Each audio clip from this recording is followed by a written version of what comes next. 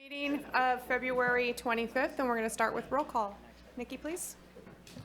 Thank you. Good morning. Supervisor Madrone? Present. Supervisor Wilson? Present. Chair Arroyo? Oh, Chair Arroyo, goodness. Chair Bushnell? Good morning again. I'm so sorry. And Supervisor Bohn?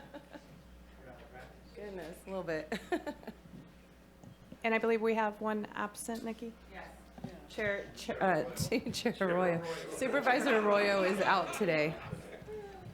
Thank you. Could we salute our flag, please?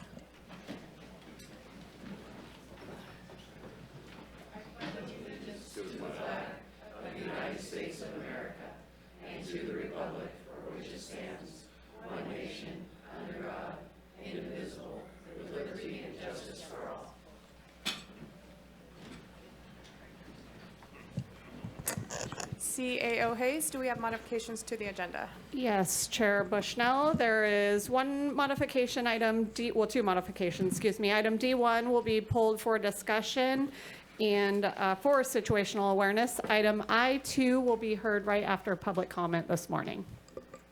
Public comment on non-agenda items? Correct. Thank you. Okay, so we are going to go, with that, we'll go to our consent calendar, and we are going to, first thing is we're going to be adjourning in memory of John Clark, who was on the Fish and Game Commission. He served from 1989 to current and was appointed by Harry Pritchard, who was a supervisor at that time in 1989 for District 2. Harry Pritchard served for 15 years as a supervisor. Each supervisor following Harry Pritchard reappointed John Clark, including myself. I met with him when I got elected, and he wished to stay, and he did a service. Public service was important to him, and we thank him for that and wish and condolences to his family. The next item is coming to us from Supervisor Wilson.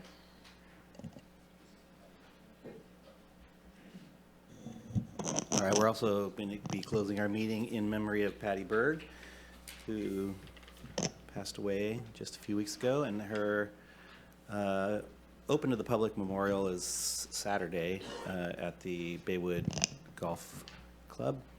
I think it's from 1 to 3, maybe 1 to 4.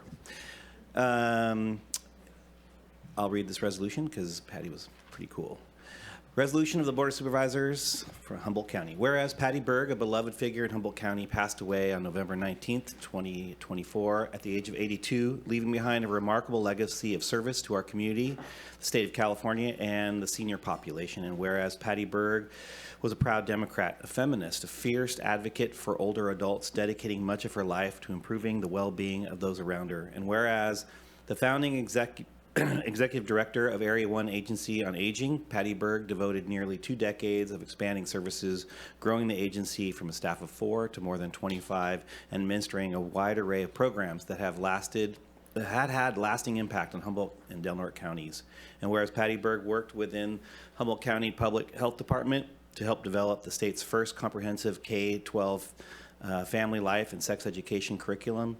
And whereas Patty Berg co-founded the Redwood Coast Jazz Festival as a fundraiser for local senior services, and after retiring briefly, worked to defeat a ballot measure that would have allowed Walmart store to be built in Eureka waterfront.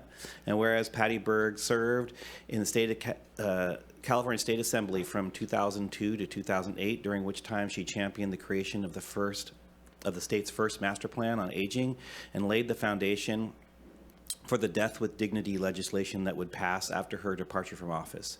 And whereas, after retiring from the Assembly, Patty Berg continued to contribute to the community by consulting with the legislature, helping to create mentorship program for new female legislators, and supporting organizations such as Hospice of Humboldt and Life Plan Humboldt. And whereas Patty Berg's life and legacy are celebrated by family, friends, colleagues, and many individuals whose lives she touched, her dedication to social justice, senior advocacy, and public service. And whereas a memorial service to celebrate Patty Berg's life will take place on March 1st from 2 to 5 p.m. at Baywood Golf and Country Club in Arcata. It is fitting that the board recognize her contributions by closing in memory this meeting, which is on February 25th, in honor of the life of her life and accomplishments.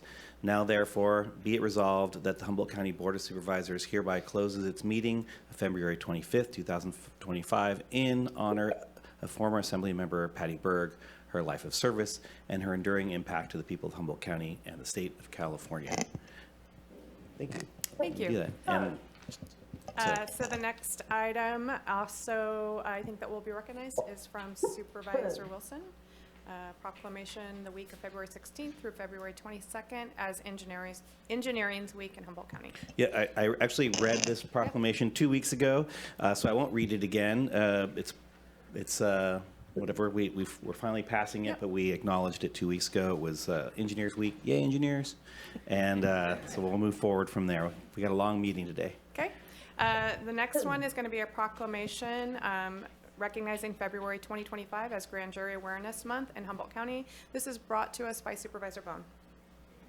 And I believe there is someone here for this, if you could come up. Yes. Yep. Hi there, welcome. Hi. I've been, I'll read this for you and then bring it to you, and at least for me, being here for a few years, I always consider it a good term if the grand jury hasn't called you in to speak to them, so. Anyway, whereas the grand jury is made up of 19 citizens who serve the area of the county of Humboldt for a one-year term after selected, and whereas the individual grand jurors are selected from a list of 30 volunteer applicants that have been screened and qualified by the judge of the Superior Court, with final selection of the 19 obtained by a random drawing. Whereas the jurisdiction of grand jury extends to all activities of local government within the geographic limit of Humboldt County, including public-private transactions, and whereas the grand jury is granted subpoena powers that extends to records, persons, and entities that parallel powers to undertake independent investigations and issue public reports detailing the results of those investigations and to function as a completely independent, autonomous body. Whereas the primary function of the grand jury is to provide independent oversight into the efficiency, effectiveness, honesty, and impartiality of government. Whereas the grand jury in a large measure relies upon public awareness and responsiveness of the public to its public reports, which details its findings and recommendations. And whereas it is believed that public awareness and responsiveness of the grand jury's function and purpose can be furthered by governmental declaration of awareness. Now therefore it be proclaimed that the County of Humboldt does hereby proclaim February 2025 to be Grand Jury Awareness Month in order for all citizens to become better acquainted with the purposes of the grand jury, to give attention to the grand jury's public reports, and to encourage public participation in the grand jury process. Thank you. Sure. Don't call me.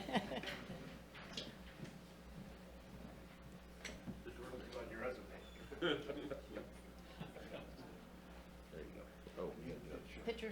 The next moment. Going to the California grand jury. You want it open? Oh, yeah, that's proper. Otherwise, you just get. Thank you. Thank you for everything you do. Well, There you go. I'd like to thank you too, and thank you, board, for recognizing us. Thank you. Does any other member of the board have comment on the consent calendar? Supervisor Madrone. Yeah, I believe Jim Glover's here in the audience. I saw him out front earlier, and thank you, Jim, for all your service. For how many years has it been now on Human Rights Commission? 10 years. That's phenomenal. So thank you so much for your service. You're really the anchor of that whole commission, and all the commissioners are of so great value to us, but thank you for your service.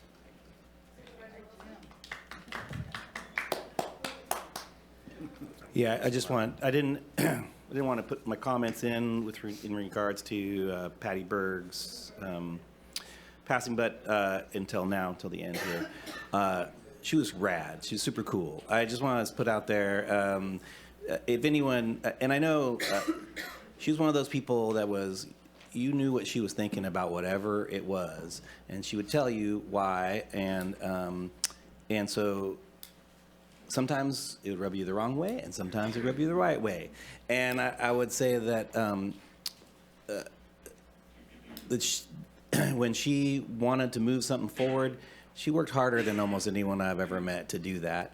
And she was a strategic thinker. She was a long arc thinker, really thinking about how to get those issues dealt with and promoted, especially around our senior populations, but then also with education for young people as well.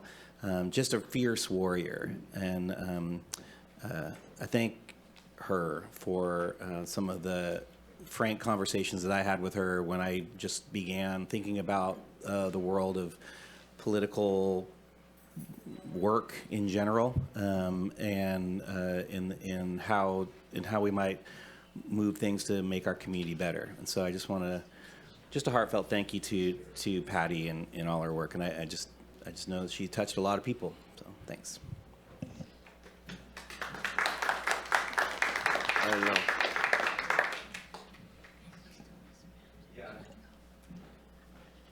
Patty and I became pretty good friends later on through my relationship with Alex and Connie and everybody. And so she lived up by me for as long as I moved up next to her almost 40 some odd years ago, 45 years ago. Great gal, fun to talk to, fun to stop by the house and listen to her, fun to go over there and have her chew your ass out for something you might have done, me a lot. But it was nice to see her at a couple of my announcements when she showed up, and I'm going, okay, I must not be doing that bad. Patty likes me. So I don't know if she liked me or if she got drugged there by Connie and Alex, or, you know, I'm just not trying to ruin you there, Alex. But it's reaching across, and she always had a lot of knowledge, and as Supervisor Wilson said, there was no doubt about what she was thinking or saying at the time she thought it or said it. So she fought the good battle, and I mean, little known fact, I think for 10, 12 years after she lost the assembly, she worked for the assembly, helping other female assemblymen come into the job. So that was a great deal. So anyway, thanks. Thank you. We're going to go to public comment on Zoom first, and then in the room, so you can start lining up if you have comment on the consent calendar. Anybody on Zoom? Okay. We'll go to public comment in the room on the consent calendar. Good morning, Kent. Good morning, Michelle. Kent Sawatsky here. I was going to make comment on reappointment of Jim, like we've already said, ditto on that one. Grand jury awareness. I've always appreciated the grand jury, probably more than other people in this room have, the respect for what they do. Probably I'm going to skip them and go straight to the state grand jury regarding what's going on in our local DHHS and all our situation there, which I've relayed to you many times before.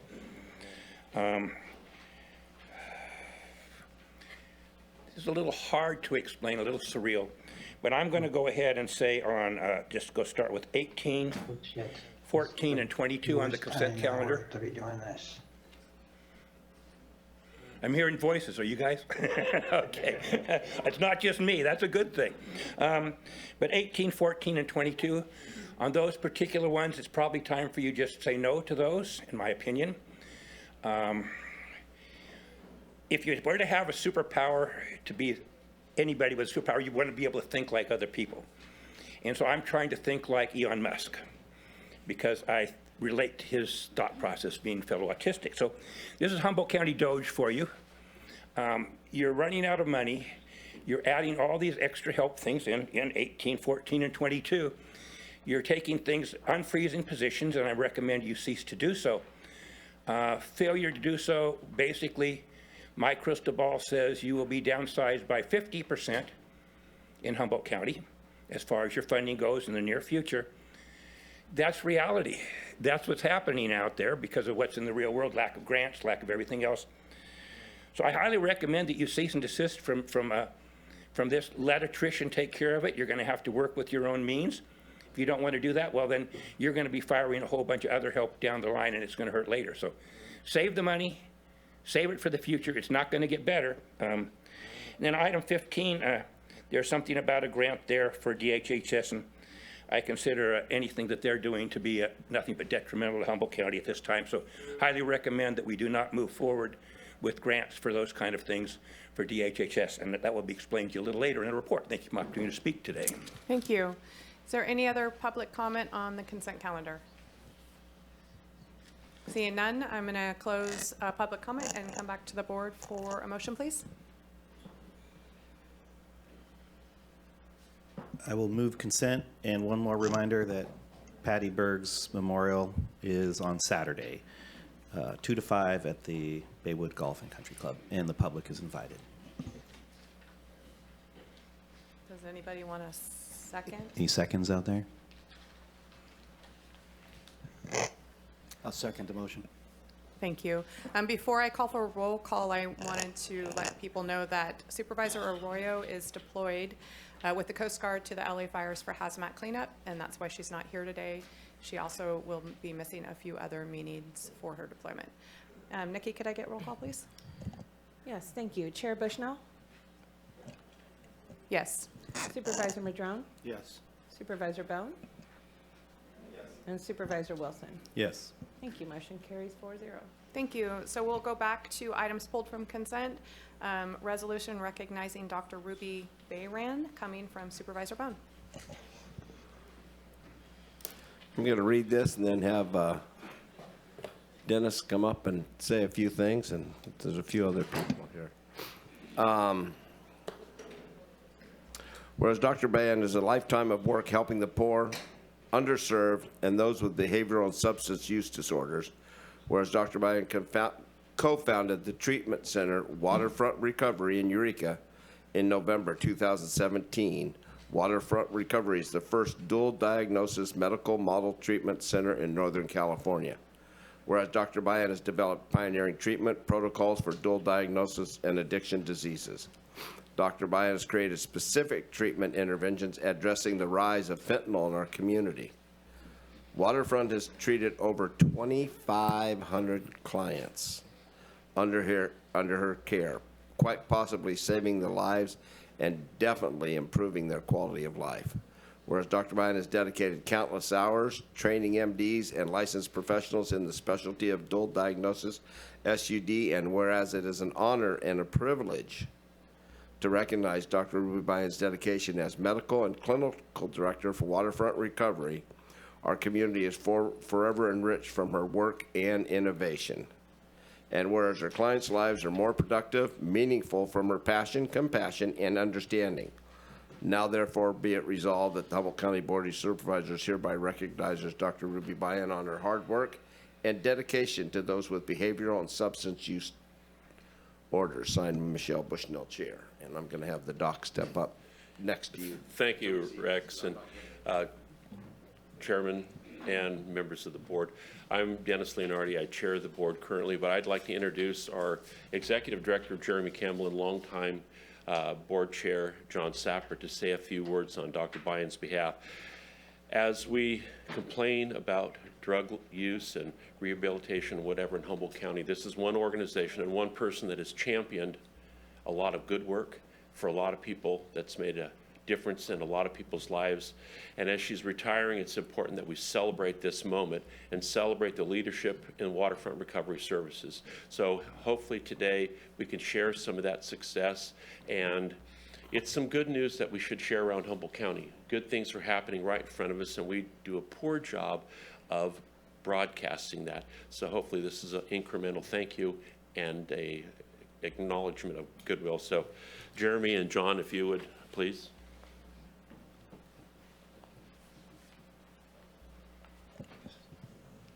Good morning. Good morning. My name is John Sapper, and 6 years ago, Dr. Bayan asked me if I would be willing to join the board of Waterfront Recovery Services. And I knew that substance abuse and mental health issues were significant in our community, so I said yes.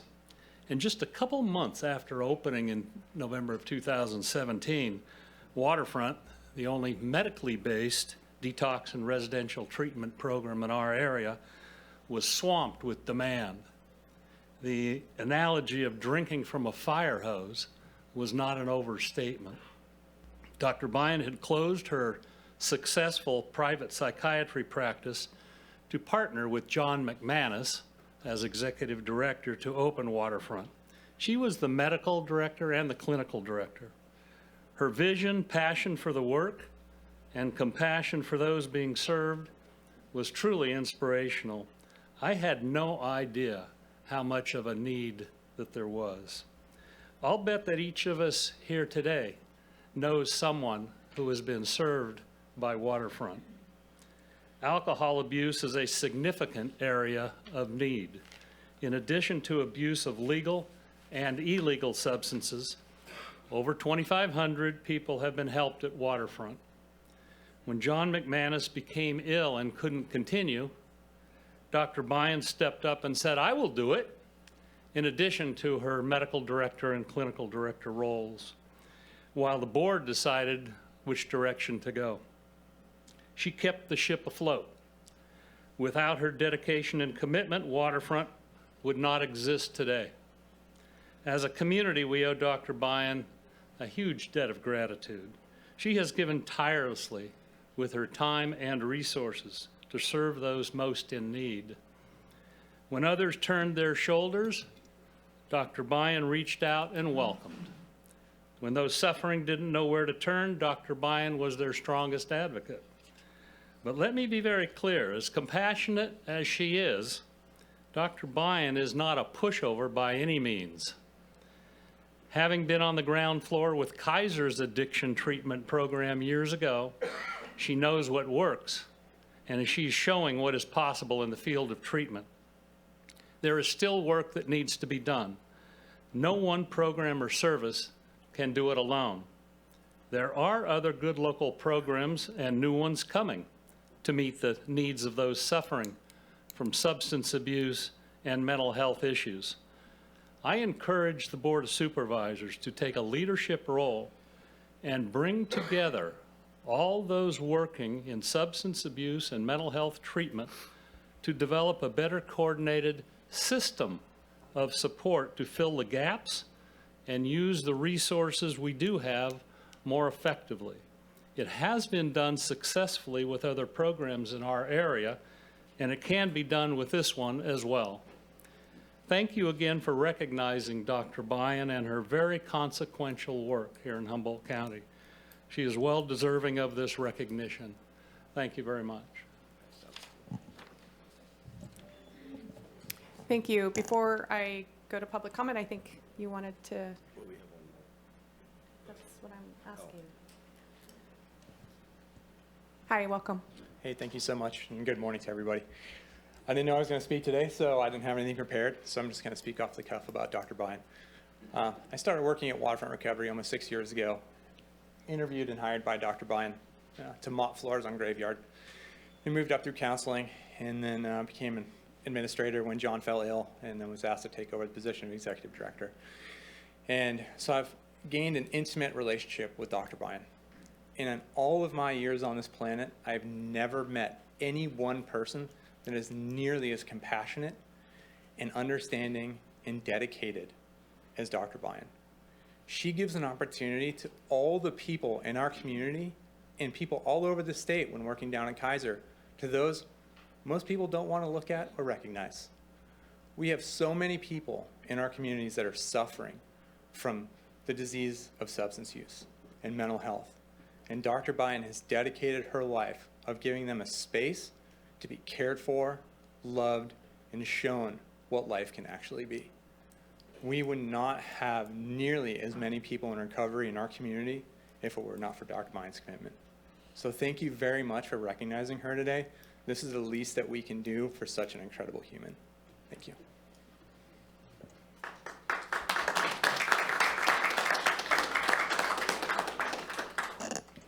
You're on. Please come forward. Hi. I'm ready to cry. It's almost like a eulogy. But I would like to thank the community of Humboldt for allowing me to fulfill my life's mission as a doctor. Before I became a doctor, I had an agreement that should I become a doctor, I will take care of the most broken children. And it was shown to me that it was not pediatrics.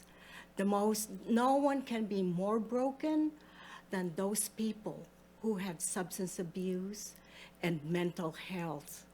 It's a double whammy for them. And you know why I love this county? Because the village came when I wanted to complete this program. There's so many people who were there to push me and not to give up, to create this program as my last job. I would like to actually thank many of the Board of Supervisors who have talked to me about some of my concerns. You know, Supervisor Wilson, Supervisor Madrone, most especially Supervisor Bohn. I would like to thank the county mental health for allowing me to start there and for keeping that burning fire in me to keep on going. It's their challenges that made me go on. But most of all, I would like to thank all those people who helped me build this program. First of all, John McManus, and all my staff, who I love so dearly, and the other people who believed in me. I would like to thank our board of directors, and I'd like to mention how John Sapper has been very, very helpful in keeping the program afloat when at one point we thought that we couldn't do it. And most of all, you know, the staff who are there with their compassion and their love and the understanding of what those people with addiction and mental health suffer. I also would like to add that it's not just addiction and mental health that we deal with. We also deal with medical problems. Some of our folks have been diagnosed with their medical problems for the first time because, again, you know, they didn't have the help. I would like to thank special people in our department.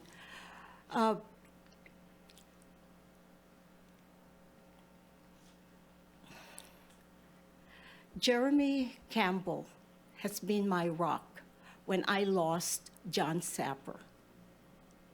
And he was the one who actually got us to this level. So I thank you all for being able to help me complete that mission.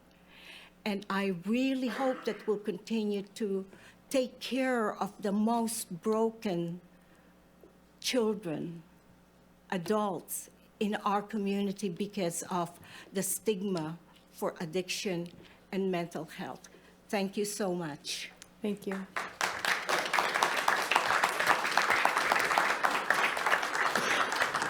So I'm going to bring it back to the board and Supervisor Madrone. Thank you, Chair Bushnell. Dr. Bayan, I'm not going to say a lot, but what I want to say is thank you for all the lives that you saved here in Humboldt County, because truly that's what you've done. You and your staff have been there at these crucial times for people, and you have really saved lives, so thank you for your dedication. Supervisor Wilson.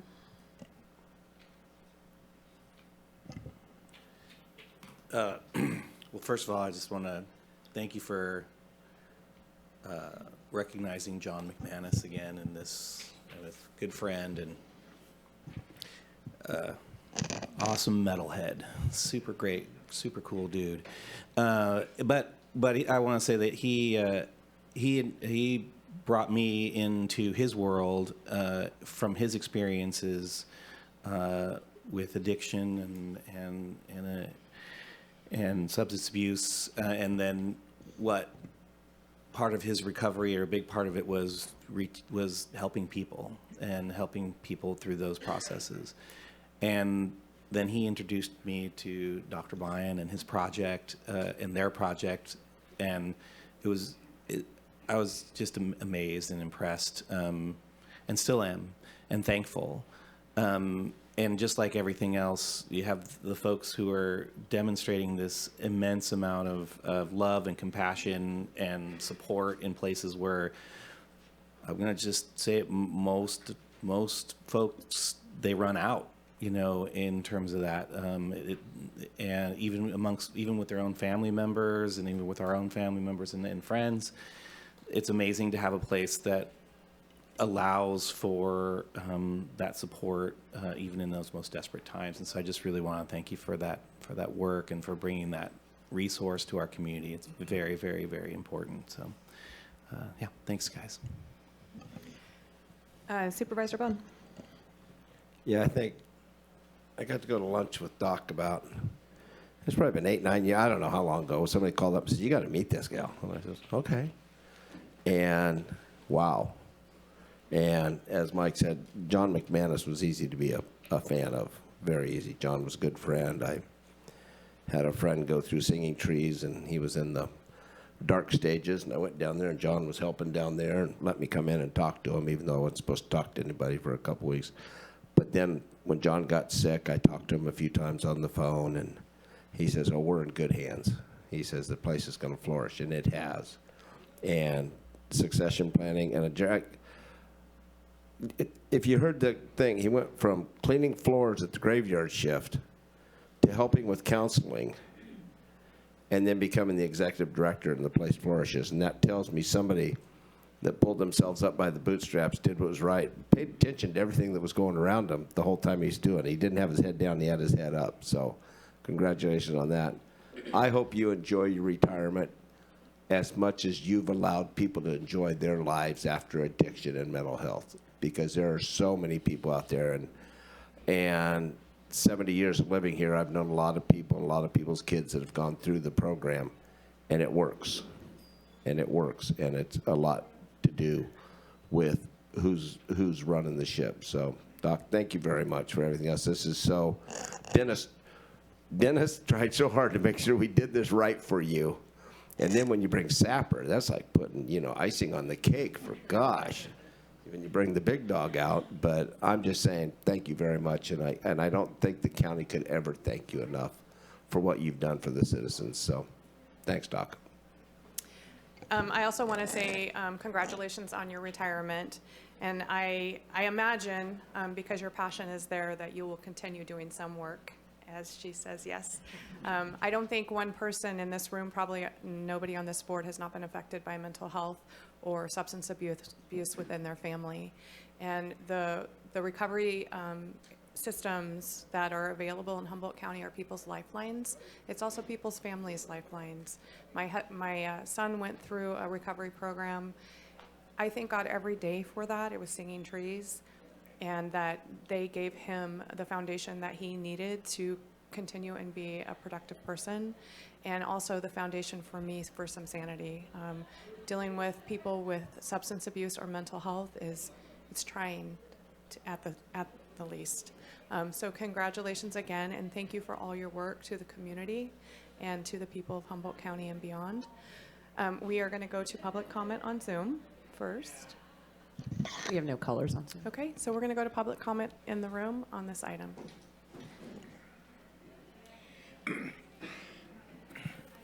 A very humble person. Some people come up here and go, I, but she was thanking all the people that supported her, and fantastic. Sad to lose her. I don't think we're losing her. I think it will continue through her people she's trained, I'm guessing, because we still have one of the worst ACEs scores in the nation.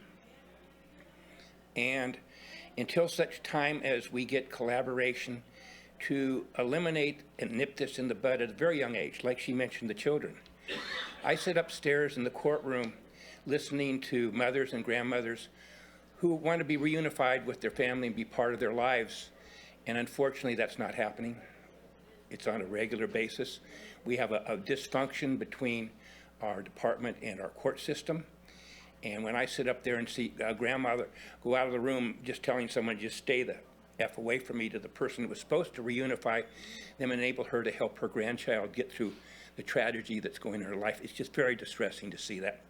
Well, I will continue, and I hope everybody else will work to continue with the process they have there. It works, and you can't argue with success. So I want to thank, as you've thanked her, for all that she's done, and hopefully it will continue, because we have a heck of a long way to go still. Thank you for my opportunity to speak. Thank you, Kent. Hi, good morning. Good morning, I'm Kelly Metcalf. I was the mother of Tamara Sanders. She was brutally murdered in Crescent City. As you guys know, I've spoke to you guys before. One of the couple of things that I want to mention today, one is that I know exactly when this started. It started in Kelly, 1995. I'm going to interrupt you. So this is on the retirement resolution, and you Oh, need to excuse bring me. your comment back to that. I or apologize. Wait until next. Sorry about that. Thank you. I So didn't- that'll happen in just a minute. That's okay, Kelly. Thank you. Hi, please come forward. Hello, my name is Randy Chung. I used to work at Waterfront, and I agree with everything that's been said about Dr. B. Great person to work with and such dedication. So everything here is well-deserved for Dr. B. Thank you. Are there any other public comments on this item? Okay, so I'm going to close public comment and bring it back to the board for a motion. Supervisor Bohn, you want to make a motion? I'll move that item. Second. Thank you. Nikki? Thank you. Supervisor Madrone? Yes. Supervisor Wilson? Yes. Chair Bushnell? Yes. And Supervisor Bohn? Yes. Thank you. Motion carries 4-0. Thank you. So now we're going to go to public comment on non-agenda items, and we're going to start on Zoom first. I have no callers on Zoom. Okay, so now we're going to go to public comment. We're going to wait 1 second. If you have a public comment on non-agenda items, yeah, Dennis, go ahead. Oh, Dennis Leonardi. I just wanted to compliment CAO Alicia Hayes. She did a presentation at Workforce on the wind project and the wind trip. Did an outstanding job. Came back with a lot of detailed takeaways, which was really appreciated. So I want to commend her in front of the board on the presentation and the job she did putting it together. Thank you. Thank you. We're not going to clap, please. Thank you. So if you have a comment on non-agenda item, please line up as you're doing. And sir, you need to get, go ahead. I was here about a month ago. Thank you very much. At that time, 20 people were on Zoom. They wished to speak on the issue of the aviation airport. They were not heard. I'm not sure what's happening with the people that manage the Zoom, but I'd really appreciate more professionalism. Thank you. So I'm going to tell you that while Zoom is something that we offer, it is not required. I don't expect you to comment, but I am going to comment. It is not required. Sometimes it doesn't work, and we apologize for that. To ensure that your public comment is heard, you need to be in person. So Kelly, please come forward. You have 3 minutes. I wanted to say that I know exactly when it started for my daughter. It started in 1995. Sylvia Teague from the Private Industry Council, which is a federally funded program, shared my information along with my daughter's social security number with Wes Shamblin, who then gave that information to a third party who was able to not only buy insurance, but bill for insurance. I have some major concerns. There was a recent article in the Lost Coast Outpost about a local agency that does this exact same thing. They contract, they deal with all of it here. They send out international claims. There are doctors involved. There are lawyers involved. There are judges involved. I'm not going to say that just the Humboldt County DHHS is corrupt. I'm going to say all the way up. And unfortunately, it's all the way to the state. I literally can't get an FBI agent to listen to my complaint. They literally hang up. It appalls me I stand before you out of concern for others. I know what happened in my situation. My daughter's dead. There's nothing that I'm going to do to bring her back, but I am concerned about my future generations, and I am concerned about my fellow community members. This is something that happens over and over and over again. Someone was very angry with me. I know exactly who that someone was, and they referred me for this. It's a very dangerous. There are people here that are literally setting people up for failure. They will bring them down. They will take them, they will literally reduce them to nothing. I expect nothing less of Humboldt County than to try to reduce me to nothing. But even if you are successful, I will continue to come back and speak out. My daughter, Tamara Sanders, was brutally murdered. She was shot, and it was signed off on by none other than Jay Hunter and Daniel Luna, Humboldt County Sheriff's officers, who were working for Blue Lake Rancheria, and they were contracted with Del Norte County Sheriff's Office. These are the people. Then we have CAL FIRE, who's Humboldt and Del Norte CAL FIRE, who wrote 0 casualties. That's how they do it, people. They write 0 casualties, because if there's a casualty and there's a fire, there has to be a state fire marshal. The state fire marshal must sign off. Why don't you release that report, CAL FIRE? Come on, Tron B.A., McCrae, and Jeremy Ward. Speak up to it. Thank you. I do want to encourage you to reach out to DOJ and to Del Norte County as well. Where that happened. So thank you for that comment. Hi, good morning. Please come forward. Good morning. Thank you for letting me speak. I've been a Humboldt County resident my entire life, attended Humboldt County schools, worked in private and public sectors, and I'm here speaking as a member of ASME, the union. The county has consistently failed to help their employees keep up with inflation, much less address CPI, all the while decreasing the value of employee benefits. The actions I have witnessed about the budgetary woes of the Humboldt County seem reactive and somewhat short-sighted, instead of really addressing what has placed Humboldt County in this position. A few supervisors have been in office for several terms. Do the budgetary woes reflect mismanagement of these supervisors? Aren't you and the CAO the overarching management of the entire county? How can you not prepare or see the misaligned budget until now? How can you give yourself raises before taking care of the lowest earners within the county? If you feel like you need raises due to increased cost of living, why do you feel that the lower earners are not feeling this hardship as well? It appears that the budget is only considered when the county is at a deficit and not used to prepare for the future. Your employees deserve equity.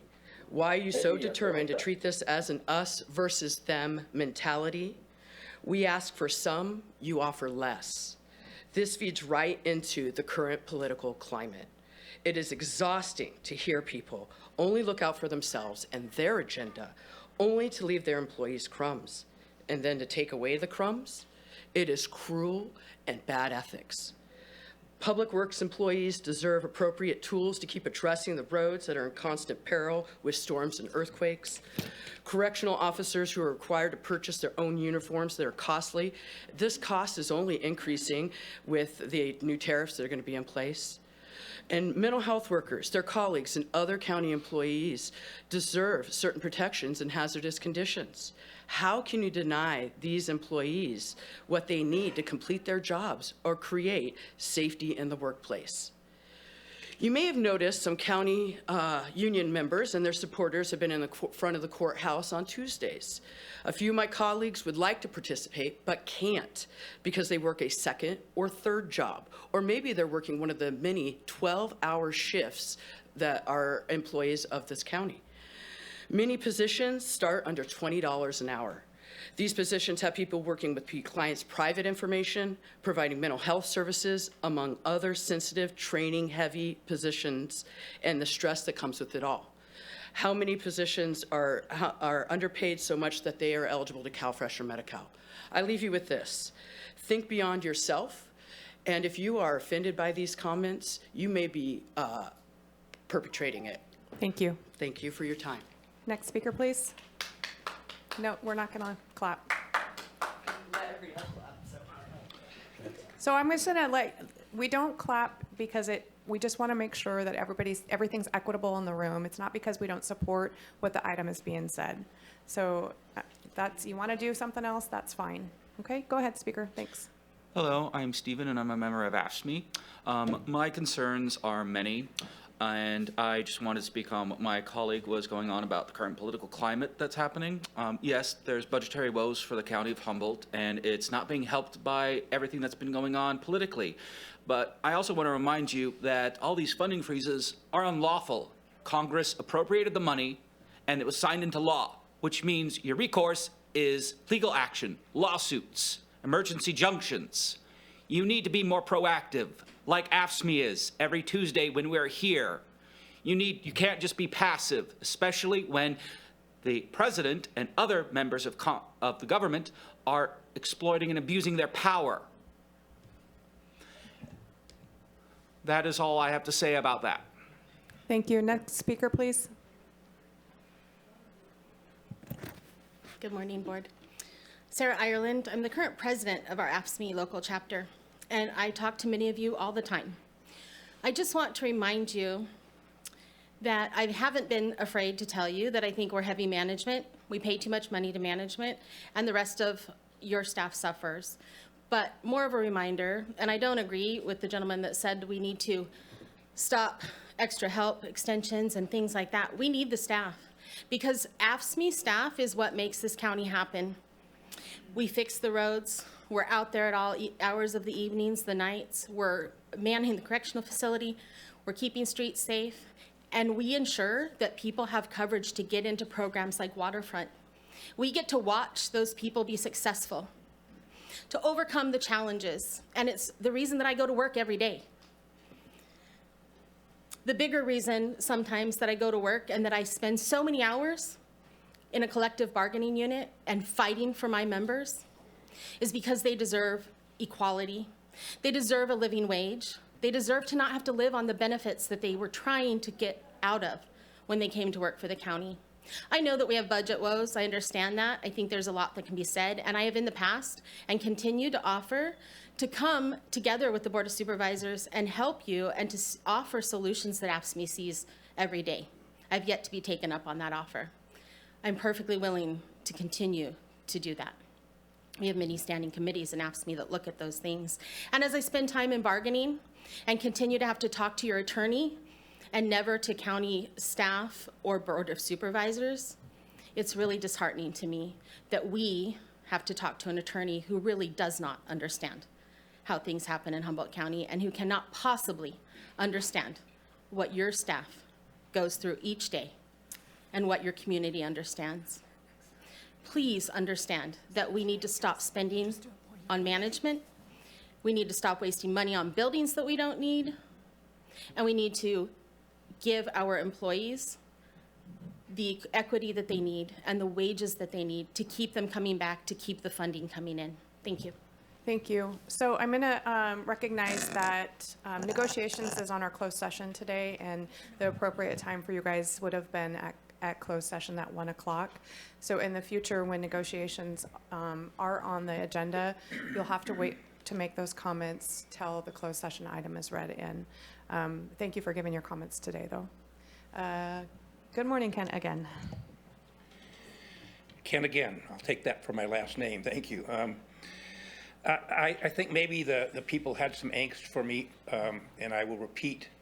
The reason I brought this forward, I was booed back here, and that's fine because they don't understand maybe where my heart is. Having their back for what the person just said. You are so far top-heavy on top-paid jobs, buildings you don't need, management that can't manage worth a darn, that these people, you can't give them the money they need. You've got to cut from the top down, and I can give you a list of one to start with, the highest paid one in DHHS. These people deserve to have a fair living wage, but you can't do it. I feel so sorry for the CWS workers who have to sit with a mom in CWS where their children are having a loving time and have to get in between that person coming to pick them up while the child is kicking and screaming, trying to stay with the mother and not being put back to a pedophile. Those are the people I feel sorry for. They have the hardest jobs in the world. They're honest, they're good-working, strong-working people, and their service is greatly appreciated. On the other hand, we've got mid-level management, upper-level management, which is doing the opposite. And when you have what I refer to as hit squads, basically going and disfranchising, keeping children from their parents and not working this, those people need to go. And I'm hoping to have a serious investigation, probably at the state level, and those people will be weeded out because that is something I don't find tolerable. I did want to make that totally clear as far as my opinion goes. There will be major downsizing of the county. Hopefully the people on the lower end here, or not lower end, but the low pay rates are the most important. Keep them, fund them, and chop, chop, chop when it comes to those mid and upper level people that really are causing major problems in our county. Thank you for the opportunity to speak. Thank you. Good morning, Kelly. Morning, Michelle. Hi, I'm Kelly Patton. I'm here to talk about the Fisher Road access issue and the threat and litigation. So, saying the public has spoken, which is what we were told when we were threatened with lawsuit, is a gross misrepresentation. We were asked to be quiet to protect the thought process for the Measure O vote. And so we did that in good faith as we were going through the vacation application, and which we paid for as well. We just recently started seeking public support and have nearly 200 signed petitions on our behalf, and we'll have another 100 by next week. We'll no longer be silent. I haven't spoken to one person that doesn't think that it's a gross overreach of the county on what we're being talked to about. So I'm still looking to run into that one person.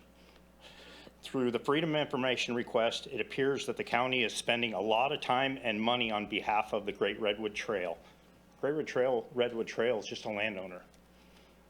Why are they spending money on them and not the rest of the county? The county can't even pay its own bills. And so, where am I? The Pacific Legal Foundation's first impression when we spoke to them was that there appears to be a direct conflict of interest with Supervisor Madrone using his position on this board and to use resources of the county to benefit the trail. Mr. Madrone should be recusing himself from this issue on Fisher Road due to his seat on the board. I'm on the Fish and Wildlife Council for your board. Anytime Fisher Road comes up, I have to recuse myself. That's my job. You should be doing the same. Thank you. Thank you.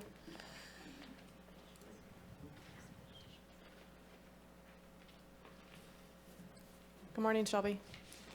Hi, guys. I am here. So this week I'm wanting to talk about, Fisher Road. We were, as Kelly said, we were asked to be quiet during the process for Measure O. So I have a letter from Sheriff Hansel. I've got a letter from a local rancher. I've got a letter from one of our neighbors. And I also have a few emails from Livestock and Natural Resource Advisor for UC Davis. And we're talking about how what we've been told is if we want to keep our gate, we have to deed property to the county that they don't own. To me, that it feels like harassment and intimidation. And like Kelly said, Pacific Legal Foundation agrees, as well as our lawyer. And we only wanted the gate at the top because the horses had gotten out and had crossed Highway 36. And that's a huge public safety issue. And that's the direction that Hansel is wanting to support us and keeping the gate at the top. Currently, it is in a locked position against a telephone pole. If something gets out, there's no way I can go up, run up, unlock it before the animals get to Highway 36. And to me, I would think from your standpoint, the public safety is the utmost importance. And, you know, at the time, 30 horses crossing Highway 36 is very dangerous. And UC Davis also addresses cattle guards versus a gate, because I think that had come up before. So the concern there is, I know, Michelle, you have some experience just with Bloxburg, because isn't there a cattle guard in Bloxburg? Yeah. So when they are running full bore, their hooves can get stuck down in between the grates, and it will break their legs, and then they have to be put down, which is really sad. And also, they're very smart. She gives a case study of a horse that the grass was greener on the other side, so the horse kept jumping over the cattle guard to get to the other area. But like Kelly said, so this was our first 100. This was last week's 100. And I'm already starting on next week's 100. So, and I agree with Kelly. We have yet to run across anybody who does not agree this is a gross overreach, and this is not what we should be spending our taxpayer dollars on. Thank you. Thank you. Hi, good morning. Hi, good morning. I am here to talk about something that Kelly Metcalf was up discussing, and I would have liked to have spoke after her, but this is tying into what she said. Humboldt and Del Norte counties have an alarming rate of missing and murdered individuals, as well as unexplained or suspicious deaths. Families, advocates, and community members suspect identity theft, fraudulent use of medical records, and other systematic crimes may play a role in their victimization. One such case is that of Tamara Sanders, a young woman killed in Del Norte County. Her mother, Kelly Metcalf, believes that Tamara was a long-term victim of healthcare fraud and fears her private health information was exploited from a young age. She has discovered 3 fraudulent healthcare plans in her daughter's name.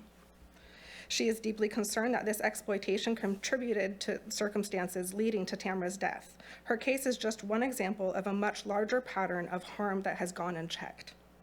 And people, this is not a conspiracy, it is a documented crime. It does exist, and there have been prosecutions related to this crime.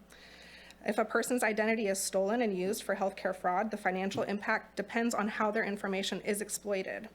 A fraudulent insurance billing using stolen identity could revenue or generate $50,000 to $250,000 per person annually. If this crime took place over a person's lifespan of 20 to 30 years, if their life were cut short like Tamara's was, the revenue could be, for the fraudsters, could be up to $7.5 million. This is a very lucrative business. It's a very illegal business, and it's very dangerous, and it's very real. And as I said, Tamara's mother found 3 fraudulent healthcare plans in her daughter's name. This is not hypothetical. This is happening. Thank you. Thank you. Good morning, Craig. Good morning. I'm Craig Johnson. My wife and I own a small cannabis farm in southern Humboldt County. What brought me in here today was a bill I received. But before I talk about that, I want to talk about my goal of this comment, and that is to revive and restore our rural economic situation in our county. So you might remember a year ago, I was in here talking about my cannabis permit being suspended and then reinstated, all within about 3 hours because Supervisor Bushnell, Director Ford, and Ryan Heights came together to overcome some of these bureaucratic changes or challenges in communication between the different departments. But then what happened just a couple days ago, I received a bill with a 30-day demand notice on it for the billing of the suspension, the reinstatement of my farm from last year. And not only that, it includes the legwork I did because I'm very, very proactive. I was billed for the legwork last year to make sure I wasn't suspended and reinstated and blah, blah, blah, blah, blah. So yesterday I spent 8 hours, created pretty much my case, and have it in the works. Ryan Heights is already on the job, and we're getting cleared up. I heard from Supervisor Bushnell right away. Part of the goal with the restore and revive the rural parts of the county would be to let's move our projects that have the greenhouses completed inspecting, that have the structures, that have the general project work done. Let's move that to the ag department. We're a plant, we're farmers. I mean, we're farmers, we grow plants. And let's have the ag department come out, look at the square footage, and let's work together to be more productive. On our farm, we have 2 work categories. We have maintenance and we have production. All we've been doing, my 8 hours yesterday, that was maintenance, trying to fix something. Last year, fixing. Let's move forward. Let's look at what it would be like to take the farms like mine that need to just come out and get a look at, and let's talk about, you know, pest pressures and goals that we could do to help move us forward and help us to revive and restore the rural parts of our county.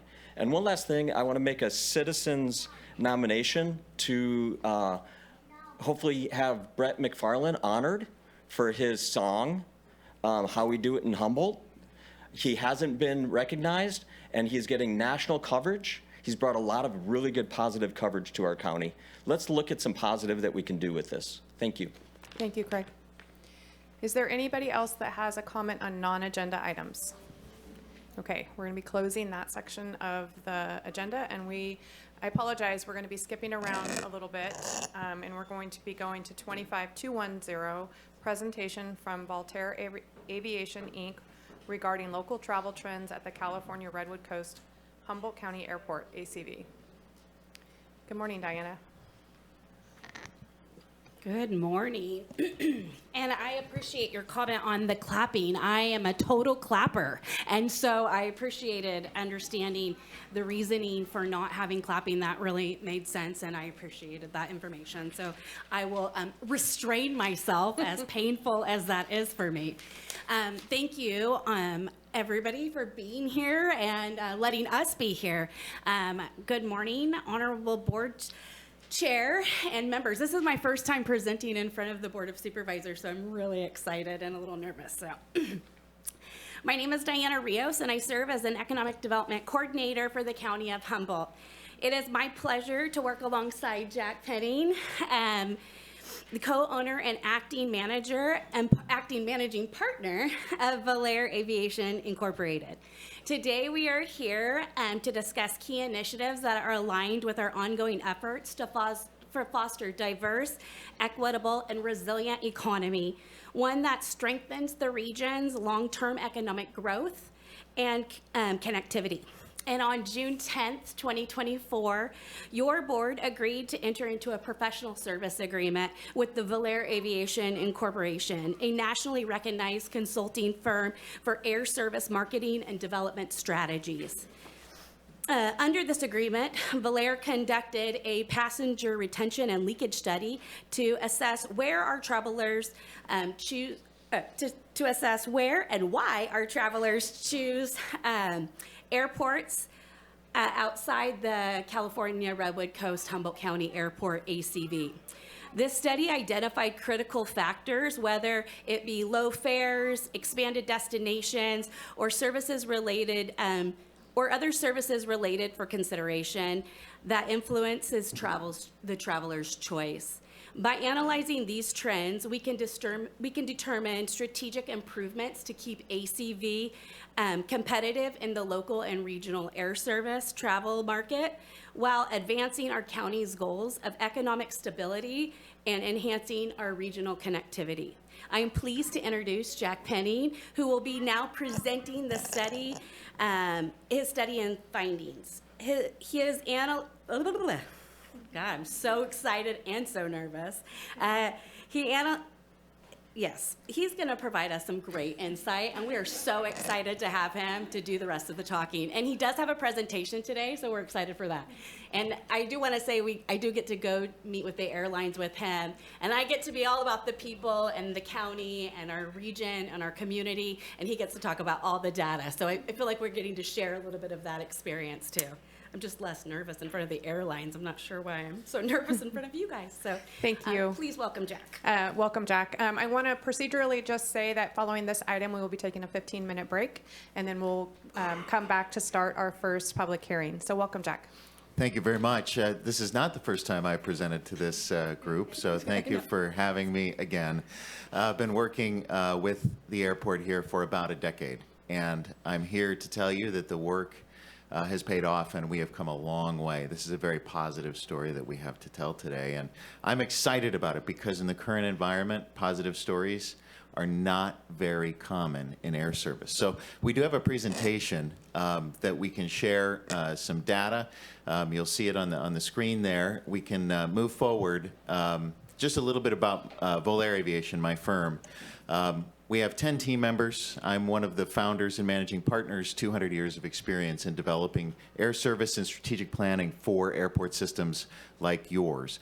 We've been here for 9 years working with ACV, working with the airport system, all of the airports, to develop a strategic path forward, to work towards self-sufficiency, and to grow air service and better connect this community. So if we move forward a slide, I want to walk quickly through where we are today.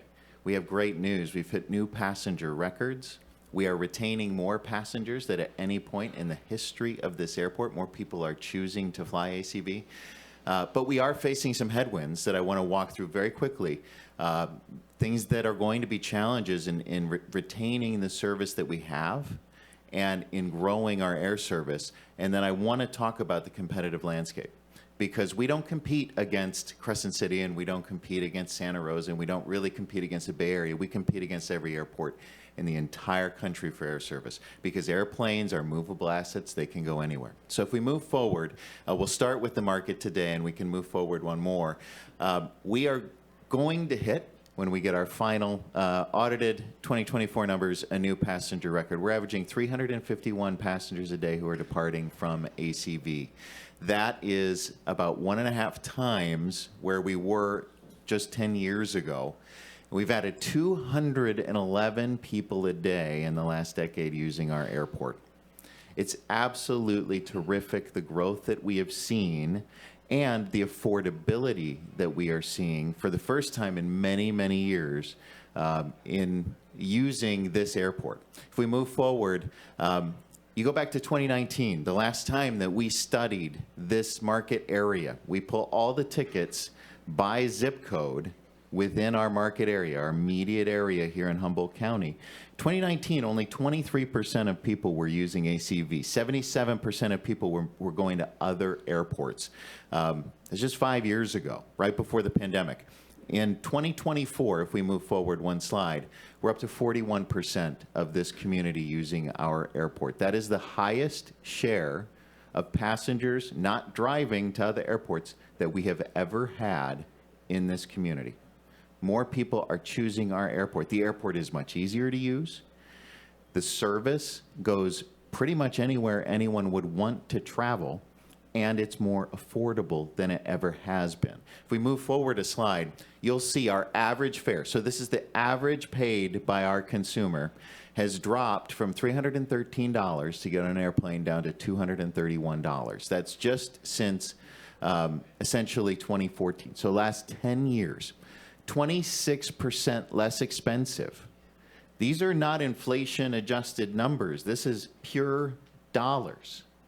So is everything else in this community, everything else in the West, everything else in the United States or around the world is getting more expensive? Flying out of our airport is getting less and less expensive year over year over year. And that's because of the addition of larger planes and more service and more competition. If we move forward a slide, this is where our travelers are flying in and out of. So essentially, a third of our passengers use the airports that are in the Bay Area. If we move forward a slide, you'll see the Bay Area share was 56% of our passengers. We're driving all the way to San Francisco, Oakland, or San Jose in 2019, and now only 30% are driving to those airports because more are staying here. And we've all done this drive. The drive is not pleasant. The drive is not easy. The drive is not quick. So when we have affordable service, there is no reason for people to be using that. But what this also tells us, we still have a lot more passengers that will support additional service. So we know we can support more flights than what we have today. If we move forward a slide, where are passengers coming from and going to? 42% of passengers are traveling to the cities of Arcata and Eureka. So that is the majority of our market. 135 passengers a day in each direction to the 95503 zip code. But if you look, all of Humboldt County, and a lot of Del Norte County is served by this airport. This airport has a very, very important role in one of the most isolated parts of the entire country. There are only 2 airports between the Canadian border and San Francisco that have commercial air service. That's a huge stretch. So we have a very, very important role in connecting the economy of this community to the larger area. If we move forward, right now, that's what our service looks like. We've got essentially 5 flights on larger jets on United. These are all 2-class jets. They're all 76 seats. They're much larger than what we had even just a few years ago. Plus, we have a Velo flying to Burbank. So we've got San Francisco, LA, and Denver. We could support, if we retain the passengers that are driving away and we move forward to the next slide, we could support 11 departures a day if everyone were able to use this airport. So we could more than double the service that we have today and still be successful. That's the key. That's really what this study is designed to figure out, is what else should we have? What else do we need to be recruiting? If we move forward, there are a lot of things that are pushing against us and are reasons we don't have more service today. So move forward 1 slide. Aircraft deliveries are really slow. The MAX, we all know about the problem that Alaska Airlines had. Well, no MAXs were delivered for almost 6 months, and there is a huge backlog. So airlines can't get their aircraft. So what's happening is the regional planes, like the ones that serve our community, are being pushed to fly big routes, like San Francisco, LA, because there aren't enough MAXs. Move forward 1 slide. It's the same problem with Airbus aircraft, their engine issues. They can't be delivered. That means there's pressure on the regional fleet to operate between big cities, which means communities like ours don't get as much service as they could support. If we move forward 1 slide 2, we have a pilot shortage that is slowly being rectified as more pilots are trained. But for the last 5 years, not enough planes, not enough pilots, and that's really hurt our recruitment efforts. Move forward 1 slide. Work has also fundamentally changed, but this is actually a benefit for our community. 30% of work days are remote now. Before the pandemic, it was only 6%. That means people can live wherever they want to live. Guess where people want to live? They want to live in great places. This is a great place to live. We are seeing a huge influx, especially from the LA area, in people moving here who work for small businesses. Those people are mobile and they get on flights. So this is going to support more service for us as we move forward. And if we move forward a slide here, the low-cost carriers like Velo that flies here are now a huge proportion of the passengers carried in the United States. The big carriers like United only carry about 3/4 of the passengers. They used to carry 91% before the pandemic. So the growing carriers are already in our community, and that's really important for our growth too. If we move forward, we just have fewer airlines to work with. That's our problem. And Diana mentioned next month we'll be meeting with 8 different airlines in person. But the airlines we meet with, we have many fewer choices than we had if you go back, well, even when I started my career doing this 25 years ago, we had a lot more airlines to talk to. Now we have to be super strategic in how we work with our carriers and getting United to expand and getting Velo to expand. That's our #1 focus. If we move forward a slide, I want to talk about that recruitment. We can go ahead 1 more slide too. These are our competitors. Every dot you see on this map has at least $250,000 in incentives for new carriers. There are over 150 dots on that map. And like I said, airplanes can go anywhere. The reason that our Las Vegas service is suspended right now is not because people didn't want to go to Las Vegas and we didn't sell tickets. It's because Velo found that plane makes more money based in New Haven, Connecticut than it makes when it's based in Las Vegas. For every hour it flies, it makes 20% more. So Velo took a plane out of the west and put it in the east to maximize the profit of that aircraft. It's a business decision, but it illustrates that we're competing with New Haven, Connecticut. We're not competing with Crescent City for air service. The plane can go anywhere. If we move forward one more slide, we do have a federal grant, Small Community Air Service Development Grant, that has been awarded, that we won together for $850,000, and we have $400,000 in local funding that matches that. So we do have an incentive of $1.25 million that's already put together. We have no request for additional funding here for service to Seattle-Tacoma. We have had very positive discussions on this service. This is the biggest hole in our network.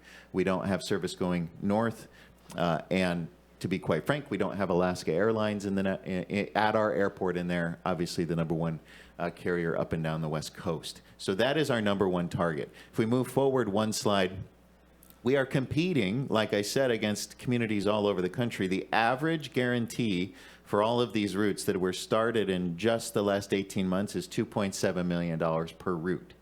So we have 1.25, which is significant, but airlines are choosing between that and an average of 2.7 million in incentives. So I just want to lay out the competitive landscape. Our business case for service, in other words, the number of passengers and the average fare that they will pay, the money that can be made by the carrier, is better than many other opportunities. So we don't necessarily need to match that $2.7 million number, but when airlines make decisions, that definitely comes into play. If we move forward one more slide, this is really where we see the future for our airport. Now, this is not a 2-year future. This probably is not a 5-year future. This is a 10, 15-year future for ACV. Service to Seattle, our #1 target. If that works, Alaska is growing as Portland hub. We would love to see Salt Lake City back. We had that service in 2008, and the fuel crisis caused Delta to leave 32 cities. And then our leisure markets, San Diego, Phoenix, Las Vegas, where we know we have significant traffic. So with that, I will wrap up. I'm happy, obviously, to take questions. My main point is this airport is doing the best that it has done in its history in terms of passenger service and performance. It's serving this county the best it ever has. There is room to grow, and that's very encouraging. But when we take the health report card of this airport, you guys should be very proud of the work that's been done to get the airport to where it is today. Thank you. Thank you. I think last time you were on Zoom, if I remember. I think I was. Yeah, is this your first time in our chambers? No, I was here, it's been maybe 2017. Okay, I wasn't here then. So we'll I come remember back. some of you, yes. Yeah. I'm going to take questions from the board or comments from the board first. Supervisor Bohn? Look back 8 or 9 years ago when we changed the name of the airport and it was going to shut us down. And I said the argument back there was the international travel was picking up, and the #1 Google thing in all of California is Redwoods. And we're still the only airport with Redwoods in its name.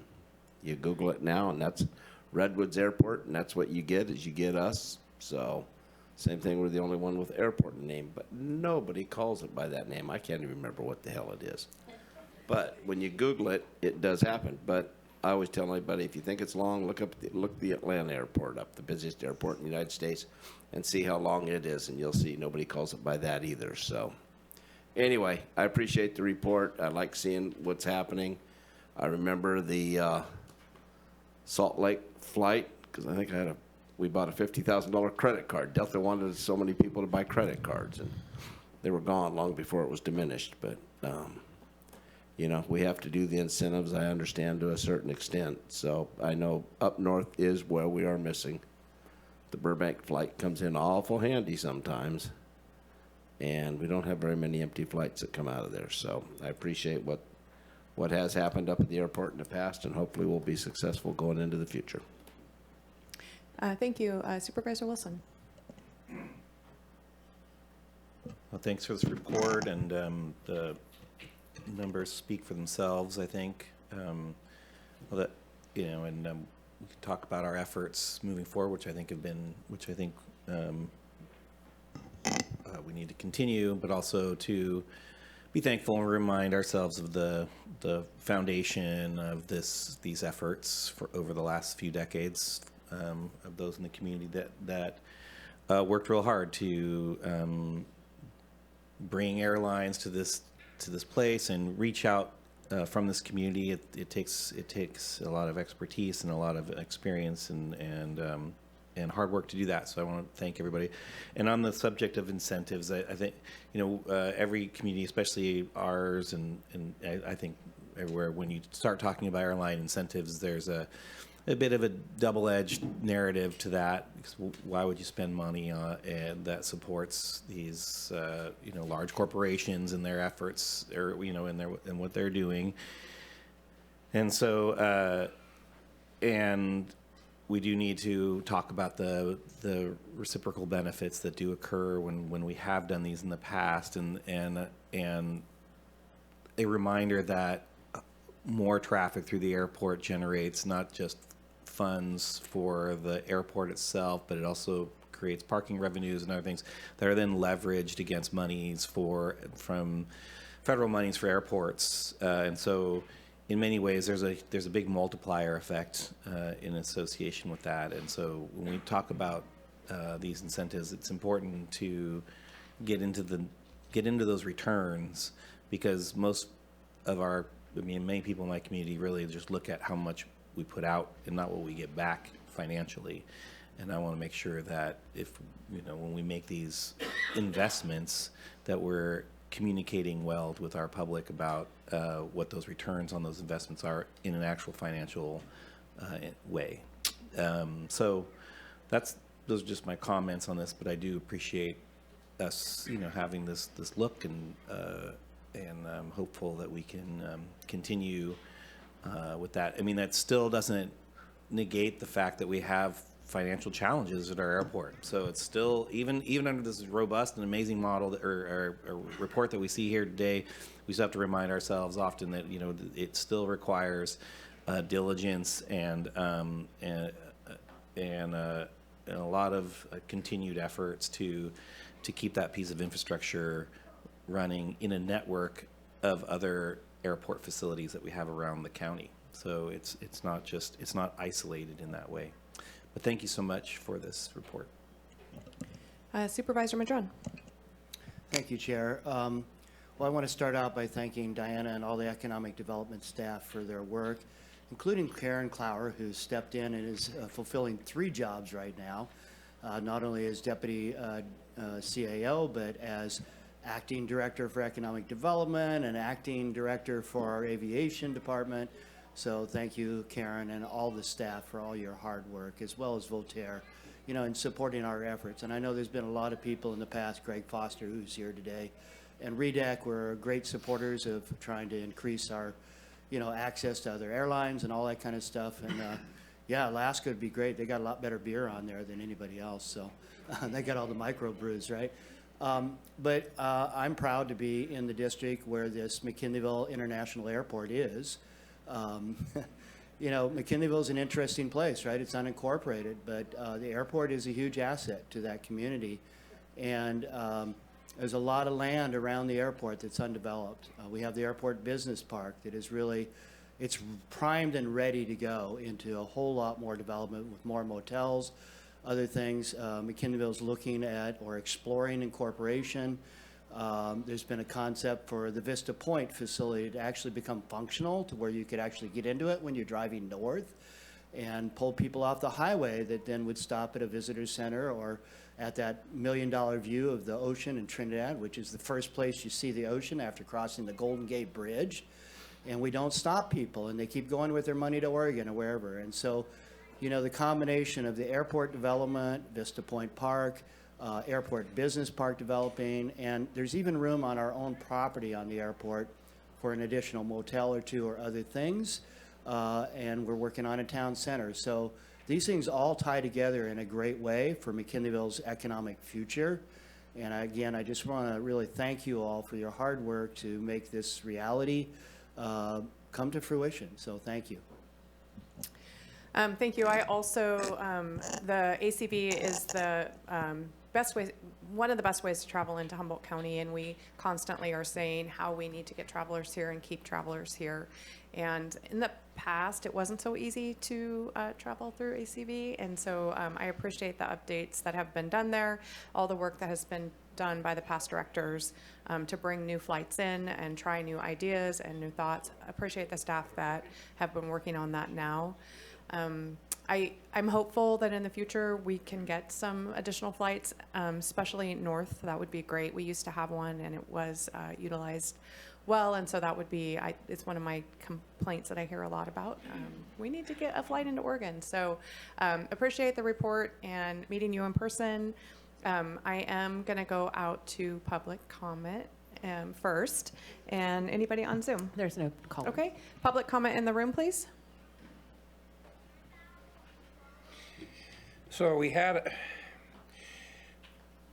the airline scheduling is something I've always enjoyed playing with. I do it just about every single day. Google flights and Google ways to get things in different prices and the places I'm going to.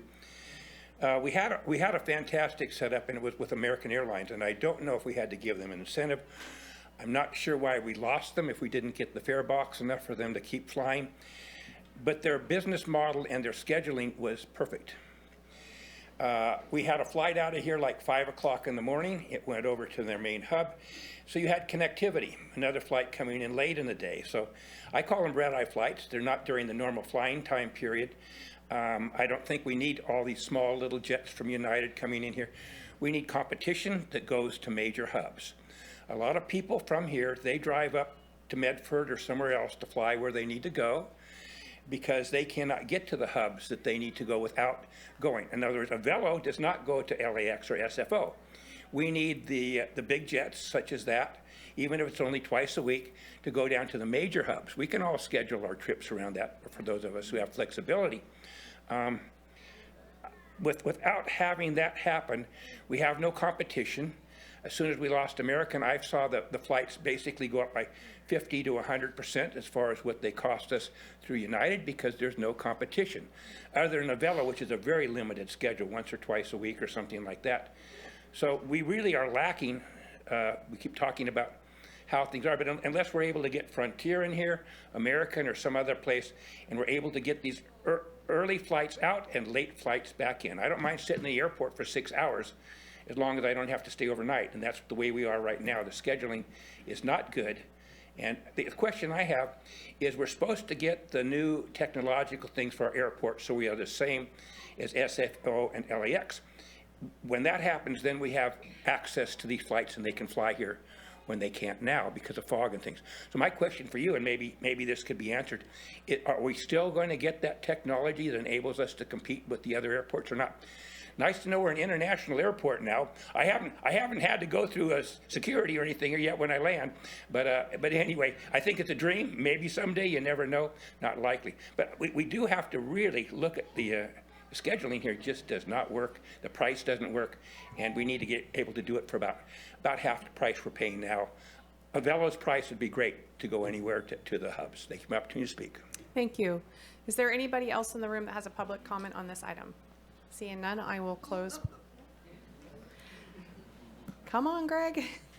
Sorry, my legs went to sleep, so I was slow to get up. Good morning. Greg Foster, Executive Director of the Redwood Region Economic Development Commission. I just want to key off a little bit what Supervisor Wilson was talking about in terms of the incentives, and that's really key. REDEC was able to negotiate and secure the air service agreements for both the LA and Denver service. The LA service was funded without federal money, and we pledged in a minimum revenue guarantee agreement $505,000. Because that service was so successful that they only used some of that incentive in the first quarter, we were able to return all but, I think 93% of the money went back to the donors. So it was an interesting call when I called the Headwaters Fund when the air service contract between United and REDEC ended, and said, I'm going to return 93% of your money. They were very excited about that. A number of the grantees were able to get their money back, and then we rolled that into Denver, which was the match we used for the SCASB grant, Small Community Air Service Development Program grant, for Denver. We provided $950,000 for that. We also were able to secure another $250,000 grant from the Denver airport to market that service. That was great. We got that in February of 2020. Unfortunately, we didn't get to use it. So anyway, the point being is that continuing investment in these services is necessary, as Jack was saying, but also that if you support the service and you use Jack's good data, which Jack was introduced to this county many years ago with the management study that started in 2016 and 2017. And we use other consultants before that, lesser consultants, obviously. Less handsome, certainly. You use that data and you target those markets that you can see you'll have the best chance of success for the airlines, because this is a business decision on their part, and you support that service. Those minimum revenue guarantees don't have to necessarily be used or continually, even though they're in place. So continuing to invest is a great idea. You get $4.39 approximately in passenger facility charges for every enplanement. That is leveraged 10 times with your airport improvement grants. You have parking revenue. You have all these other sources of revenue. So ultimately, and with the drop in cost, ultimately, there's a huge economic benefit. We spent $37,000 in incentives is all for that LAX service that started in June 2018. So anyway, thank you. Thank you. Anybody else? Okay, I'm going to be closing public comment, and I'll come back to Ms. Rios. I just want to say thank you. Thank you for your time, and thank you for the shoulders that we're standing on and the people that are investing time and energy. And Karen Clower, I have to give a lot of credit to, and Kati, who's going to be helping with our marketing going forward. And, you know, it does take a whole team to run this county, and it's amazing to see at this level and to be a part of the air service development and the work that we're doing at the airport. It's really exciting for economic development and all the opportunities. So I just wanted to thank you for your time and your investment in this.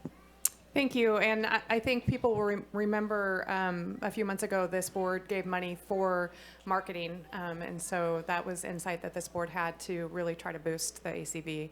And thanks to the board, too. I am looking for a motion to accept the presentation. This is the motion to file and accept, or accept and file. Second. Okay, Nikki? Thank you. Chair Bushnell, we'll start with you. Yes. Supervisor Bohn? Supervisor Wilson? Yes. And Supervisor Madrone? Yes. Thank you. Motion carries 4-0. Thank you. We are going to take a recess. We will be back at 10:45.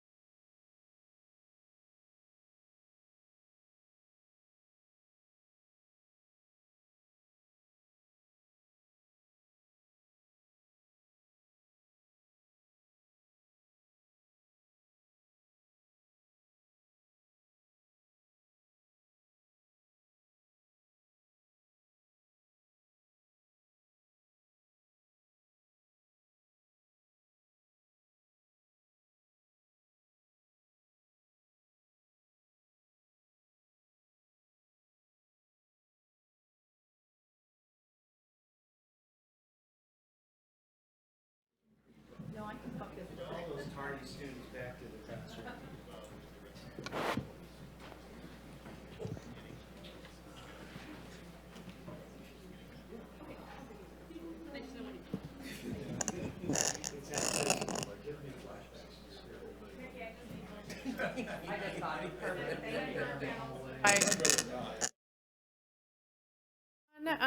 To our first public hearing, and if I could have aviation staff come forward.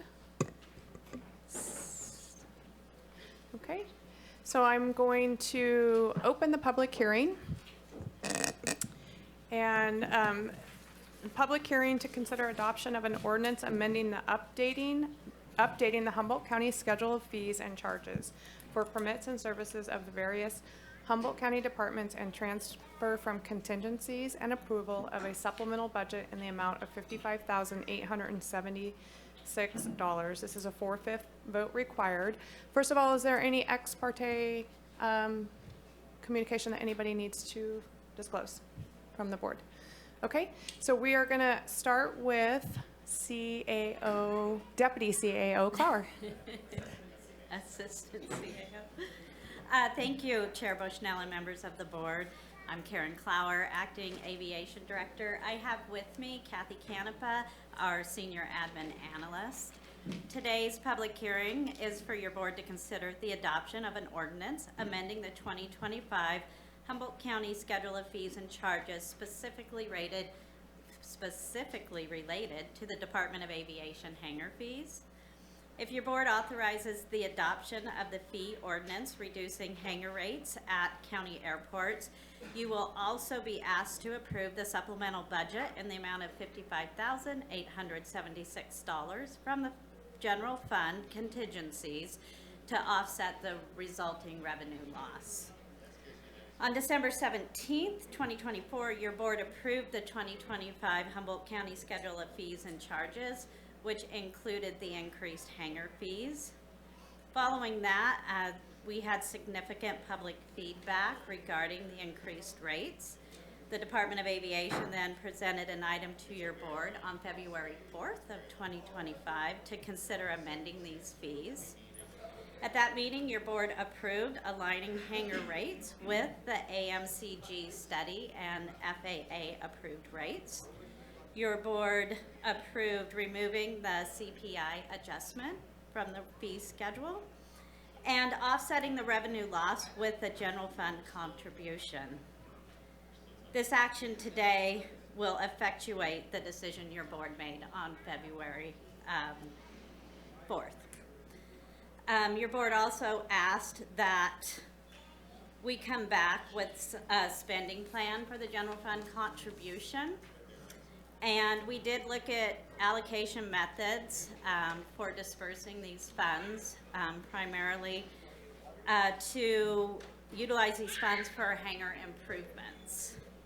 We looked at allocating these funds by the number of hangars at each airport and allocating an annual hangar fee revenue per each airport. All of this information is contained in your staff report. However, the department decided neither option offers an equitable distribution to support significant hangar improvements. To maximize the impact of these funds and ensure effective resource use while developing a strategic deferred maintenance plan, it was determined that these funds would be best used as contributions to non-FAA grant-funded projects. These projects are anticipated for fiscal year 24-25 and for 25-26. Not all of these projects may move forward due to limited funding and pending decisions on project scopes and costs. Potential non-FAA grant projects include Murray Field roofing and terminal modifications, at Ronerville terminal improvements, and building demolition of a building that's falling down. At ACB, replacing the fuel tank or repairing the fuel tank at ACB.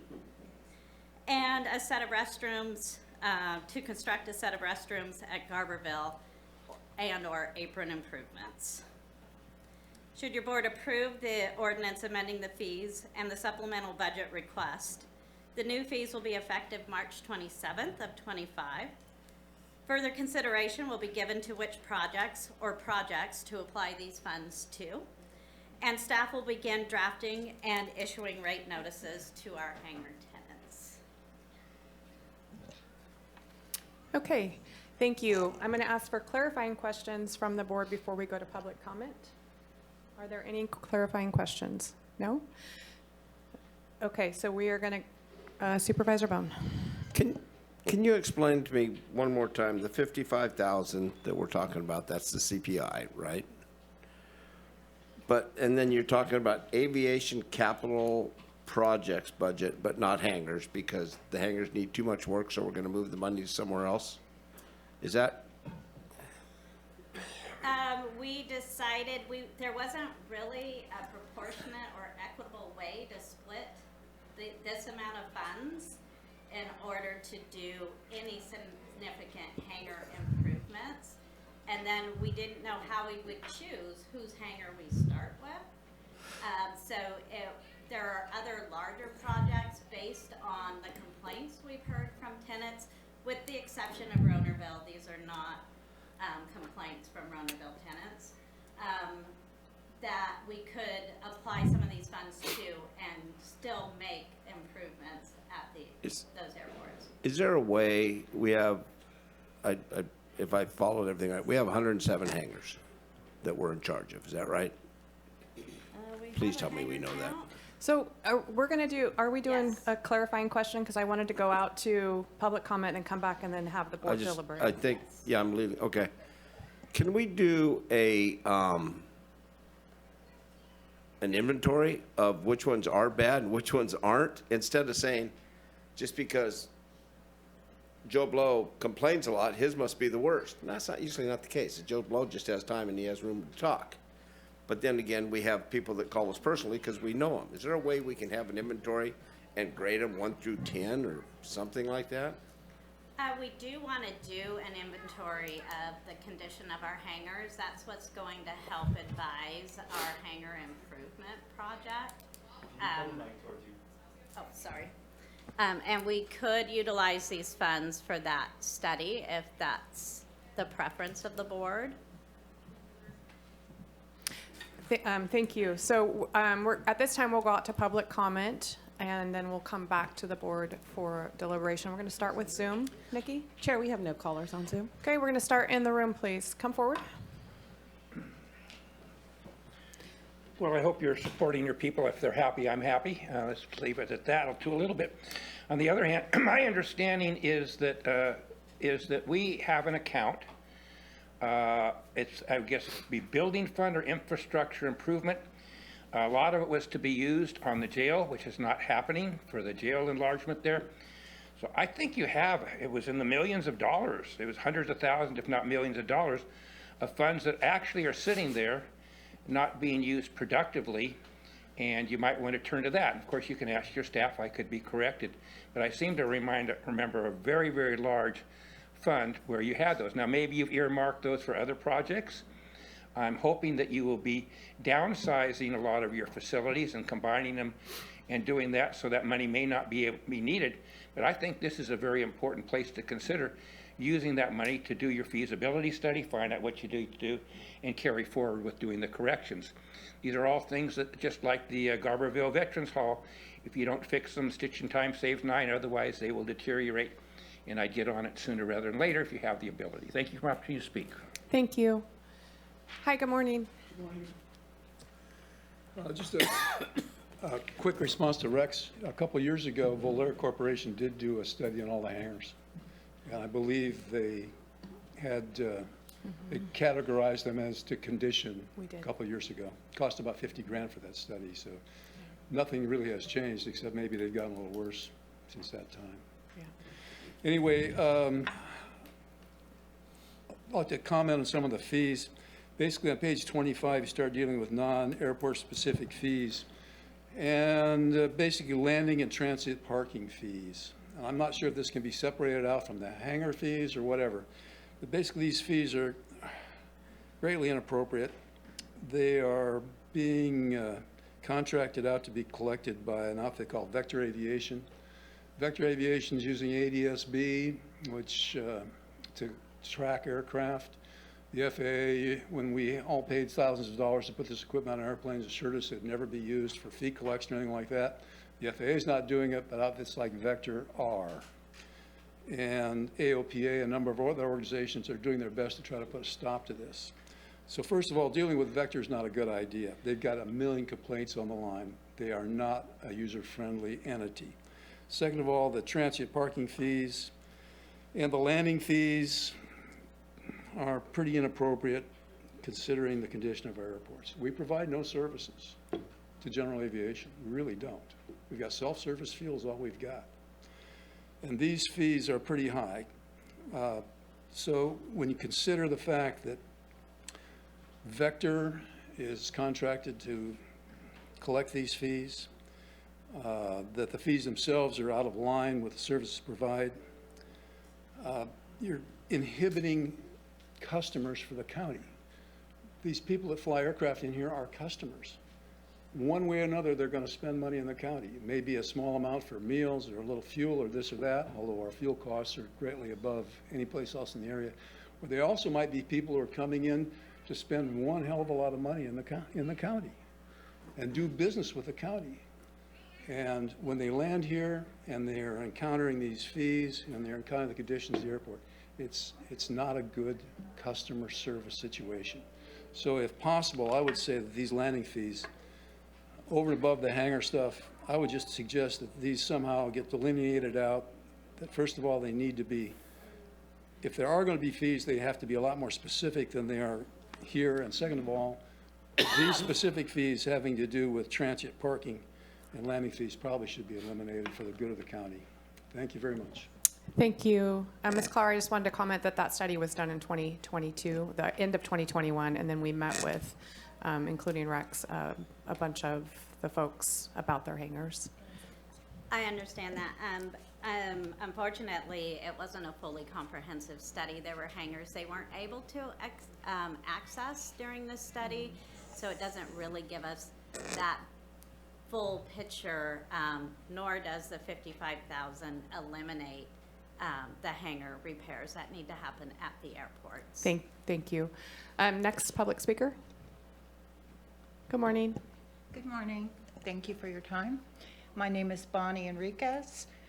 I was the first caller in February on Zoom, I'll just say, and the person told me that I was on mute, but I wasn't on mute. I was on my phone and it got all. Anyway, I wrote everybody a letter that I hope you've received. I'll say it again. I live in Fortuna. We've had 2 earthquakes recently that kind of destroyed my home. We need emergency. If there is something, the roads are closed and we have an earthquake or we have anything, we need other ways for people to get out of here when the roads are closed or anything else. And the only way that we can do that is to also have other airports that are available besides Arcata. And that means spending money and helping the airports remain active. So that's my comment. Thank you. We did receive your email, and I'm apologizing about Zoom, but I'll reiterate, it's not mandated that we have to have Zoom. If it's not working, we will continue our meetings forward. I understand. Thank you. Thank Next you. speaker, please. Hi, good morning again. Good day again.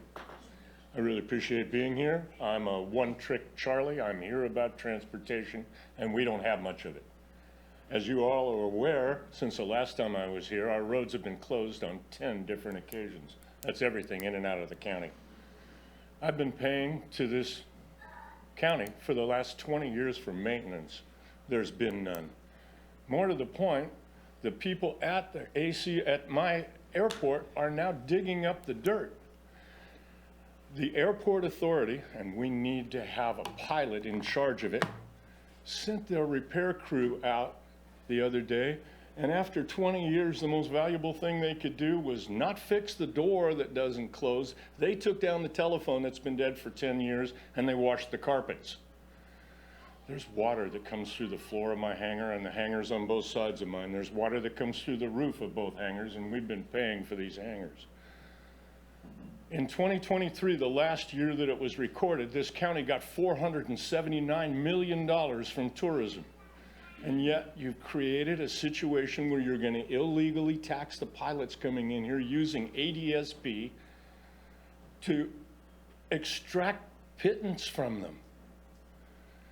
This board has got to realize that the citizens, all 133,000 of us, really need transportation. The roads in this county, 36, 299, 101, and others that we've heard at today, do not work. Unfortunately, we're not a marijuana issue, so we don't get immediate attention from the Board of Supervisors, but transportation is vital to the citizens of the county. Increasing fees on general aviation, a very small segment of the population, is not going to float your budget. Please help us out. Thank you for your time. Thank you so much for your comment. Anybody else have a public comment? Hi, good morning. Yes, thank you. Thank you, Madam Chair. Briefly, Douglas Caber. Just to sort of put a bow on the issue, and we talked about the commercial aviation and how wonderfully that's going, and how our competition is essentially nationwide, competing with airports. On the general aviation side, our competition is very much local. When you're charging now through Vector, you know, a landing fee of $23 and a parking fee, transient parking fee of $18, and providing no services for it, your competitors are going to win. You're the general aviation community who wants to go and see the Redwoods. They're going to go to Crescent City. They're going to go somewhere else. They're going to go to Brookings. They're not going to come to Humboldt County. I would be very surprised if this results in any sort of increase in revenue whatsoever for the county. And it's also going to result in negative comments around the pilot community. There is, as you might imagine, a robust social media that goes around with general aviation, and this is not going to be a good look for the county, charging fees that aren't really charged anywhere else. If they are charged, they're absorbed by an FBO who is selling fuel or selling parking and has services, has a crew car, has you know, coffee, has a pilot's lounge, has computers that you can use to flight plan, you know, has restrooms, has any of these things available. For example, I just reserved down at Montgomery Field in San Diego for the end of next month. The fees at the airport are $30. As long as I buy 10 gallons in fuel, that $30 is waived. So, and that's per day. I'm there 3 days. I buy 30 gallons of fuel. I don't. The FBO absorbs those fees. There's nobody here to do that, and so that's not going to leave a good taste in the mouth of the general aviation community from outside of the area. And I suspect that Crescent City, Brookings, and other nearby airports that don't charge those fees are going to see that traffic going there instead of coming here. Thank you. Thank you. Is there anybody else in the room that would like to make public comment? Okay, seeing none, I'll close public comment. I'm going to come back to the board for questions of Ms. Clower. Supervisor Wilson? Thanks. So is this, these lists of projects, are you saying that this is just a proposal that will come back to us again, or is this an approval of moving forward with these projects today? No, you would not be approving these projects today. Okay. This is a compiled list from what we heard from tenants when we were out at the airports, that in addition to hangar improvements, these are some of the things that they wanted to see. Okay. And that's where this list derived from. With the exception of Ronerville, we didn't have any issues brought forward outside of the hangars at Ronerville. Okay, so but then currently we don't have a line item in our budget for these improvements right now? No, we have some funding set aside, but just not enough for these projects. So that we're looking to see if there are any grant opportunities or other funding sources for some of these projects. Okay, I appreciate that. And we did another study in 2017, which was a strategic planning study about sort of looking at the trajectory of some of these facilities. I mean, I'm hoping that we are able to, you know, look at that now that we're, I don't know, 7 years into that or something like that, to see if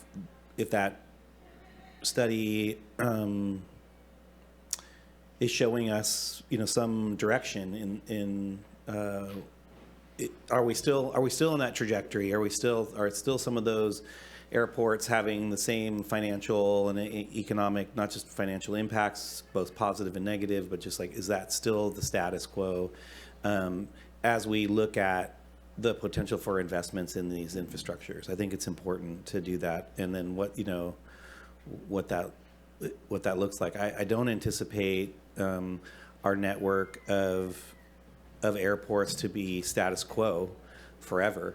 So we do need to figure out where efficiencies can be created and where investments need to be made, in both directions. So I think that's important. I'm supportive of today's agenda item in the way that is, because it's how we discussed it at our last meeting and came to that conclusion. And I think that is the most reasonable thing we can do today. So with that, I'm ready to make the motion to do that, but I'm sure there's more discussion here. Thank you. Supervisor Bohn? So, as I look at the aviation rates, I'm going to go back to the hangars again. We spent $50,000 for a report that didn't do us any good, except that they were bad. But I don't know if number 42 at Eureka's bad or if number 12 at, I don't know, wherever.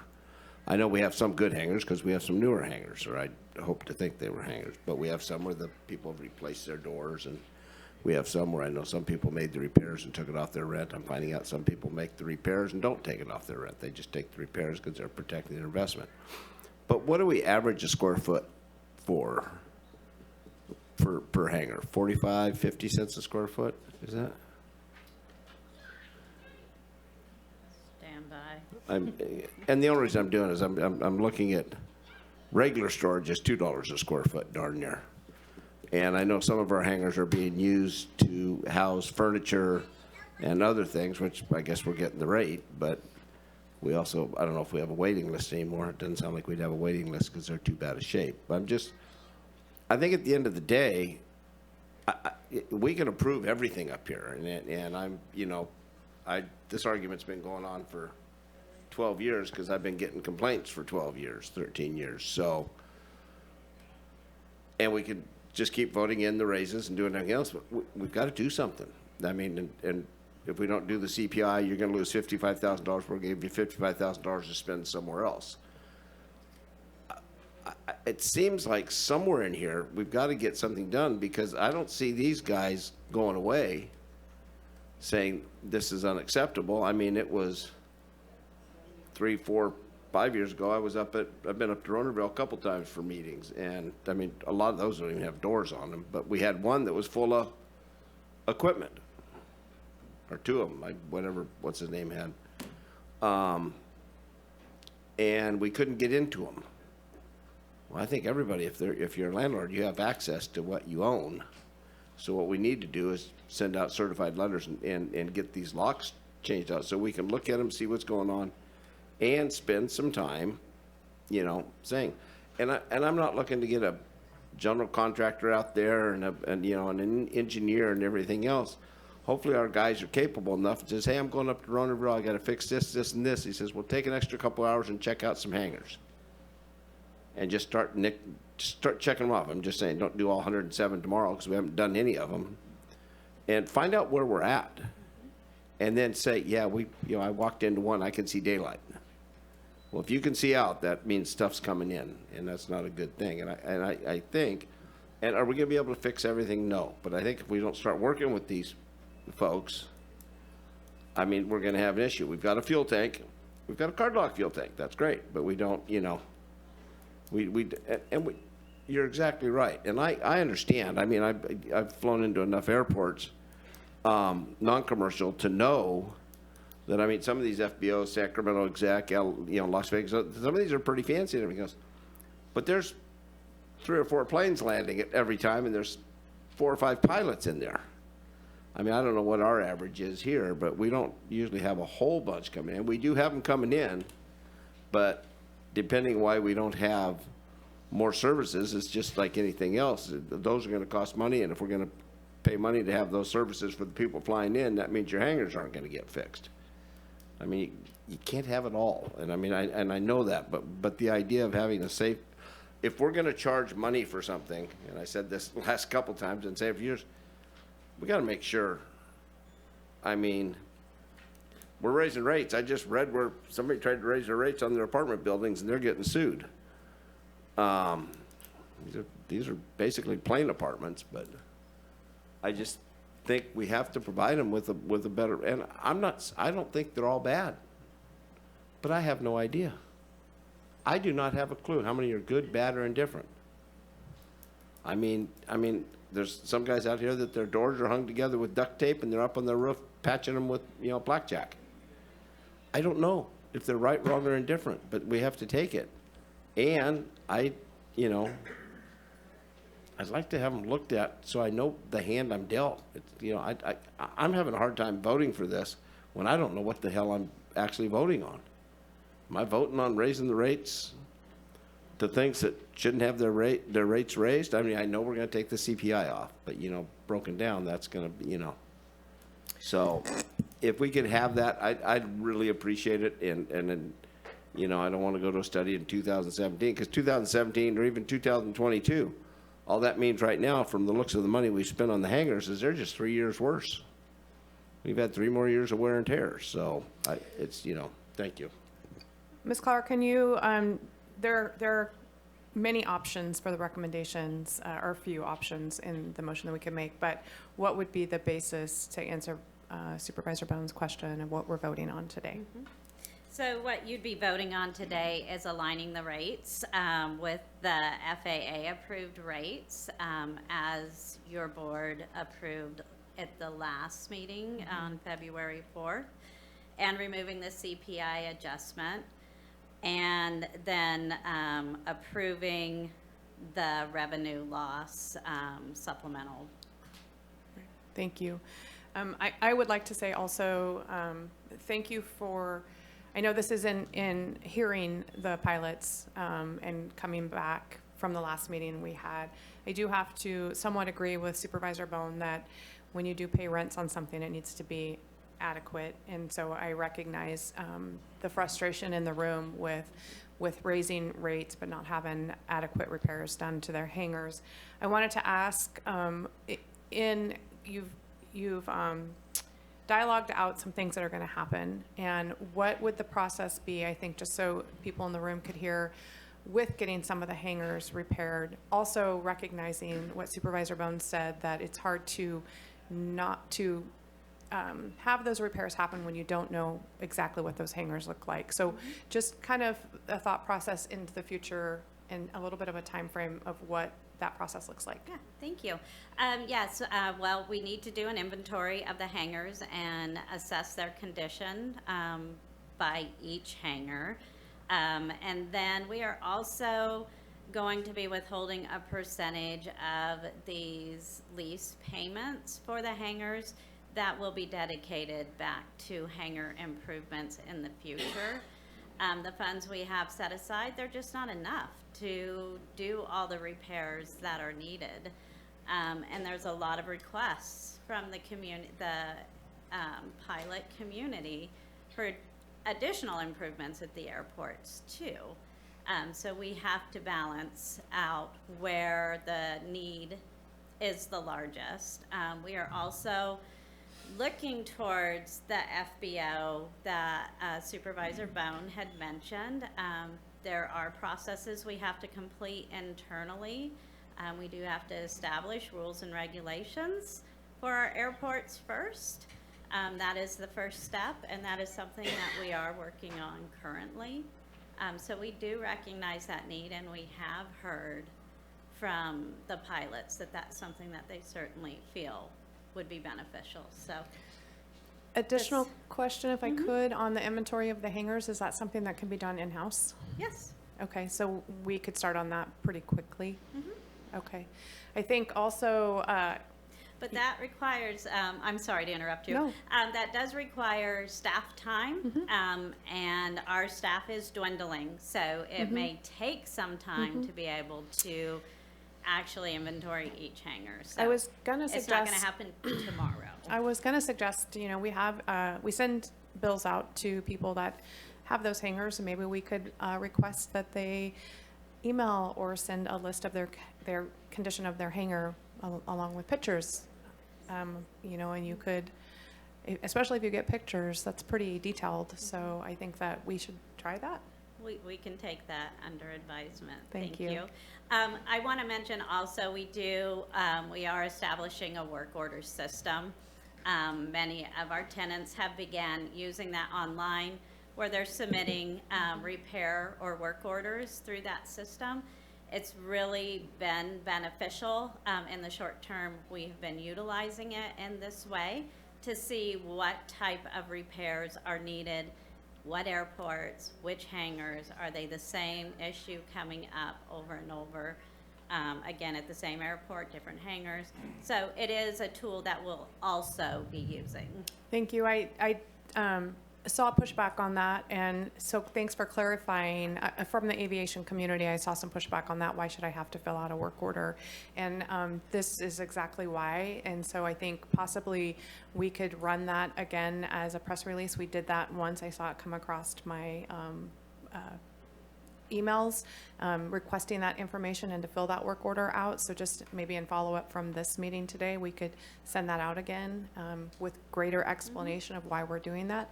And I saw Supervisor Bohn's hand go up again. Thank you for the explanation. Thank you. And I agree, there was pushback from the people because a lot of them have already turned in formal complaints and nothing's happened over the 20 years they've been here. What I'm suggesting too is somewhere have a staff person get a hold of College of the Redwoods, have College of the Redwoods building trades, they're building and construction people. Maybe we could get some help from those people to do a little bit of the work and consider it part of their trainings as inspections. I don't know how they do it out there or everything else, but they're always looking for something along the building, and inspections and guesstimates are a big part of that. So you might be able to get some help from a few people on the paperwork end of it. I don't know, but we're gonna have to think outside the box because it has to get done, because it was brought up. It hasn't been that many years ago when we were eating in the cafe out there at Murray Field, and now it's, you know, it's not what it used to be, and it had a minor FBO because they had other things going on, flight schools and everything else. You and I talked the other day with someone about a mini pilot's lounge up in Arcata where they tie down that, and the suggestion was made that big beautiful building we got, maybe taking a little corner of that with a door right there on the apron might be a usable idea for them, so they can go in there and do their flight plans and everything. So I don't know. We're gonna have to think outside the box and do some stuff. That's addresses the people coming in and things like this. But I would just love to have an inventory of what we're actually looking at. Okay. Thank you. Supervisor Wilson, I think, is going to make a motion. I am. I do want to say that there's a lot of assumptions that we continue, excuse me, sorry, providing the level of hangar service on into the future forever. And I just want to, I don't know, the analysis we need to look at is, do we have that capacity as an organization, and to what end? I just, I think it's important for us to really be evaluating that in every location that we do this service. And I have to say, it's like we do have facilities that do have a longevity to them or appear to have, and some that may have less. And every investment that we make, a capital investment, has to have a time, you know, there's a timeline and a payback for that. And it's not just and to the pilot's credit or to the aviation community's credit, it's not just the fees that they pay. It's, you know, there's multipliers in terms of the economic benefit that's real, and safety and those sorts of things. But we still have to really look at that. We have, you know, the longevity of these facilities may may be impacted by climate change, may be impacted by population movements, or whatever they may be. We just have to really be thinking about that. So I'm gonna make the motion to go with staff recommendation, not because I think this is a perfect solution, but I think it's better than not doing what is suggested here, because I think, and we need a 4/5 vote, just as a reminder, to move this forward. I think the alternative to this motion today is not better than the one that we're given. And I don't mean that as it's not a put down for the hard work that you guys have done. It's just the reality of the situation that we're in. So, with that, I'll make the motion that we adopt, or excuse me, that we move forward with staff recommendation. And if I need to read this all out, I will, but I don't think I do. Thanks. Yeah, I will second the motion, and I agree that, it's one piece of the puzzle. There are a lot of other things we need to do, but I think this is an important piece to try and control some of these costs. There are other issues that have been brought up, including hangar assessments and the rest of it, and I hope we can get around all those things. I think some of your suggestions were great. So I'm going to vote for it simply because it's a piece of the puzzle that we can help at least do today. Thank you. I have a clarifying question. If we don't get a 4/5 vote, that means the CPI rate stands and their rents will be higher. Is that correct? Okay. So I'm going to ask Nikki to call for the vote. Thank you. Supervisor Bohn, we'll start with you.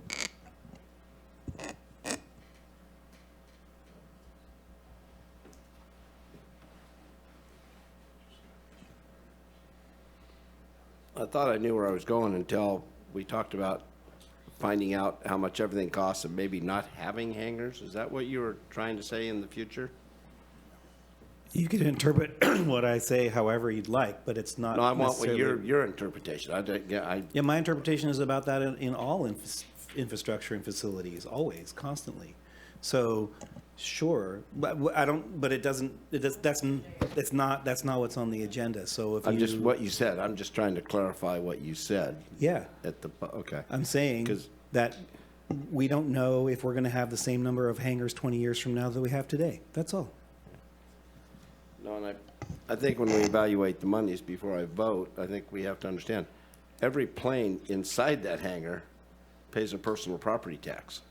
I would love to get the numbers on that, because that's, if the planes aren't here, or if they decide to go to Brookings hangar, whatever the case may be, but anyway. Well, you gave testimony today that there's furniture and other things in there, so I'm just saying we need to do some analysis. There could be more hangars in the future, there could be less. It's a business decision for a later date, but today's item, I think, speaks for itself. Do you want time to think about your vote? Nikki, you want to go on? I'll go to Supervisor Madrone. Yes. Supervisor Wilson. Yes. Chair Bushnell. Yes. Supervisor Bohn.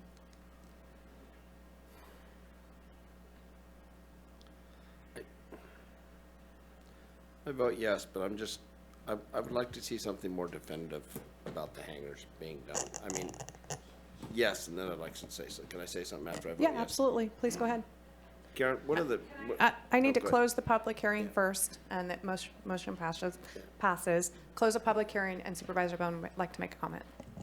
Could you come back on what the idea of with these rates, with the hangar, because we're not getting enough money from the increase to fix them or anything else? What do we do if we borrow $1.25 million and pay that loan off over a 15-year period, knowing we're still going to have maintenance on them, but we haven't done anything on them in 20 years, so it's not like... But what do we do with that, and then take these rates, and then these monies that we're getting for airport improvement, the hangars, a certain portion of 20%, 30%, whatever the hangar rates are, goes to that, and we actually get on fixing these things right now. I mean, I know that's outside the box, but we pay for stuff all the time we don't have money for. We could certainly come back to your board with the strategy and include that in that strategy. Thank you. Thank you. Thank you for your presentation. Next, we are going to, we're going to change seats here, and I think Director Ford is here. We're going to go to two public hearings. We'll just go to one, of course.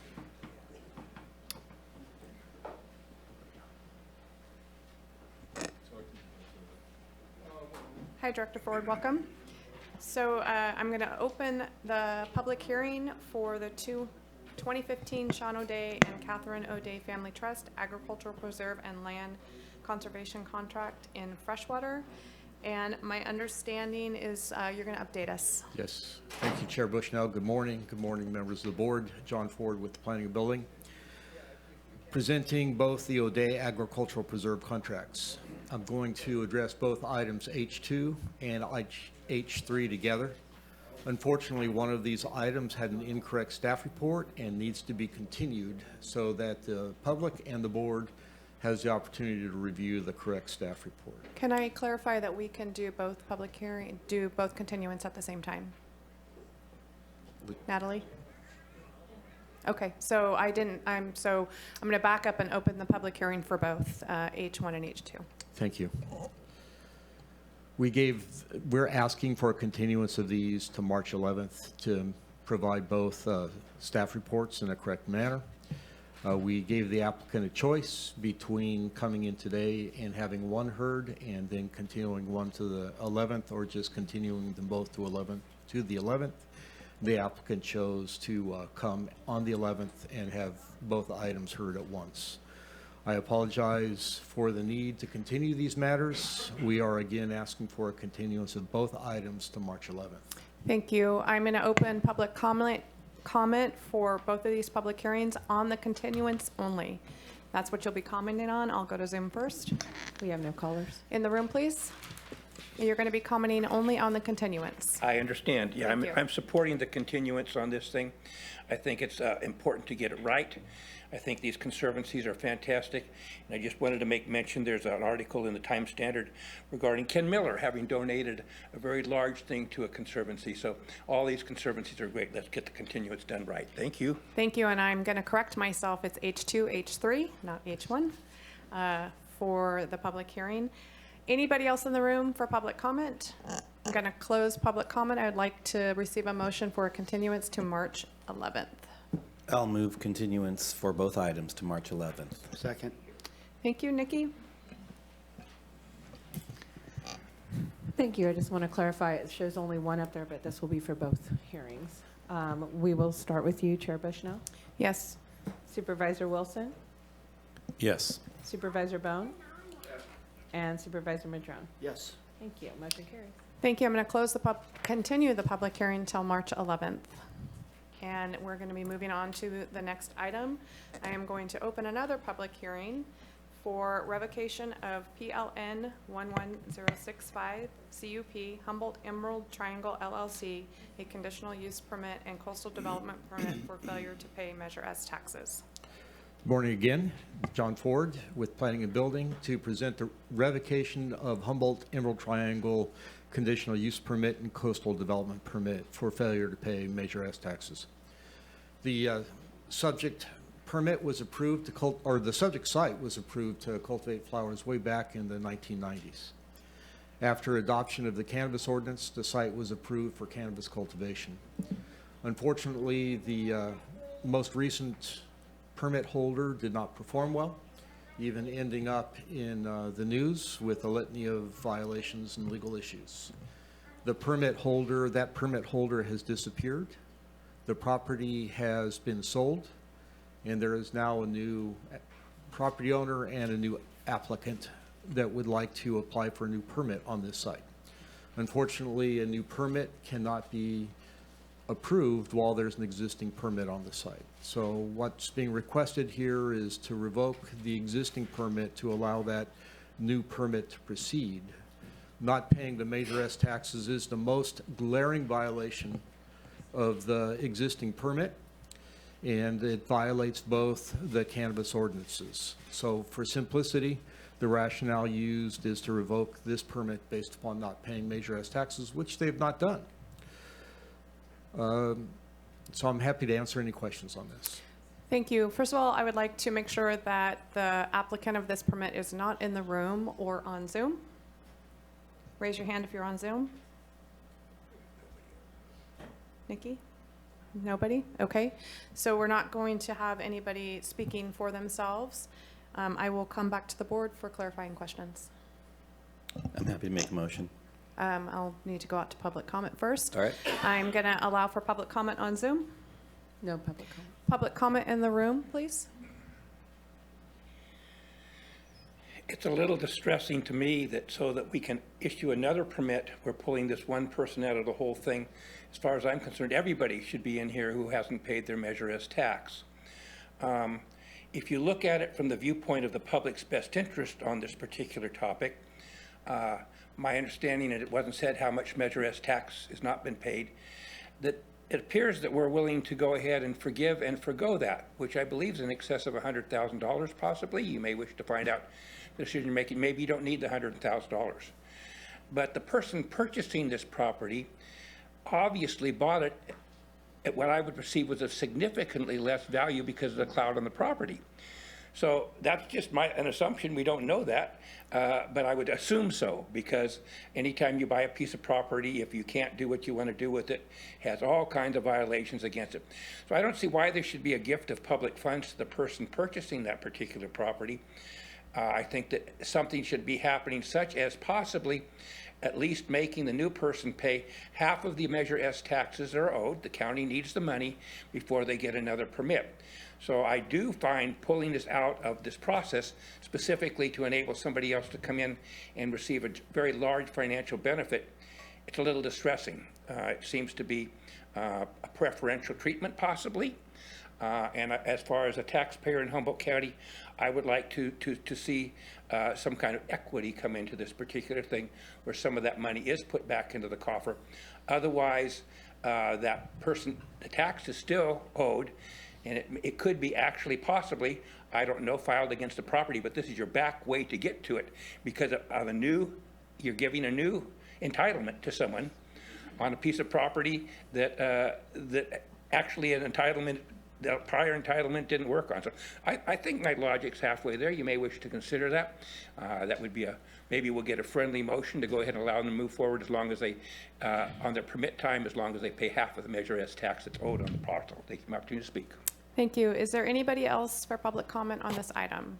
Seeing none, I will close public comment. Director Ford, would you like to address anything in the room? Yes, thank you. I would like to address the public comment, and it is frustrating that permit holders can walk away and not pay their Measure S taxes. That is something that will be brought forward for the board's discussion consideration on March 25th. But the struggle that exists right here, right now, is that what is the best interest of the public? Is it to keep a piece of property that's completely unable to proceed forward, to be productive, to be a source of employment because a permit can't be issued? Or would it be better to allow it to move forward?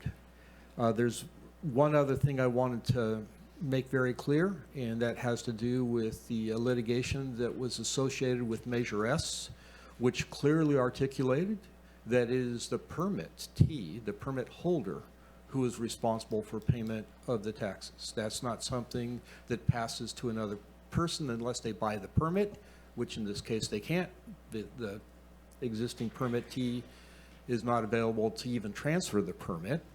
In some cases, we have seen where permit holders have come in and transferred the permit, and the new buyer has inherited those taxes and paid those taxes.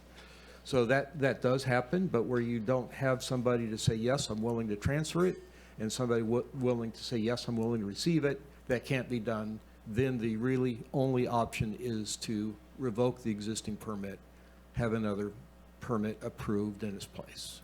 Thank you. So lawfully, we can't attach that to the APN number, correct? No. And lawfully, currently, because the old permit holder is not even here, there's no way to transfer that permit. That is correct. I understand that there is a new permittee coming in. Is this person a productive person in our community that, that I know it's still coming to Planning Commission, but So that's a dangerous question for me to Okay. answer because we permit property, we don't permit Okay. people. Okay, so the process is that the new person will apply for a permit on this property, and that'll come to commission and then go forward and see how it works out? Right. Okay, fair enough. Supervisor Wilson? Actually, you answered all my questions, so that was a good conversation, so I appreciate that. I'm happy to move staff recommendation when we have a chance. Okay, do you want to go ahead and make that motion, and then we'll get I got a Supervisor? question before we do that, if we could. Oh, okay, Supervisor Madrone. Thank you. So I'm a little confused, Director Ford. I'll give the example of the Emerald Family Farms operation in Willow Creek. As you know, the previous owner and permittee lost his property to the company who loaned him the money to try and do the conditions he needed to do for his operation. And I'm not going to get into the middle of that. That's a civil matter. But they ended up seizing the property. And with that, they ended up getting the permit and paid the Measure S taxes without the permission of the previous permit holder, who in fact took them to court over whether or not he still owned the permits and lost. So that's in contradiction to what you just said about that previous permit holder did not give permission to transfer the permit, and yet the new owner did end up with the permit and the Measure S tax liability, and they paid that liability. So what's the difference? The difference is that the judge said, don't care about what the existing permit holder does. You, new permit holder, you now have obligations for it all. This is now your permit. In this situation, we don't have a judge stepping into the middle of it saying the old permit holder no longer has the permit. The person that was financing the project now has the permit, has the tax obligation, has everything. So that's a completely different situation than what we have here. So that was the previous permit and landowner suing the person taking over, which put it in court. I think the person that was holding the money, the financier, Yeah. went to court and said this person has not paid. They have not paid the debt that they owe us, so we're asking you to give us the property, give us the permit, give us the ability to operate the farm. And the court said, yes, that's fine. The previous permit holder may have appealed that, and the Court of Appeal said, no, we're not going back there because you didn't fulfill your obligations. I do see that as a very significant difference, that the new owner had a finance plan with the past owner that they weren't paying, and so that brought it to court. I had thought that it was the previous owner who had triggered the court case, but he was just appealing it. Right. So that is a significant difference, and in this case, we don't have any financial relationship between the two, other than that the new person is buying it from the old person, so they've been able to make contact with that. Let me person. clarify here. Okay. So previously, there was a permittee and a property owner. With this one? No, with Emerald Family. Emerald Family, the permit holder Okay, and the okay. property owner were the same. Okay. In the case of Table Bluff, Okay. there was a property owner Okay. who was not the permittee, was not the permit holder. Okay. So Okay. a couple of different differences. Very significant differences. Yeah, right? okay. That helps me understand better. Thank you for that explanation. I mean, it does seem unfortunate because on some levels, this new permit applicant, who is now the new owner, it'd sure be nice for them to pay the Measure S taxes rather than having to put all the money into getting a new permit. It'd be nice for that money to go towards, because if it goes to fees for you guys, we don't make any money there, but if it goes to Measure S, then we get some income for our general fund and our economic situation. Is there no way for that to somehow be negotiated or worked out? So money's going to get spent here. I understand. Yeah. But part of the struggle that we have, not so much on a daily basis anymore, but it is not an uncommon occurrence, is people trying to swindle each other out of a permit. And so that's why we have been very, very strict about transferring permits, about requiring the existing permit holder to say, yeah, I'm transferring that. Because we've had property owners come in and say, oh, the permit's on my property. Yeah. I don't like you anymore, so you get off my property and I'm going to inherit the permit. It's like, no, that permit is in their name. Okay, so the new landowner is in communication with the old landowner, Correct. but Well, not the permittee of the cannabis permit. correct. That person's non gratis, AWOL, whatever, no contact, they're not here today, there's nothing. So there's been obviously probably been attempts to contact that permit holder and say, hey, can I buy the permit? Because if they agreed to then sell that permit to the new landowner, that would be an exchange that could occur. Correct. But that has not been possible by the new owner or the county or anybody. That's my understanding. And partly probably because that person doesn't want to end up being held accountable for the fee. And if the permit is with the landowner, then we have lien opportunities and other kinds of things. No. Not on the permit No, process. the tax only goes to the permit. And that's something on March 25th, I plan on bringing a discussion back surrounding Measure S, surrounding the people that entered into payment plans. And one of the real issues there is finding a way to hold the people accountable that have not been paying their Measure S taxes based upon a permit. They're thinking that there are no consequences of not paying taxes. And in this case, the permittee, the past permittee, walking away from their Measure S liability, we have no repercussions there whatsoever, other than to cancel the permit, revoke the permit. Revoke the permit, allow the site to move on. Yeah. But then really some of the questions that need to be asked is what avenues are available. We often send people to collections for not paying their processing costs. And I don't know. So that discussion, excuse me, is going to come on the 25th? Right. And that'll be a choice for our board. I think maybe. Understood. I just wanted to wrap up if I could, Madam Chair. I wanted Director Ford to input one other thing for Please. you. Yeah. I believe this permittee was in the news a couple years ago.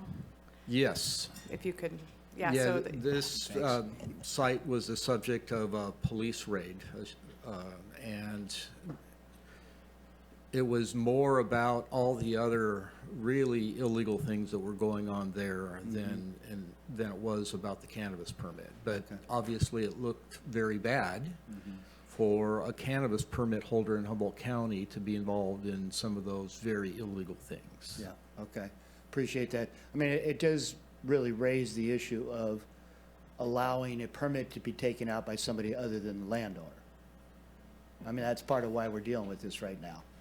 It certainly raises that up in my mind as maybe not a good way to go with any of this stuff, because if they can just walk away from it, walk away from the liability, the tax debt, no repercussions, that's not a good relationship for us to have with anybody, to have that lack of accountability and responsibility. So, all right, thank you for your answers. Appreciate it. Helped me understand better. Supervisor Bohn.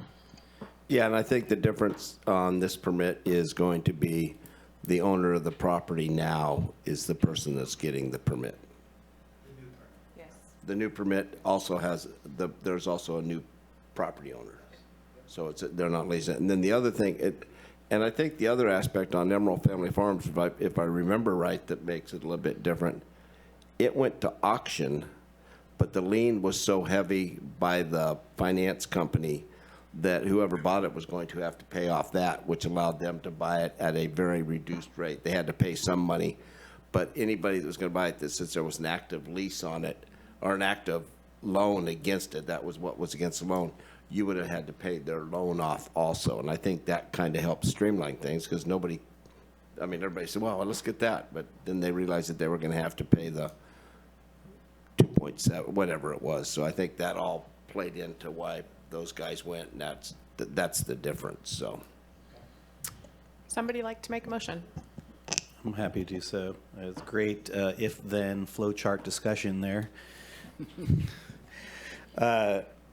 With that, I make a motion that we approve staff recommendation. Second. Nikki? Thank you. Supervisor Madrone? Yes. Supervisor Bohn? Yeah. Chair Bushnell? Yes. And Supervisor Wilson? Yes. Thank you. Motion carries 4-0. I will close that public hearing. We are going to go on to our last public hearing of the day. So I'm going to open the public hearing for appeal of a suspension of a conditional use permit and revocation of a conditional use permit for cannabis cultivators. Before I go to staff, I'm going to kind of just lay out how we're going to do this one. We do have people in the room that are going to be speaking, so we're going to open the public comment, which I did. Staff is gonna do a presentation. We're gonna allow for clarifying questions from the board, and then we're going to go to applicant and consultant for 15 minutes. And then we'll come back to the board for clarifying questions, and then we're gonna go out to public comment. Also, before we start, does anybody on the board have ex parte communications they need to disclose? I do.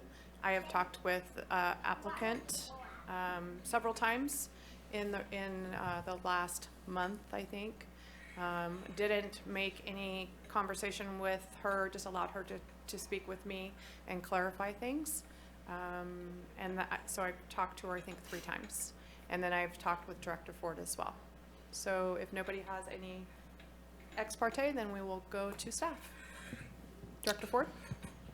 Good morning again, Chair Bushnell, members of the Board of Supervisors, John Ford, Cliff Johnson, and Michael Kine with the Planning and Building Department to present the appeal of permit suspension and revocation of a conditional use permit for 10,000 square feet of outdoor cannabis cultivation.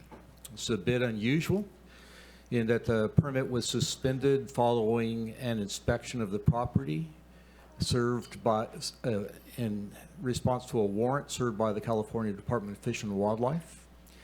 Based upon the violations that were observed on site, the permit was then suspended. The permit holder was also notified that the permit would be scheduled for revocation. The county zoning ordinance allows a permit to be suspended until corrections are made to bring a permit back into compliance. If a permit can't be brought back into compliance, a revocation of the permit can be brought forward to the Board of Supervisors. In this particular case, the suspension and the revocation were due to many factors, but were primarily due to the fact that infrastructure, pump, and water lines were found in Little Larrabee Creek, diverting water from the creek to the cultivation site. County and state regulations prohibit unauthorized withdrawal of surface water. The county spends a great deal of time and effort to ensure that irrigation water comes from an approved source. The approved water source in this particular case is a well. A permit holder is obligated to know the requirements of the permit and to operate within the terms of the approved permit. Taking water from an illegal source that has the potential to damage the environment is egregious enough to warrant suspension and revocation. Michael Kine will now present an overview of all the violations that are involved in this suspension and revocation. Good morning, Chair Bushnell and Supervisors. My name is Michael Kine with the Planning and Building Department. Sorry about that. All right, pull that presentation up. So this, as Director Ford had said, is for the revocation of Manna Farms, also known as Rockaway Investments. Next slide, please. As you can see on the map here, it is just east of Bridgeville, near Little Larrabee Creek. Next slide. This next slide shows the current location of the cultivation. The lower parcel is the one in that we're speaking about. You'll be able to see that the cultivation, the cultivation just north of Little Larrabee Creek. A little bit of background and project summary. The project was filed for on December 22nd, 2016 and approved on June 8th, 2020 by the Humboldt County Planning Commission. And a compliance agreement was signed by the then permit holder on March 17th, 2021. And the permit was then transferred to the current operator, Kathy Ann Hall, on April 4th, 2023. The property is held by CTCC LLC, and that is owned by Michael McHenry. In the past, we have done post-approval monitoring inspections on this property 4 times at this point, once in 2022, 2023, and twice in 2024. On October 23rd,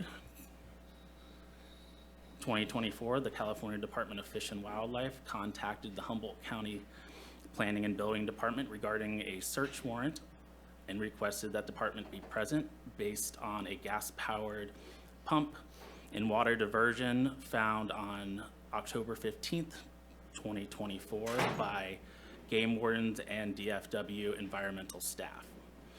The evidence also pointed to an illegal cannabis operation on an adjacent parcel. The agencies included Department of Fish and Wildlife, Humboldt County Sheriff's Office Marijuana Enforcement Team, the California State Water Resources Control Board, the California Department of Cannabis Control, and the Building Department. During this inspection, county staff found unapproved water source, a diversion from Little Larrabee Creek, with the generator and submersible pump. Water monitoring for the well was inconsistent, and there was failure to provide records both in the past and currently. We also found solid waste issues and hazardous waste issues as well. Several other conditions of approval were found not to be completed at the time, but an extension had already been granted 2 months prior, extending into 2025. This next slide shows the violations that were cited by the California Fish and Wildlife Department. These violations included solid waste, illegal water diversion, and a violation of water pollution due to petroleum products within the waterway. Thank you. The permit holder also received a notice of violation letter from the North Coast Regional Water Quality Control Board. These noted violations included California Water Code Section 13264 and the Cannabis General Order.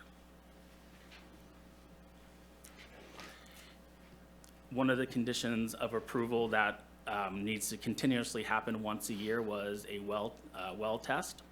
This one was provided to the planning department. It was done on November 12th, 2024. This was the first time we had ever received one. The test was completed after the official start of the wet season. It's normally done during the dry season. Poor regulations from the Department of Environmental Health, which would be August and September. The precipitation in Bridgeville 30 days prior to testing was 3.8 inches of rainfall. County staff noted that the pump test was a relatively short time span, only 2 hours. It only recorded a water draw down to 93 feet in the first 40 minutes. After that, there was no record, and the well goes down 130 feet. And it also did not note recovery time.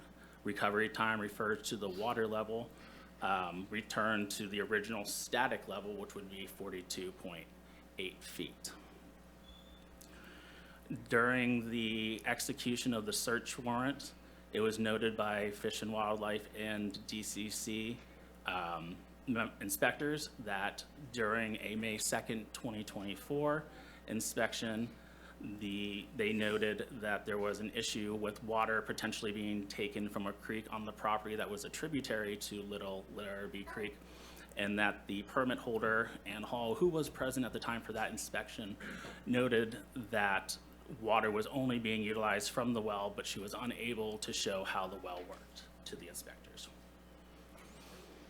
Finally, an LSAA amendment request has occurred since the search warrant was completed. The application for a major amendment was submitted on January 28th, 2024. And it is currently being reviewed by the state. The request for the addition of the point of diversion indicates that the well to this county indicates that the well does not effectively produce enough water required for the current cannabis cultivation.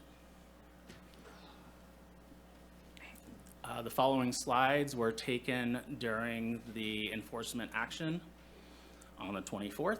Here is a photo of the subject pump and siphon. in Little Larrabee Creek.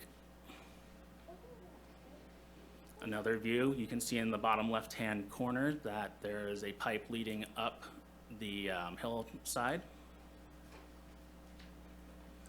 One more view of the pump. This is a side-by-side comparison from October 15th, 2024 and October 24th, 2024, when the pump was first discovered. As you can see that the the bucket and extended gas tank have been moved, showing that the tank had been utilized within that time period. These photos are also from the 15th. It is noted that water is dripping from the water lines, and the pressure gauge on the pump was at approximately 25 pounds per square inch, noting recent use. Another shot of the pump on the 24th. The close-up image will show associated fuels and oil containers next to the water source. It was noted that the petroleum products had leaked into the state waters. Here is a close-up of the screen that was attached to the siphon and pump. It was noted by Fish and Wildlife that the screen size was rather large and could be detrimental to salmonids and other aquatic life. This is a view of the pipeline going up the trail from Little Larrabee Creek to the cultivation site. This is where the line led to several different tanks on the lower cultivation area. Several views of the water within the tanks. This, again, was in October. One more, please. Here is a view of the upper cultivation area. This is the site of the well.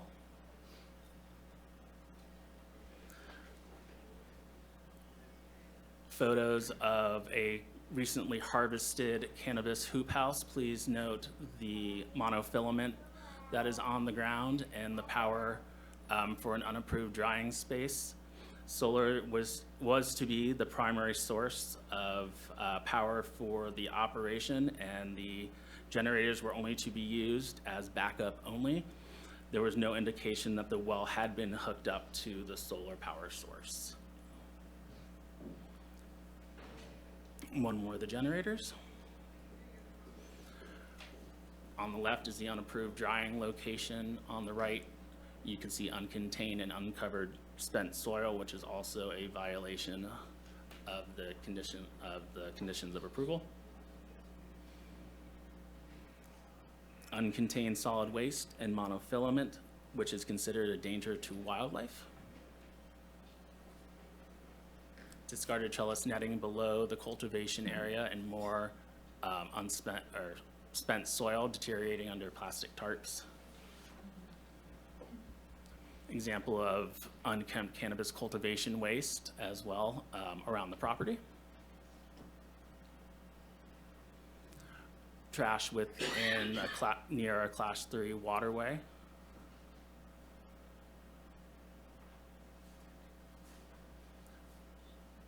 More issues with plastic sheeting and trellis netting. I would like to note that the operators had sent in information showing that they had done some cleanup on the property, which is attached in your files.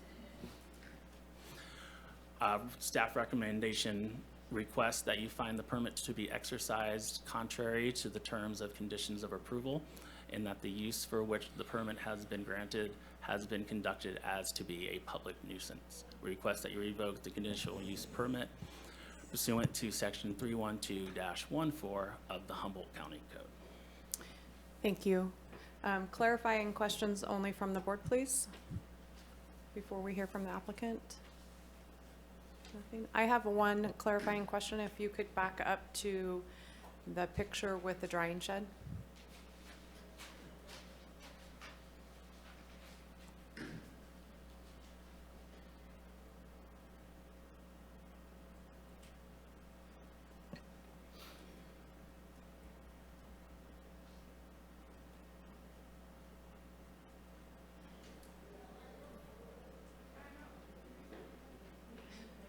Forward. Forward. Forward. You missed it.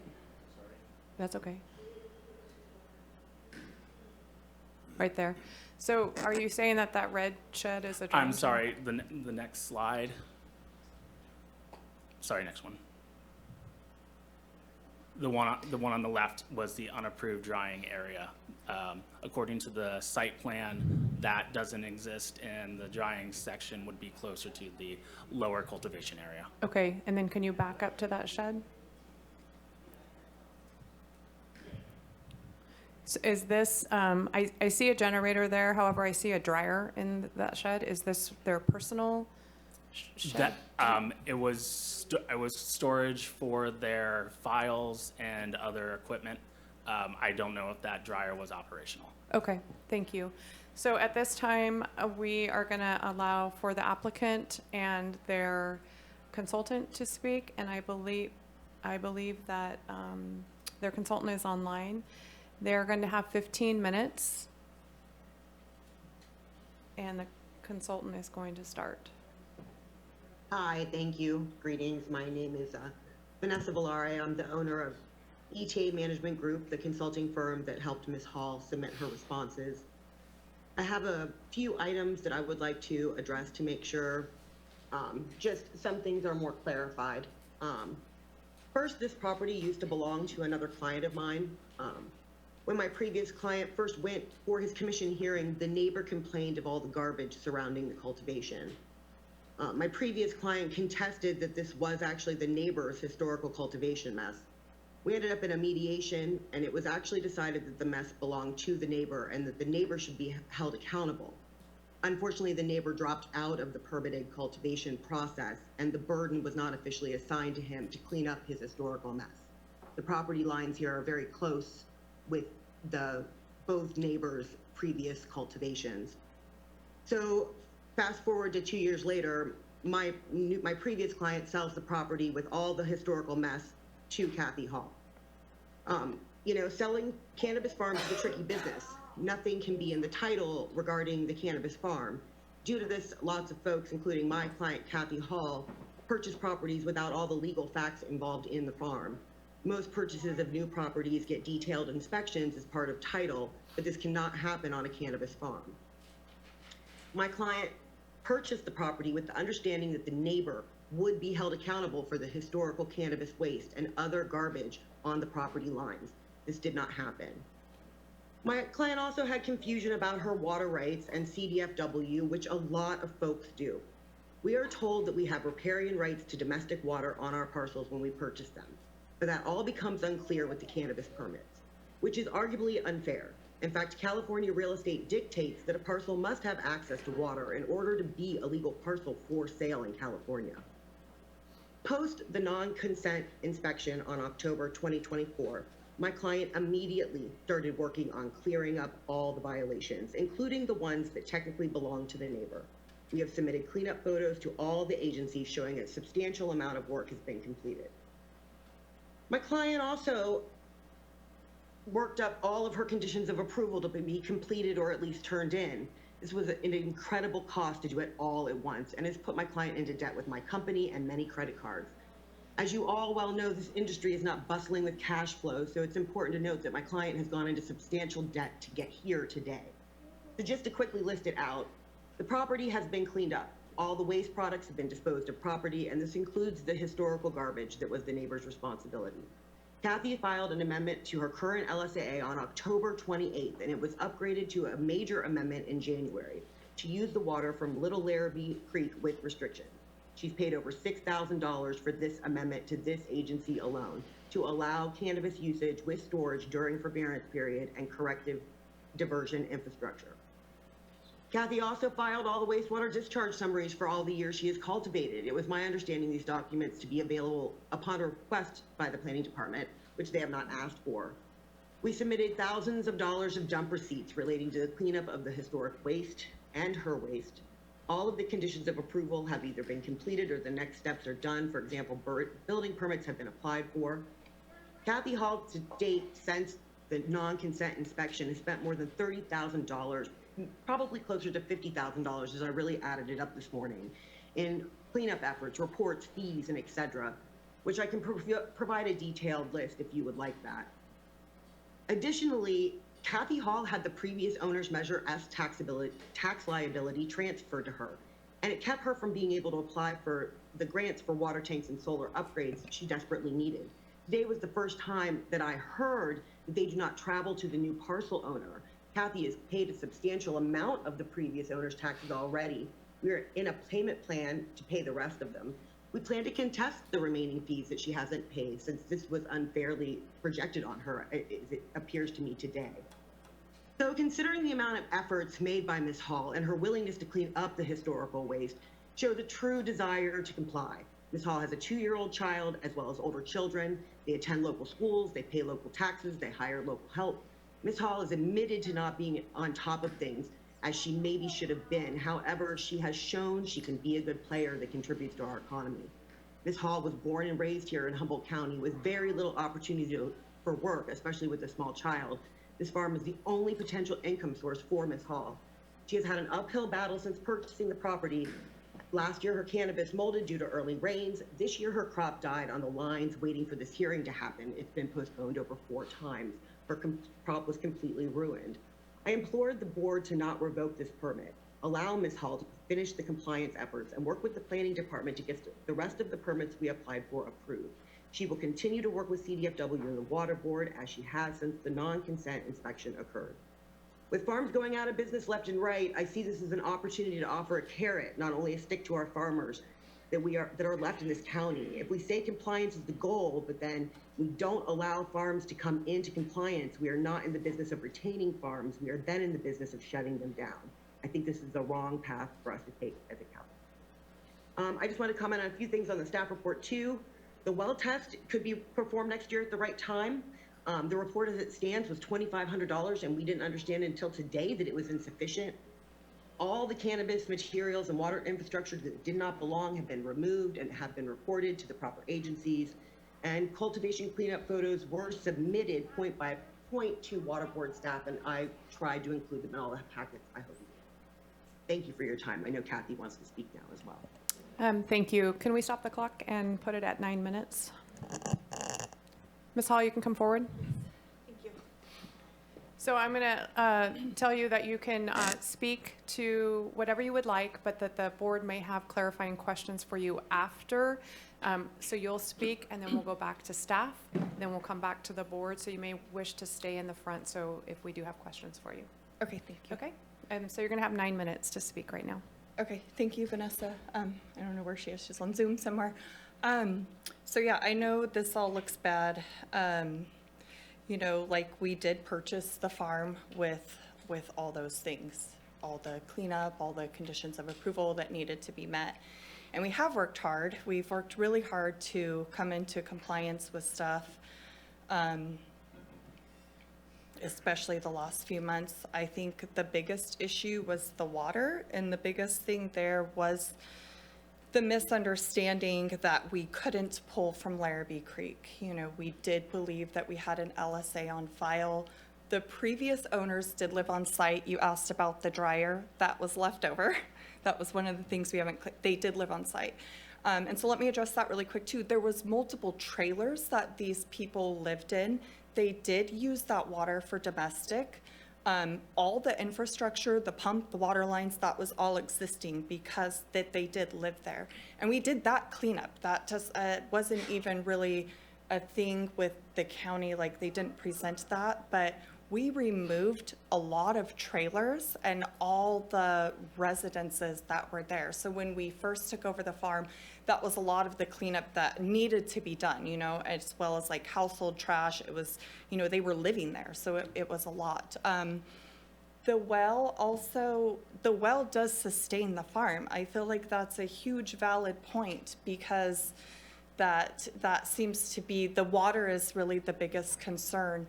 I know this well sustains the farm because it sustained the farm the year prior.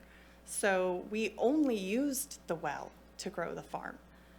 This year, the reason we decided to use water from the existing pump and stuff that was there, the pH of the water tested high. And I know if you grow any plants, you know that the pH can really affect, you know, the health of the plants. And so that was why we decided, you know what, we have this LSA on file. Let's pump the tanks full of fresh water and see if we can pull these plants out of this distress that they were in, because the water was testing high. The pictures down where the pump was, that wasn't oil. That was actually, it was fertilizers, and there was some pH testing stuff. And it made a reference to also like hazardous materials and oils found on the property, which that also wasn't true. There was a tote that had chicken manure, which we use as fertilizer, and it had rained, so that filled up, and it had kind of a sheen on it that looked like it could be oil, but there's never been any oil. That was all fertilizer stuff. So that tote, which we also did clean up all of that stuff, that tote was fertilizer. It was not oil. It was, there's never been oil. I promise we tried to keep the farm clean as well as far as, you know, oils and gas and stuff like that. And it is true that, yes, I don't run primarily on solar, and that was also a misunderstanding on my part. I thought we were allowed to use those little generators. During any inspection that I've had with the DCC and the county, nobody has ever told me that that was an issue. Nobody ever said you cannot be running these generators. When you know, asked, oh, do you need me to fire up the well or anything? I was always told, no, that's okay. We don't need you to do that. But that's how I power the well, is with the generator. So I didn't actually know that I couldn't do that. And I do have solar down there. I do have solar infrastructure at the upper site, and I'm working on getting it to the lower site as well. I don't know really what else to address. Questions? That's okay. So we're gonna have you sit down, and then we're gonna go back to staff, and then we are gonna come back to the board, and the board probably will have some questions for you. Okay, great. Okay, thank you, Ms. Hall. So at this time, I'm gonna come back to Director Ford to, I'm assuming you want to answer some things? Well, I absolutely do, but I just procedurally, you may want to see if there's anybody from the public that wants to speak to this, since the public comment period is open. Yeah, I was gonna wait, but sure. Is there any public comment on Zoom? How about public comment in the room?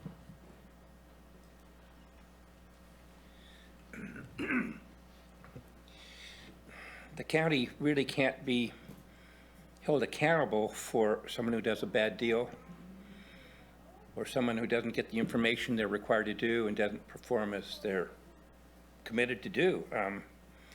It's unfortunate to be in that position for this individual, but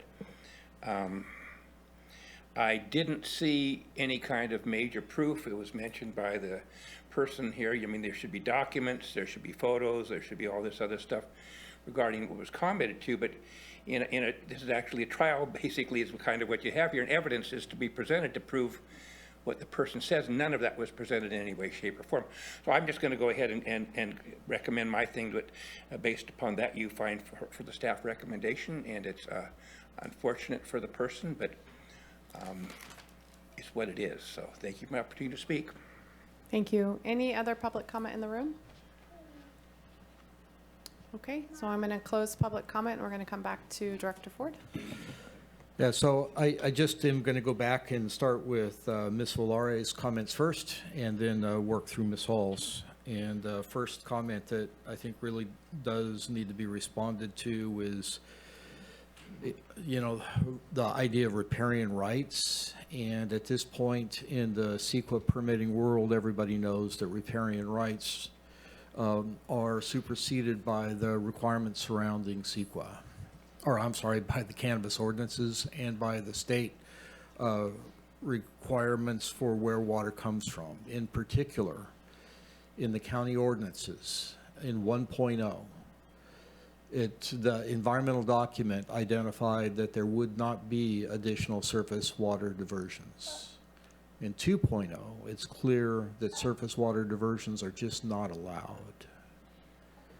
And so whether there would be a riparian right or not, the county ordinance would not allow that surface water diversion unless there was a pre-existing permit or allocation of that water there.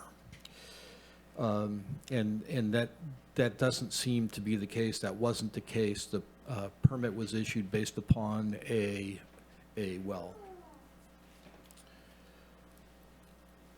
The second concern ties to that very closely is that, and this again ties into concern about the well, is that they intend to modify the lake and stream bed alteration agreement to use a surface water diversion. That would require a modification to the local permit, to the county permit, which would make the permit fall under 2.0, which does not allow surface diversions. So even if CDFW were willing to issue a lake and stream bed alteration agreement, the regulatory requirements that are currently in place would not allow a permit to be modified for a surface water diversion. I'm glad to see that all of the conditions have now been complied with. I think that some of the concern here, as Mr. Kine mentioned, is that there are two sets of conditions, two types of conditions. There's conditions, and I believe there's items 1 through 14 that are addressed within a compliance agreement. And so as long as that compliance agreement's in place, and part of that, one of the conditions in that compliance agreement was that the solar would be permitted. So while that's in place, we're not asking to demonstrate compliance with that because that is covered under the compliance agreement. In order to satisfy the compliance agreement, those things need to be done. Then there's the ongoing requirements. One of the ongoing requirements is to present a drawdown test on the well every year. We didn't get a drawdown test on the well until after we'd issued the suspension and notified the permit holder that the permit was going to be revoked. I also heard comment that they took on the major ass tax liability. That's because they took on the permit, and that is appropriate. So there shouldn't be an appeal of that. That happens every time somebody buys a piece of property, they buy the permit, they take on the Measure S tax liability.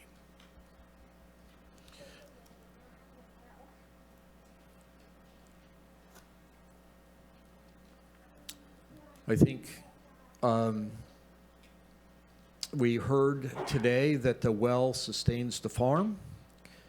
And last year they only used the well to support the farm, but then they chose to, because of the high pH in the groundwater, to use the surface water diversion to, I guess, balance out the pH.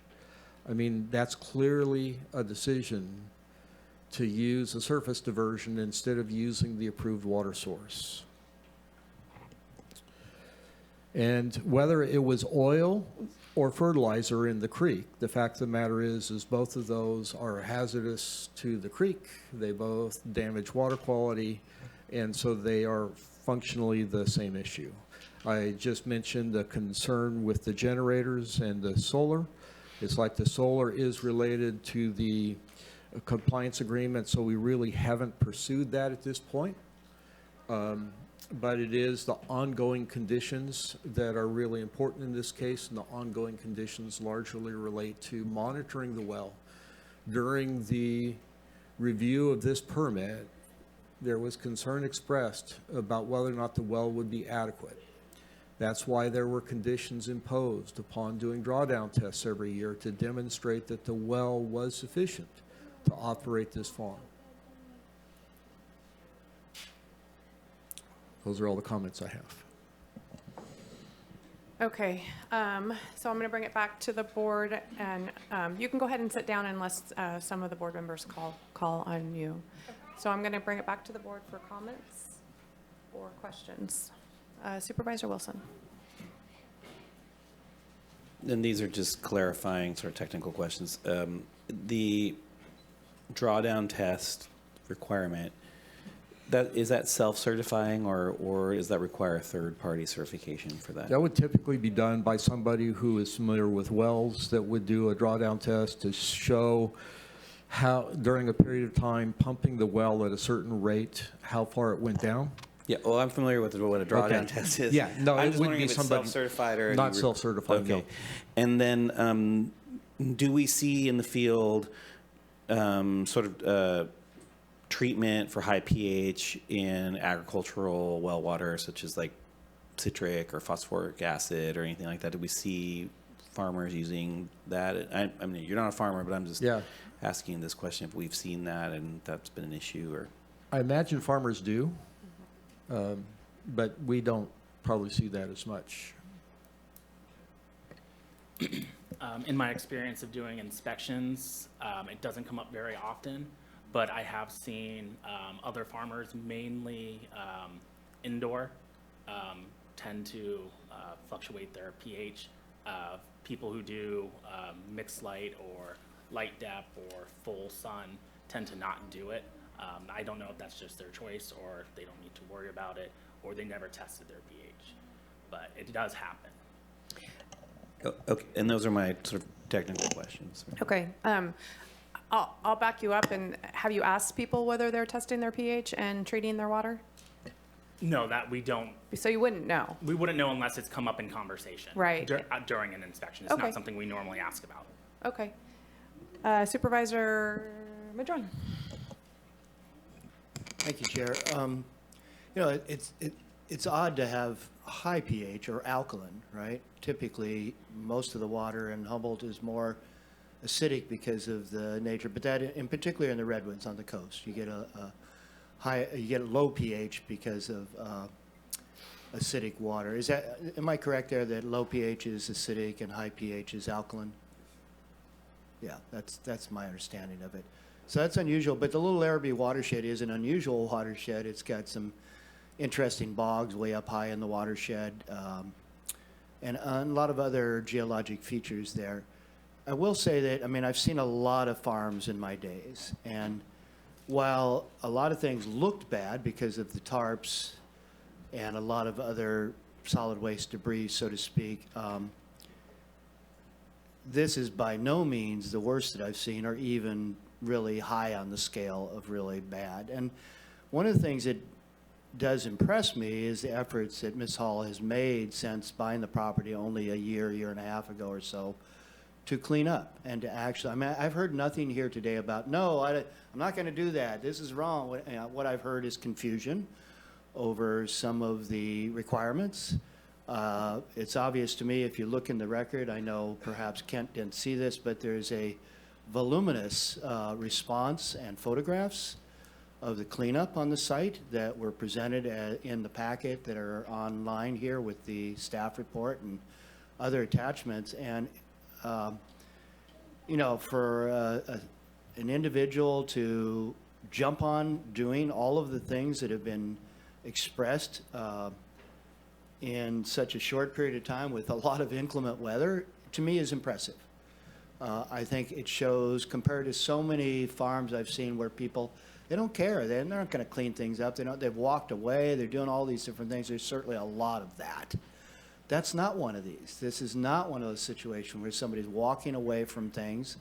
It seems to me that she's making every effort to clean up, to get in line with what's required.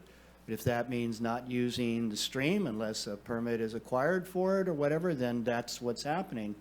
I will note that Adona White from the Water Board did comment in here in those attachments that the progress made on the cleanup was excellent. And there was a request to be told what's the schedule for the other items that are in the report to be dealt with, right? I've known Adona for a long time, and she's not one to look the other way if something really serious is going on. I know Little Larrabee like the back of my hand. I've spent a lot of years working out there. There is one landowner who's working to organize the road association and to get grant monies through the Cannabis Restoration Grant Program to help landowners put in more storage tanks to be able to do more storage and forbearance. That may very well be a pathway forward for you, as well as other farmers in the Little Larrabee watershed. I'm curious on the Measure S taxes. What's your status there? It sounds like you've had failed crops the last 2 years, and I frankly wish we had a process that allowed people to be able to document. You might have so much canopy, but if you have a completely failed crop, we're still charging the tax. We have allowed people to come in even after the fact and show us what canopy they're actually growing.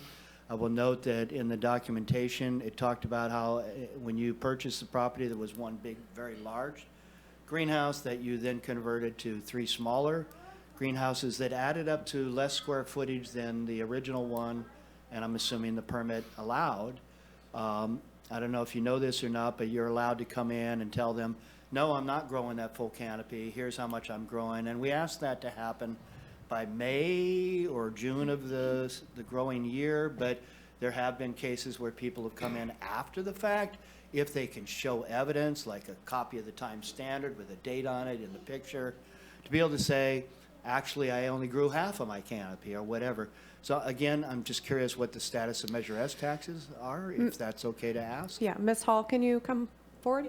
Thank So he wants to know, there are Measure S taxes owed, reported by Director Ford, correct? Yes. Okay, and so have you, do you know how much is owed, and are you making payments on this? Yes, there was 10,000, I believe it was 10,348. That was from the previous owner. I did enter into a payment arrangement with the county.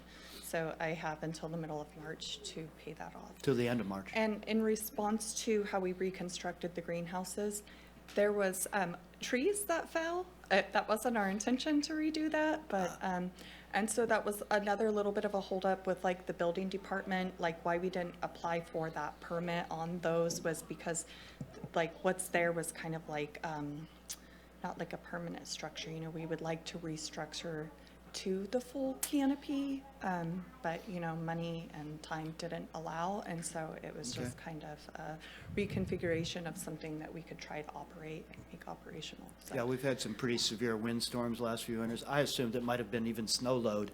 We Because you get lost some water pretty good snow loads up tanks. there as well Yes, that we collapsed lost water greenhouses. tanks and greenhouses. So Thank while you. you're up there, if I might. Go ahead. Thank you, Chair. Is it your intention to continue to work as quickly as you can to meet all these other conditions that have now been 100%. made clear Yes, to you? Yes, and Yeah. I mean, if I have the opportunity and now moving forward, just understanding a little more like how each agency works, that was a huge misunderstanding on my part, and just all the moving parts to the permit, like ongoing conditions of approval, the conditions that, you know, need to be met like one time or whatever, just the continuous workings with all the different, the water board, the CDFW. You know, I feel like I could maybe work closer with them outside of maybe my consultant. She's great, but I need a little more transparency with where I stand with each of those agencies and what I am allowed. And I think that, you know, I did make some mistakes there, not fully understanding that. And I would like to add also that CDFW did send me an email and said that I was eligible. So I think this is a huge confusion that I was eligible to apply for a major amendment to the LSA to be able to use it for cannabis. And I did pay a pretty large remediation fee with them and also a permit fee to be able to do that. And I would like to add also that the neighboring farms do have LSAs also. So I know that's a concern, is that it's like this, you know, protected watershed, but then why would other farms be allowed to do that? And once again, I'm not saying I don't have to use that source, but I have taken the steps to be able to use that source legally if it's allowed. If it's not allowed, fine. There are other farms that legally do. So we're use we're that. gonna talk about your farm Yes. only, and Okay. so Oh, if we can sorry. just stick to your permit, Okay. and I'm gonna let Supervisor Madrone finish. Thank you. Okay. Appreciate that. Yeah, others may get permits. Often it's a combination of getting the LSA to divert the water by DFW in combination with a water board water right. Even though riparian owners technically have water rights, you still have to establish that. And I will say that this knowledge is not pervasive in the community, that a lot of people assume that as a riparian owner, they have a water right and they do not. And I didn't know this. I've been doing water stuff for 50 years, and it's only been recently that I have discovered that, in fact, you also have to go to the water board, and you're supposed to report your water use annually, and that they can ultimately then determine what level of water right you might receive that is reasonable. That's the term in water law that is very amorphous. You know, like, what's reasonable, right? Well, you can't dry out the stream, you can't dry out your neighbor, you can't, you know, whatever. But is it your intention to not take any water from that creek until and/or if all of those rights are established? 100%. I don't need Okay, to use okay. that water.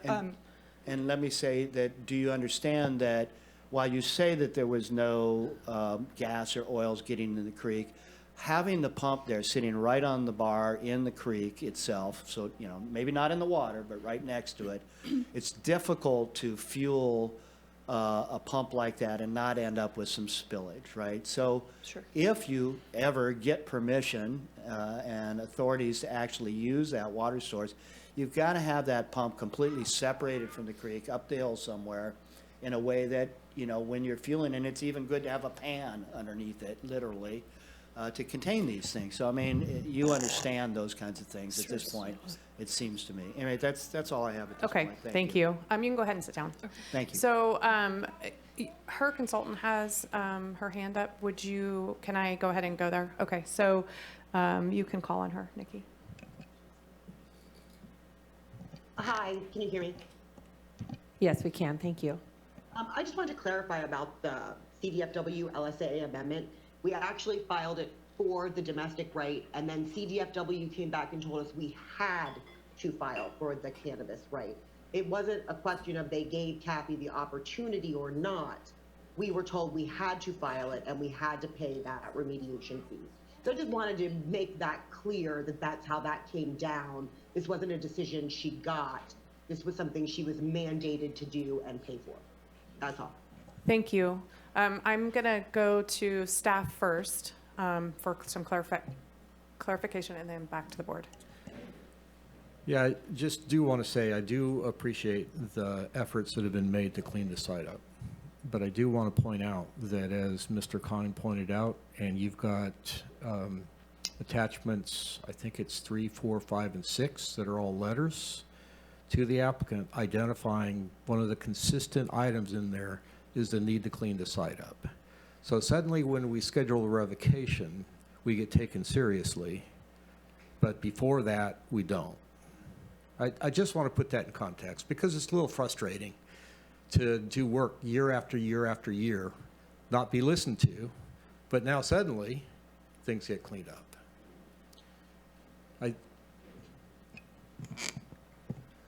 Fair enough, Director Ford. I can appreciate that, and I certainly don't want to undermine your efforts, and that's not my intention by any means. That's fair enough to present that. If this landowner had been in charge of this operation for the last 5 or 10 years, I guess I'd probably feel a little different than really just picking it up a year or so ago, year and a half ago. I think that's partly where I'm coming from in a sense, and a lot of it was legacy of previous farmer.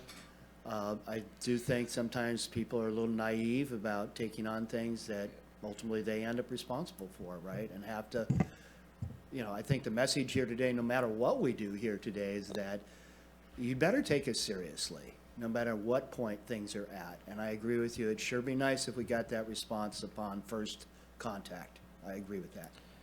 And then just I do want to address that CDFW's demand for the LSAA for the remediation may be a result of the violation and not trying to give them an alternative water source.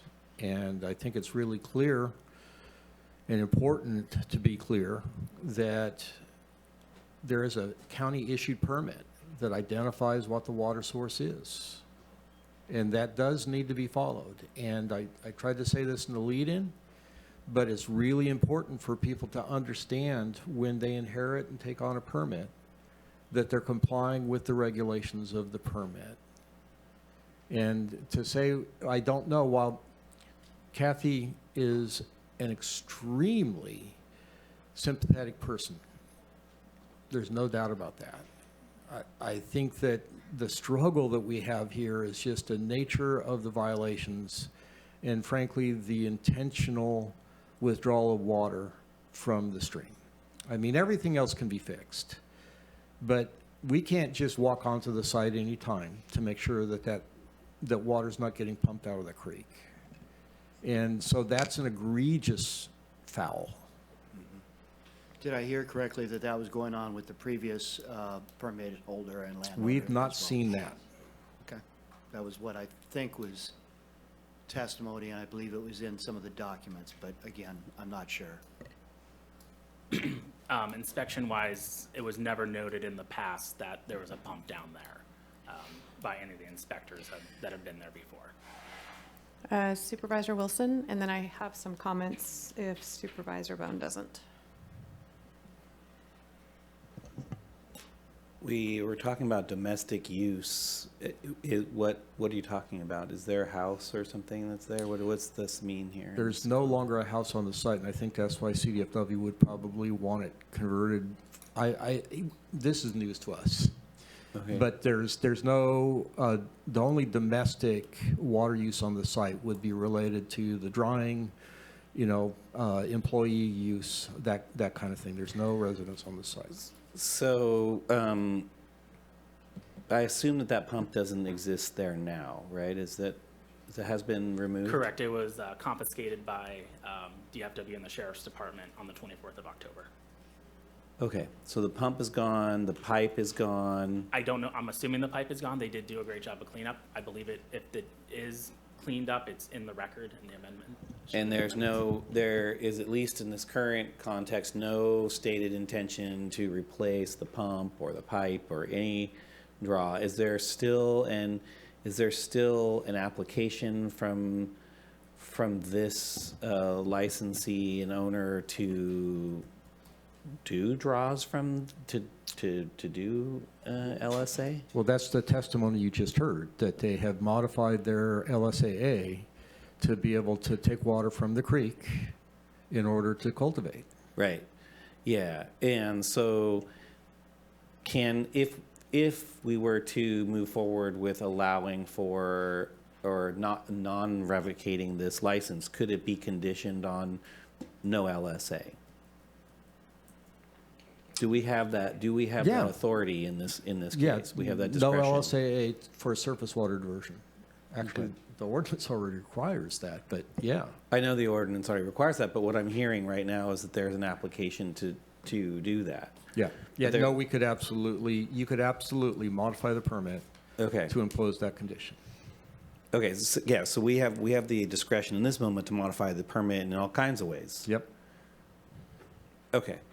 Has there been, and have you done the tracking and the billing for your time in all this? Is this embedded in what we're talking about in terms of the fees and conditions currently? I should have looked at that, but the ordinance is clear that all of this time is absolutely billable.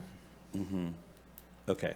So we could, if we were to not revoke this permit, we could require that there's no LSA applied for or granted during the term of any sort of licensing for cannabis.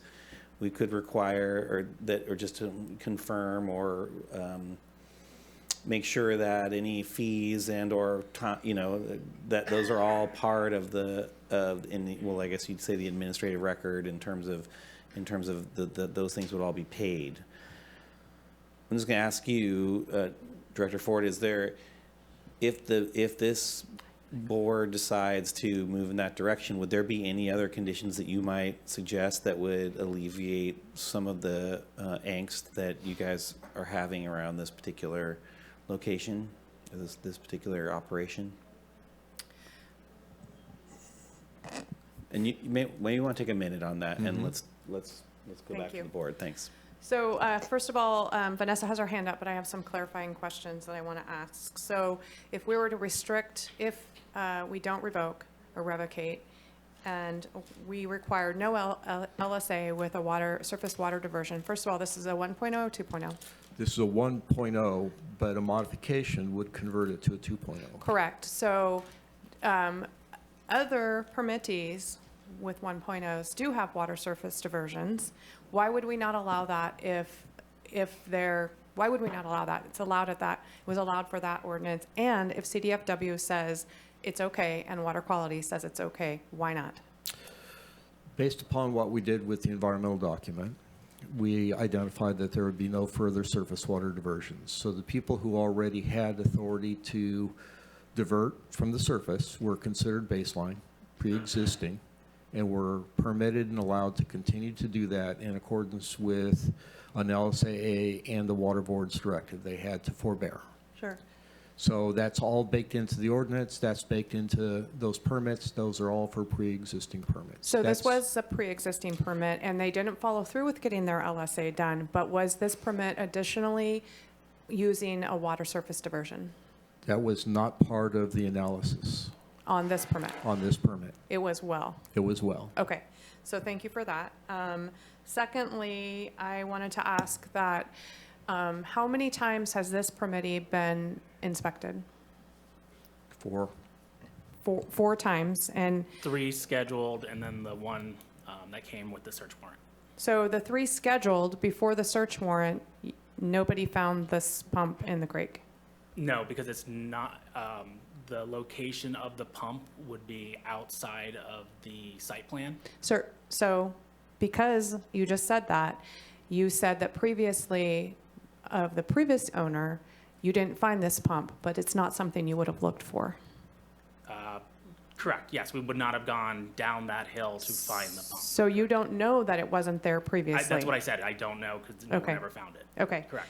And then, has anybody went out after to see the cleanup? I know we've received pictures and they're referenced in the, Not to my knowledge, I don't believe so. so nobody's been out there? No. Okay. Director Ford, is it because we received pictures of the cleanup that we haven't done another inspection? Yes. Okay. Okay, so I have a couple other questions, but I'm going to allow, is Vanessa's hand still up? Okay, I'm going to allow Vanessa. First of all, Vanessa, what do you want to speak on? The LSAA and the water right. I just wanted to say that I totally agree with John Ford. I understand the way the ordinances worked. I want to clarify once again, we only applied for a domestic right. CDFW came back and made us apply for the cannabis right. But I still believe she should get a domestic right. So I want to just make sure that if the Board of Supervisors is considering like saying, no, she can't have a surface diversion right, that we're talking strictly about cannabis and not about domestic usage. Because I think it's fair that we applied for a 300-gallon tank to be able to be filled from the creek for domestic use. That's all we applied for.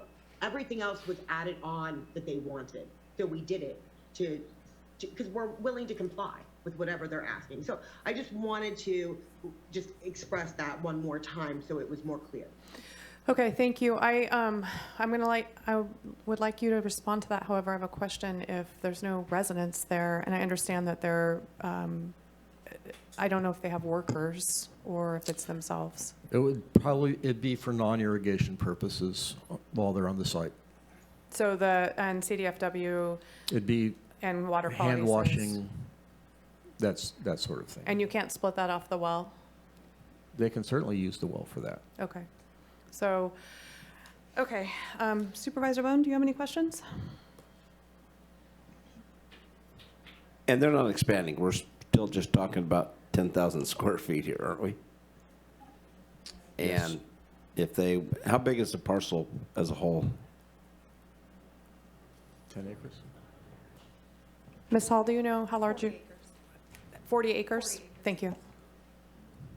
Like I always say, they could put 25 acres of grapes in tomorrow and never have a word said to any of us, so. Yeah, Um, oh, go ahead.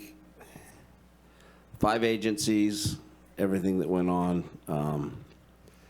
I don't know, I'm watching this, seeing where it's going, and I think as we go farther down the line on all of this, is we're either gonna decide whether we wanna work with these people or have them go illegal. They're not leaving. They're just going to go, they're going to still keep on doing what they're doing, but we're going to go back 10 years. So that's what scares me the most. So I do have an additional question, and you can kind of see where this board's going. And so the additional question is if we revocate today, and I told you I was going to ask you this, if we revocate today, they are free to apply for a new permit tomorrow. Correct. Okay. Currently. Oh, nope, I'm sorry. This is an impacted watershed. So no new permit could be issued here. Okay. So if we revocate, they never can get their permit back. Okay. So they took on the permit that was someone else's with the Measure S, with amounts owed from planning and building, and are committing to paying that. Ms. Hall, can I ask you, do you guys intend to pay your Measure S by March 31st? Yes, absolutely. So, and have you been waiting for this hearing to see what direction you're going to go? 100%. I mean, yeah, I'm limited what I can do at this point, so. Okay. So I guess that, thank you. Director Ford, what would be your suggestion at this point? You can go ahead and sit down. Okay. I don't think you have the votes to revocate. Just what I've been hearing. I would recommend that we understand that there are some conditions that the board's interested in adding. If you would like to add those or other conditions, let us know today. And then continue this till March 25th. So we can modify the resolution and modify the conditions of approval. Okay, so one thing I would like to see, and I think you guys are going to have to do some things because there's been some things that have happened that don't look great. I would like to see, and it's going to be at your cost, and I don't apologize because it does happen when things like this happen, but some increased inspections. Maybe even if they do, I don't know how you would do that. Maybe if you could, I know it takes staff time, and I know you don't have the staff at this point, but something's going to have to happen there. And then, there's two components to that. One, we can absolutely do increased inspections. One of the things that we do right now is that we give people several weeks before we come out and inspect. That's where I was going. Okay. So unnoticed inspections. And does the board have any, Supervisor Madrone? Yeah, so, I mean, I was just kind of coming under the understanding because the last several years we've forgiven Measure S taxes. I'm assuming this $10,000 is actually something you took on when you bought the property from the previous owner. Correct. And this is one of those rare situations where we've actually got somebody willing to pay those back taxes that were actually accrued by somebody else.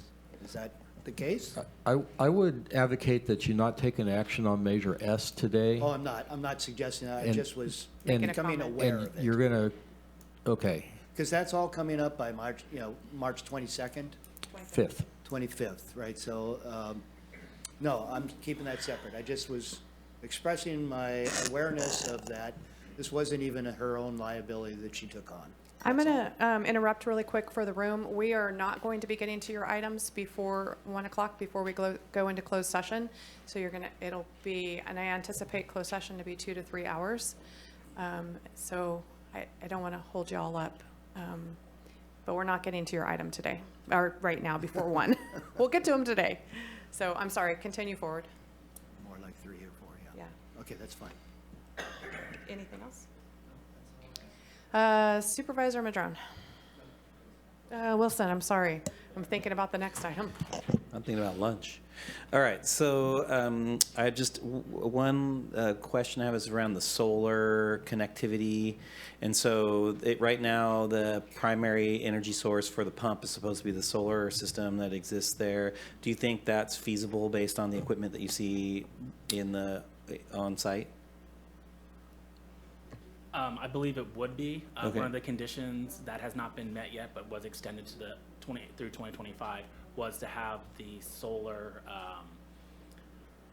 reviewed by a professional and to confirm that the power needed would be there.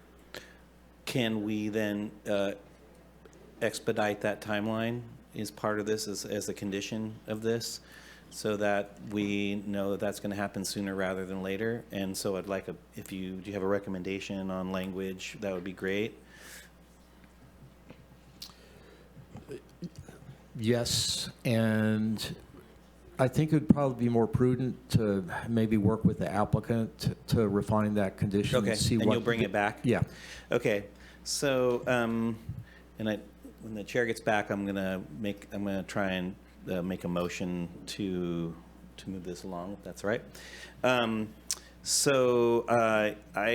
I'll make a motion, and I know that we are gonna have to make revised findings in this, and so I'm not gonna make an attempt at those revised findings today, so I'll let you guys, I think you can get the gist or the jam of where we're going with this.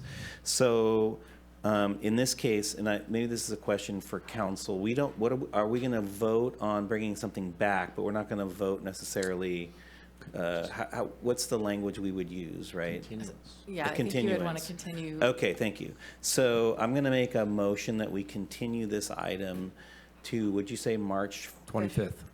March 25th, with the potential for the recommendation for moving, not revocating this permit, but with conditions around the removal of the LSA for domestic use. No, for cannabis use, right? Or For and domestic use. I'm putting it out there. If you want to discuss it some more, we can. Okay. But there's no proposed, and I don't see any utility in opening up that door on this property at this time. I think if the applicant wants to come back at some point in the future to relitigate that because they're putting in a home or something, then I think that's for a future time. But at this time, I would say no LSA. I would say, making sure that the administrative and inspection fees are all taken care of, that there is an increased inspection schedule, that there's a modification to the solar infrastructure such that we decrease that timeline which that comes on board. I think that for me, with those modifications, I'm willing to make the motion for continuance. so I'm gonna, Supervisor Bohn, but I have a question I want to ask as well. Go ahead. Can we get a second I'll second first? it for Okay. discussion. Okay.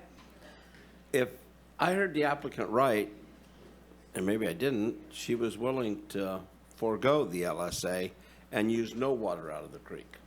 Did I hear that? Okay. So what I'm saying is, why are we kicking the can down the road? Why don't you just make that conditions of what you're approving and make it a motion? And why bring it back? That was my motion. We have to. I'm sorry, it was a little extra words, but that's what it was. I'm just saying. I can Let me understand. clarify. Supervisor or Director Ford said it needed to come back, so we can ask. Yeah, let me explain. So basically, what you're choosing to do is, rather than revoke the permit, all the findings, all the resolutions set up for revocation right now. So what you want to do is to modify the permit. We need to reformulate the resolution to record the findings that you're going to make to modify rather than revoke, and then you're going to add permits to that. Well, what's coming back on the 25th? The permit with the new, so we're gonna, at that time, deny the revocation, and put in the new conditions for the permit, correct? You're just going to modify the permit, yeah. Okay. So on attachment number 2, all the whereases make findings, like they're legal findings, they're environmental findings, and they're set up right now to make the finding for revocation. If we're not going to do that, then a We new have to resolution continue. has to be drafted by staff and brought back so that we can do this on firm legal grounds. That's the point. That's what's happening. Do I have that correct? Absolutely correct. Thank you. Yeah. I have a question I want to ask, and then Supervisor Madrone's going to go, but I'm curious, Director Ford, with the no LSA and with CDFW having a document out there that says they need to apply for domestic or apply for agricultural, what does that do? Do we then say we're not going to allow them to, even though you've requested it? We will coordinate with them so that we're not cross-wired. So if, But basically what we're saying is that they cannot use an LSAA to obtain an alternative water source. and if CDFW comes back and says no? I'm going to need to talk to them, and Okay. I'll ask that question, but they would only have jurisdiction if water were being used. If Okay. water's not being used, there's no purpose in an LSAA. Okay, so I would like the motion maker to amend that you confer with CDFW and make sure that's okay, because I don't want to be tied to a motion that we can't even accomplish by the 25th. I guess if someone could clarify, are we asking CDSW whether we have the authority to restrict this? I think there's confusion here because it seems like CDFW directed them to apply for an LSAA. Okay. And so we need to make sure that in saying no LSAA, we're not at odds with something CDFW is telling them to do. So we need to reconcile that tension. Okay, I'm amending that's a reconciliation that has to be dealt with, but I'm just putting it out there that I won't vote for, or I'm unlikely to be persuaded, or it'll be difficult to persuade me that this moves forward with an opportunity for an LSA anytime in the future. So I appreciate that. Thank you. Ms. Hall, can you come up really quick? I want to make sure that what is being proposed today, you understand, and that you are comfortable with continuing forward with this cultivation permit. And if you don't understand the conditions of the motion, Director Ford can simplify it for you. Do you understand? Yes, I think so. Do you 100%? Simplify, yes, please simplify. Okay, Yes, Director Ford, that can would you be great. simplify for her? Please. Yeah, so the one thing we're going to bring back is a condition saying no LSAA, and that basically would preclude an LSAA to withdraw water from the creek for either domestic or cannabis use.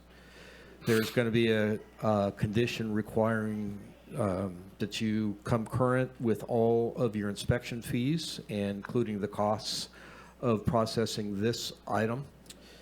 There will be a revised inspection schedule or requirement for revised inspections, which could involve multiple inspections per year and inspections without notice. Okay. And then seeing, and this is one of the things we'll talk to you about to see what's doable, but to permit the solar arrays as soon as practically possible. Yeah, and I did speak with you a little bit about that. I called Greenwired. He's really busy. So we're with- not going to do that Okay. right now. I just want to know that you understand the conditions. I'm on that, yes. And that you are willing to move forward with your permit with these conditions. Yes. Okay, and then Supervisor Wilson wants to clarify one thing. Don't leave. Okay, so it's my understanding in this moment that LSAA can include other modifications to a property besides withdrawal from a creek. So I'm really just more focused on that. If there's like a culvert issue or something like that that's, immaterial to the withdrawal, I get that, but I'll give you discretion to make that modification. Got it. Thank you. Okay, so once again, I want to hear that you are going to comply with what's being set forward. This is not going to come back until March 25th, and that you are interested in keeping your permit going under these conditions. Yes, 100%, yes, Okay. please. Okay, thank you. So Nikki, we have a first and a second. Can we call for the vote? And you can go ahead and sit down, Ms. Hall. Okay, thank you. I want to, first of all, Director Ford, do you have anything else to say? No, we're good. Okay. Okay, Supervisor Madrone, one last thing. I appreciate you clarifying and simplifying all that, John. It's been a long discussion. And I would hope that in a sense, these conditions like increased inspections, no notice inspections, these things, this is what comes out of this kind of thing when somebody doesn't respond to early notices and then they, as you said earlier, respond once there's revocation. Well, I think what we're doing here, in terms of these increased conditions, sends a strong message about what kind of a process you might end up in if you fail to respond early and often. So I just wanted to make note of that, because I know that is a concern, and I don't want to undermine the work that you guys do. So I appreciate where we've gone as a board on this, along with the applicant's willingness to comply and to work towards compliance. I have one last thing, I apologize. Because there's been a lot that has gone on and a lot gone on wrong, and this is a long process. Can we add, and I'm asking the motion maker, that if there is a violation, that revocation happens immediately without coming back to this board?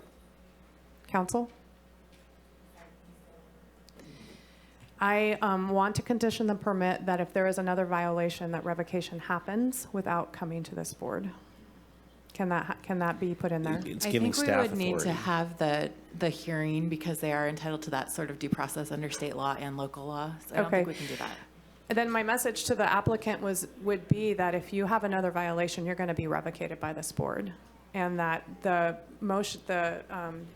amendments that are going to be put forth on your permit, you need to adhere to them, and that you are going to get unannounced inspections, probably a lot of them. And so please comply with your permit, what we're setting forth for you. Okay? Okay, Nikki? Oops, sorry. Thank you, Chair Bushnell. We'll start with Supervisor Wilson, Yes. Supervisor Madrone, Yes. Supervisor Bohn, and Chair Bushnell. Yes. Thank you. Motion carries 4-0. I'm going to close the public hearing. Thank you. We're going to, in 2 minutes, we're going to read, 2 or 3 minutes, we're going to read in closed session.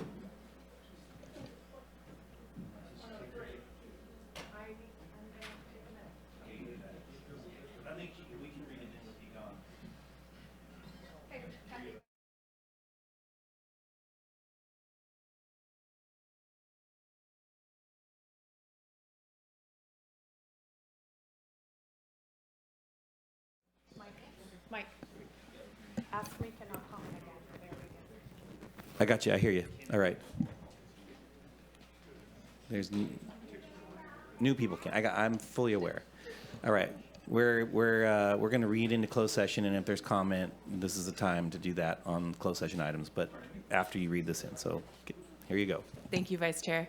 It's the intention of the board to meet in closed session pursuant to California Government Code Section 54957.6 in order to review the county's position and instruct its designated labor negotiators.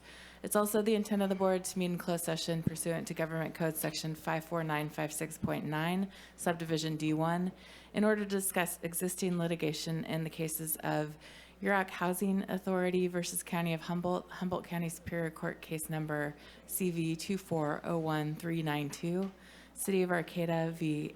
Ao Kariki Ben Tut Malik Silkis et al., Humboldt County Superior Court Case CV 2401719, Eric Middleton Jr. versus County of Humboldt et al., Case Number 1:25-CV-1168, and Corrine Morgan Thomas and Doug Thomas et al. v. County of Humboldt et al., Case Number 1:22-CV-5725-RMI. Okay, great. I'm going to open this up to public comment.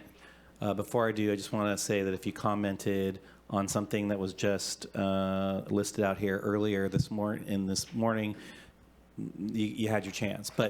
And that's by person, not by subject. So if you did not comment on this on any of these items, please feel free to let us know what you think. Got 3 minutes.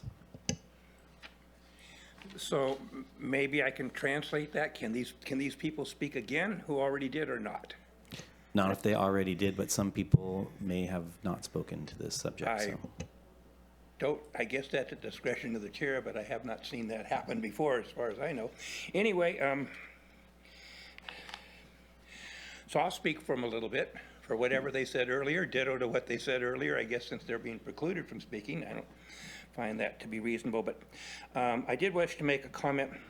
You have one case in here where you're involved with the city of Arcata for suing an individual there, Mr. Kariki. And that has to do with something, in my opinion, should have never happened. The city should never have been allowed to do it. And to go after them for trying to protect their rights on their property and things, to me, is unsettling, in my opinion. So the county is, I've tracked that forever, and that's Mark Delaney's son there that you're obviously involved in suing. I have a problem with that. You guys have enough things going on without getting involved in other people's business. So, although it is your business, because it was improper for this to be permitted and dealt with by the city of Arcata within the Humboldt jurisdiction, and I have a problem with that also. So I don't know why we have a case regarding the Yurok Indian Housing Authority. I support the tribes in what they do, and it's very distressing to know that we can't work and eliminate or avoid litigation under circumstances with the people who we should be respecting. And that should not be happening. That should have been my opinion, it should have been a government-to-government conversation. That didn't happen. These kind of misunderstandings shouldn't happen, and I don't know why you're in that particular position. I guess my final question would be estimated time, of course, when we will be coming back. So thank you for my opportunity to speak on these topics. Of course. Do you have a public comment? So you can public comment on anything but ask me. You already made that comment earlier this morning. So if you would like to make a public comment on any other agenda item for closed session, you may do that. Otherwise, you can't. You're not. You had your 3 minutes this morning for ask me, and I made that announcement this morning. When I was commenting this morning, I was commenting about how the Board of Supervisors needs to grow. No, excuse me, you can make comment on any other closed session item, not ask me. Come forward if you want to do that. If not, public comment is closed. Okay, so I'm going to ask council how long for closed session? It'll probably be about 3 hours. Okay, so about 3 hours, and then upon our return, we'll take up the other two items, which would be Measure Z, and then a report from Department of Human and Health and Services. So we're going to go into closed session in 10 minutes. Thank you. We're recessed.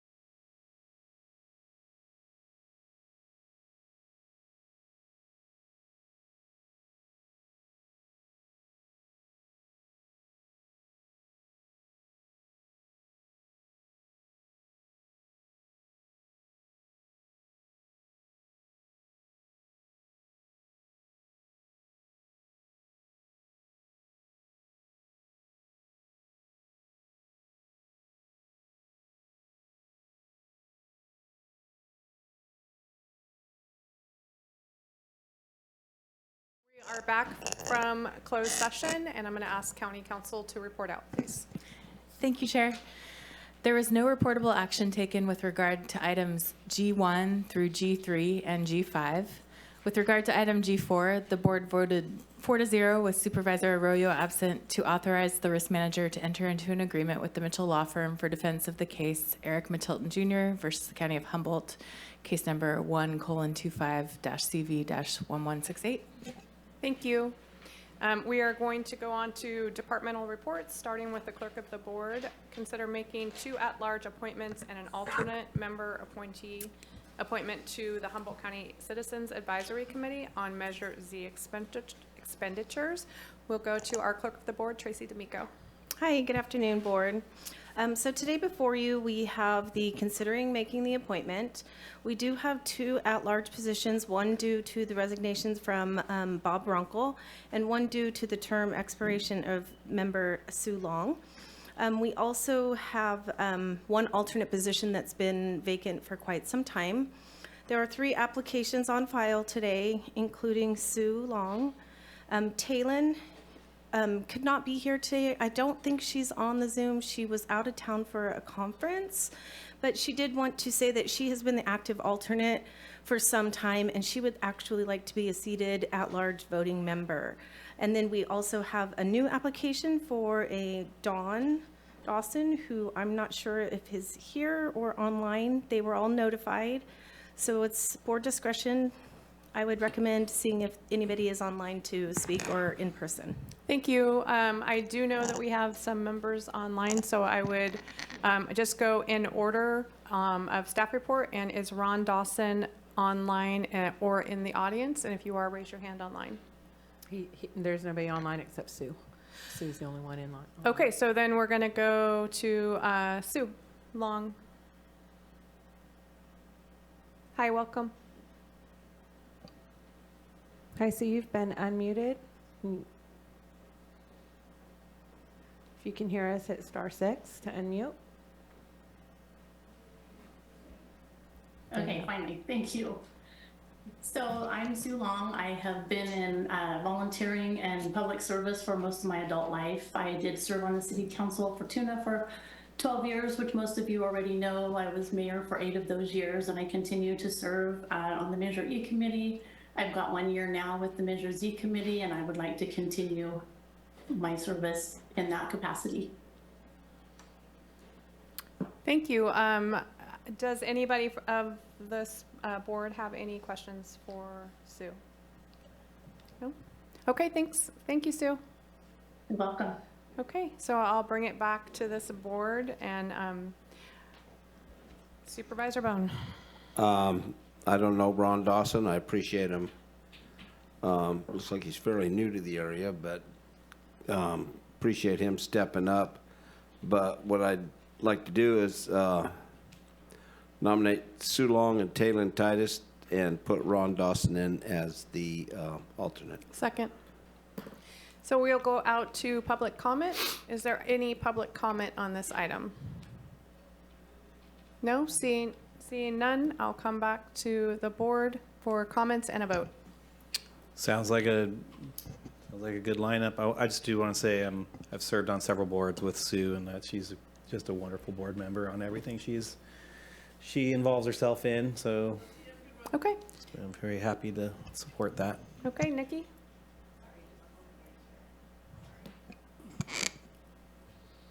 Okay, we'll start with Chair Bushnell. Yes.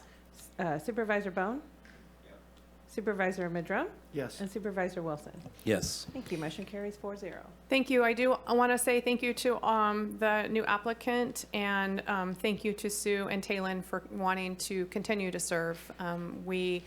Our board really, especially for Measure Z, we know the contributions that you make doing this service. Okay, so then we will go to, thank you, Tracy. We will go to our last item. Next one.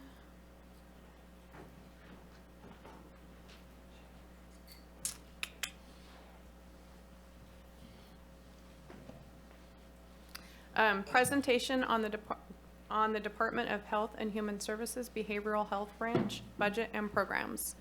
Hi. Who's going to be presenting today? Emmy? All of you? Okay. Okay. Well, thank you and welcome. Make sure to turn your mics on, please. Okay. Can you hear me? Yep. Good afternoon. I don't think I've ever presented last at Board of Supervisors, so new for me. Thanks for taking the time, and I hope we can keep your attention at the end of the day. So I have a PowerPoint, and I think. So we'll have it up, but I'll have to advance the slides. We're without a clicker right now, so just let me know. That sounds great. Okay, that sounds good. That's our first slide. Okay. Okay. Uh-oh. Okay. So good afternoon. I'm Amy Botzler-Rogers. I'm the Behavioral Health Director, and today I have with me two of the Deputy Directors for Behavioral Health, Paul Bignacki and Jack Brazil. We wanted to bring before your board a presentation about behavioral health, some of the work that we're doing, just I think a bit about our continued commitment to the community and some of the financial realities we're facing. It feels like we need to just have some more kind of direct conversations about how things are going for us, because there are some challenges, as many of you already know. So through this presentation, we'll talk about the overall budget and expenditures, some of our heavy hitters, what our core services and mandates are, some of the struggles that we face, a little bit of historical context, our commitment to the community, efforts to address budget over time, some of the successes, continued challenges, and huge wins, and then we'll wrap it up with where we are today as a summary. So next slide, please. So I think you've seen something similar to this before. This is a snapshot of our budget and expenditures by program, and it shows kind of a variety of the work that we do. This is not all-inclusive, just an array of some of the highest spending areas for us. I want to just flag that this is a snapshot of fiscal year 23-24, and $64,537,737 were our expenditures for that year. Next slide.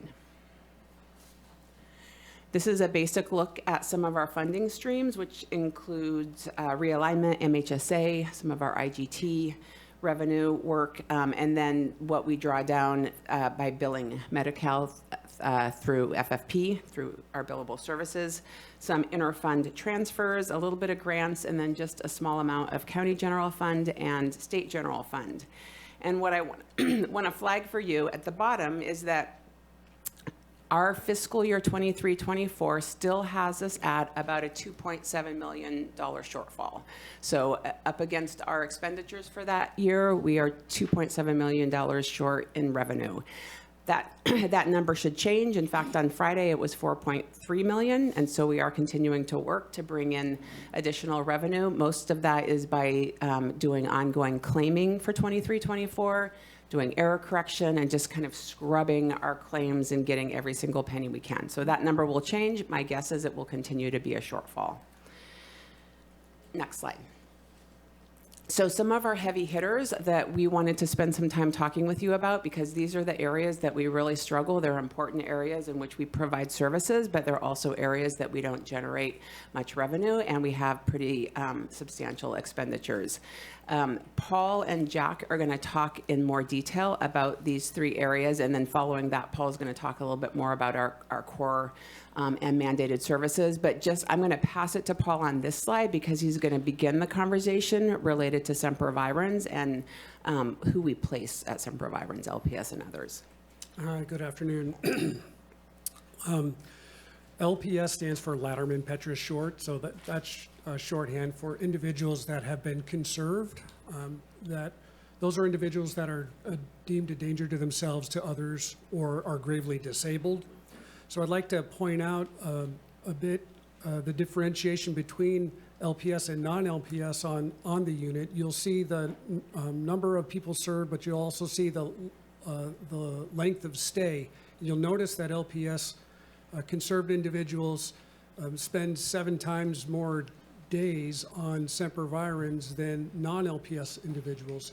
And that's not because the individuals are not able to be stabilized. They are stabilized, but the challenge is we have a hard time finding an appropriate subacute step-down placement for them. So they end up staying on the unit for longer than we anticipated. And that impacts us because we don't get a full rate on them. We only get a smaller administrative rate for those individuals. So that does impact our bottom line. But it also takes up a bed that could be available for somebody that really needs it, that might be an acute crisis. And I would say that the LPS individuals on the unit at any given day occupy 50 to 75% of the bed capacity of our 16-bed acute unit. Next slide. So I would say that Sempervirens is a unique and complex set of services that we have available to us. It's an important part of our continuum of care, especially our crisis continuum of care. It's our only acute psychiatric hospital in a 300-mile radius for us. Historically, the community of Humboldt had pleaded for this hospital to be initiated and set up. And over 50 years ago, it was set up, and it was staffed by volunteers. And it's still going strong, although those volunteers are now paid employees mostly. There have been struggles throughout the years, for sure, with our ability to meet the needs of our community. Most counties in the state don't have an acute care hospital like we have. In fact, there's only 2 in the state that are county-run, us and Santa Barbara. And that's not just because of the high cost for running that, but it's a complex service, and it comes with a lot of stringent regulatory demands. There have been some efforts that we've made fairly recently to try to optimize how much billing we are able to do with patients on the unit. So we've increased our billable days and decreased our unbillable days. We're down below 10% on our unbillable days for folks on SV. Plus, we've been looking for additional ways to bring in additional revenues. For instance, there's been some changes with CalAIM that allowed for the doctor's bedside visit to now be billed. So we are initiating that additional billing to draw down on those dollars. Next slide, please. And before we go to the next slide, I guess I do want to just flag for you, as you can see, our net revenue is under our expenditures by $4.3 million in 2018-19. We wanted to do a comparison before and after COVID, and still by $4.5 million in 23-24. So that's how much we're falling short running the hospital. Okay, next slide. So now we'll take a look at the crisis stabilization unit. This is our 4-bed unit. The CSU is really our hub for our crisis teams. It also acts as Sempervirens' emergency department, so it's a short-term stabilization unit where folks are on there for less than 24 hours. As you can see, the expenditures are about the same as they were 6 years ago, but what has changed is the bed utilization and our staffing challenges. COVID definitely had brought about some changes for us, but we had started some changes prior to COVID, and primarily those were to limit the number of drop-offs that we were getting at our front door, which created a host of problems for us, not only for the CSU, but also for Sempervirens with our regulators. So the utilization of our mobile response teams also kicked in 2018. And this was an attempt for us to bring the assessments out into the community, in particular into the emergency departments where folks were coming in on holds. And that the task of the mobile response team was really to assess the individual for the right fit of the service, so that we weren't just having people admitted to the wrong level of care and taking up a bed for somebody that may need it more. Some of the staffing challenges are related to staff call-offs. So our CSU is a 4-bed unit. We have a ratio for staffing to patients on that unit, and we also have staffing to patient ratios on Sempervirens. So Sempervirens, if there is a shortage or somebody calls off, we have to scramble to backfill so we can meet that ratio.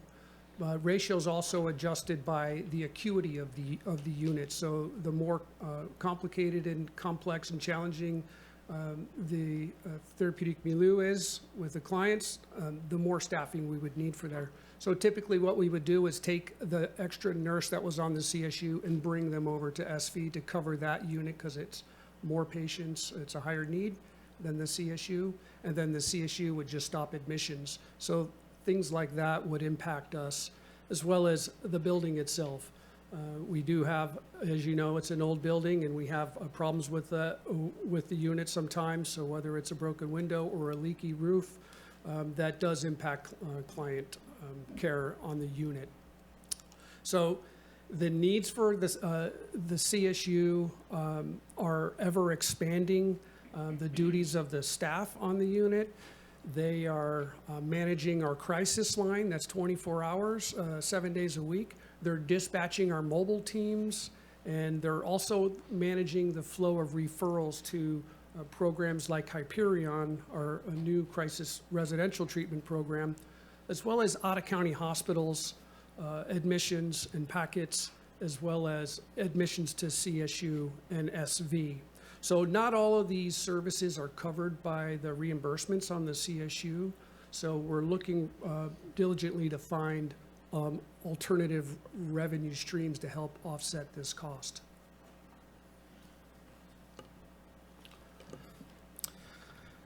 Okay. Yeah, thanks, Paul. So this slide that we're looking at here, it's reference to our long-term care placement. So once individuals are placed on LPS conservatorship, meaning the county has guardianship of them for the time that they are on that conservatorship, we are financially responsible for their placement costs. And this is a cost that's directly to County Department of Behavioral Health. This slide is showing us the exponential increase in those costs since 1819 to 23-24. You can see it's a 128% increase. These costs are not reimbursable. There is a type of placement that is, but the vast majority of these, we're not getting any Medi-Cal funding. We're not getting any additional revenue to offset these placement costs. And that's a burden that's completely on behavioral health. What is interesting here is that from 1819 to 23-24, the number of conserved clients hasn't risen that drastically. See just 20 folks, but the average cost for those placements has more than doubled. And that is generally because the folks that we're seeing now, they're more acute, they're staying in placement longer. If I could give, just an example, so there are placements that we have here locally, like the Locked Crestwood Eureka facility, right? Those are going to be placements that are very expensive. The staffing ratios at those facilities are pretty high, and so individuals that need those placements, if there's more of those particular type of individuals, more acute, they're going to go to a facility like that. The one that we opened in Cutton here recently is what we would describe as an ARF, an adult residential facility. Those are unlocked facilities, the staffing ratio is less, and so the cost per day is less. And so that's been a lot of our effort, has been to try and get individuals from higher levels of care to lower levels of care, part of why that Cutton facility was so important to us. But as you can see, these costs are just really pretty astronomical. Some of the reasons for that, I think, what I saw was really around the pandemic. The cost every year that these facilities are asking for 5% increases, 8% increases year over year. And then just staffing these particular types of facilities, the people that they're looking for, these are individuals who are kind of the same folks that we would hire into some of our case management positions. So the pool of employees is pretty small, and their ability to offer them, commensurate wages, I think, was a piece of this as well. And then just the rising level of acuity, right? So this is hard work, tough to recruit folks to work in these type of facilities like SV. And so, their costs are just going to be higher for their personnel. So that's our long-term care. So I'd like to talk a little bit about our core services. What are we really contractually obligated to provide as a specialty mental health provider for the county? As you can see, we got a long list of specialty services, including crisis stabilization, including case management and day treatment even. There's a lot of different types of services. So we're contractually obligated to provide these, but if we cannot provide them, we need to arrange for them to be provided to somebody that might be that need them, and as well as pay for them. So we have a lot of obligations that we have to pay attention to for the beneficiaries that come into services with us. Several years ago, Drug Medi-Cal reorganized, and it is now called the Drug Medi-Cal Organized Delivery System. So county behavioral health plans had the option of taking on that responsibility to manage those service deliveries and those networks. We chose not to at that time. It was a big lift for us, and still would be. Partnership Health Plan manages that now, but we're a provider for Partnership for a couple important services on the Drug Medi-Cal side, and that's our intensive outpatient services and our Healthy Moms program.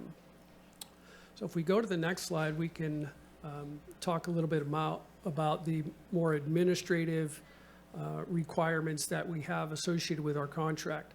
So our contract with the state is pretty thick, and I'd say about a third of that is related to the specialty mental health service provisions, and then the 3/4 of it is all of this administrative and other obligations that we have. And we have a responsibility to provide a network that's adequate to meet the demand of consumers in our community. We have an obligation to meet timeliness for access to that needed service. We have some program integrity expectations that we have to meet, as well as other programmatic requirements with regards to staffing ratios or service delivery provisions. So there are many different types of these administrative elements that make up some of the administrative work and functions that we do. There's additional items as well. We have fiscal and claiming responsibility for our submitting our claims. We have to have structures in place for that. We have our information systems that help us manage our electronic health records, our data security, and help us to meet requirements like interoperability. We also have our quality improvement and quality assurance program that they have their hands in about every aspect of the mental health plan and service provisions that we offer. They're responsible for some of these bigger initiatives that the state has rolled down, like our CalAIM payment reform rollout, as well as some of the newer items like BH Connect. They're also responsible for patients' rights and consumer rights protections. So we have grievance and complaints and problem resolution processes. Our quality improvement team is the one that was responsible for meeting those requirements. All of these elements have timelines and processes that are required for us for tracking and monitoring and reporting. And I would say that our data reporting requirements have grown exponentially over the years. So in addition to our contractual obligations we have to provide specialty mental health services, there's other requirements that we have that are outside of the contract, and those are typically coming in through Department of Healthcare Services information notices and expectations on counties, as well as legislative avenue for those services coming into existence in communities throughout California. Care Court is a good example of that. The governor's work towards revamping the mental health system and providing care for those that are more challenging to provide care for. And some of these provisions and expectations don't always come with dollars attached, as you know. So Care Court does have some dollars attached to that, but those are typically for direct service delivery, as well as some of the data reporting elements. It doesn't cover time that Jack and Emmy and I and County Council spend in helping to work through standing up this complicated service delivery for our community. We also have the assembly bills like Assembly Bill 2275, which really put in place a consumer due process for individuals that are on holds waiting in emergency departments, or Senate Bill 43, which we're going to be implementing here by January 1st, which expands the criteria for holds to those that have severe substance abuse issues. And this sets up a designated facility for substance use disorder treatment, which we don't have in our county. Again, no funding for either of these two bills. And then we also have things like the Department of State Hospitals pushing down onto counties' expectations for treating those that have been, that are felony incompetence to stand trial. The state hospitals want counties to take on those responsibilities now, so we're charged with setting up those processes and those structures and systems and services to be in place now.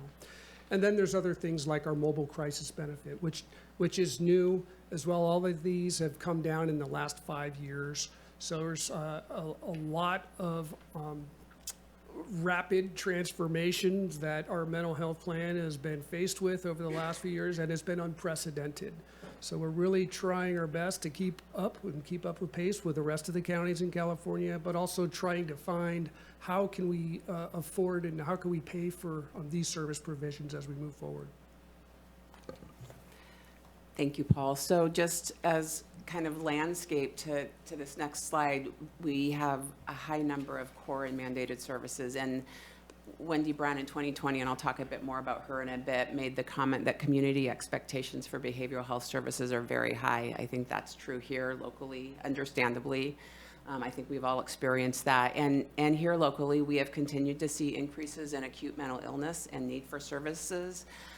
Really just a desperate need by our community to have those needs met. Really, again, understandably, we don't have enough local providers. We struggle to recruit and retain.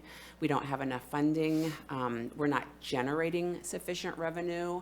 And this leads often to increased scrutiny and expectation by DHCS. If we're struggling with our number of providers, that impacts timeliness to services. Right now, we have DHCS. We're under a corrective action plan with DHCS for timely access to services related to some of these elements.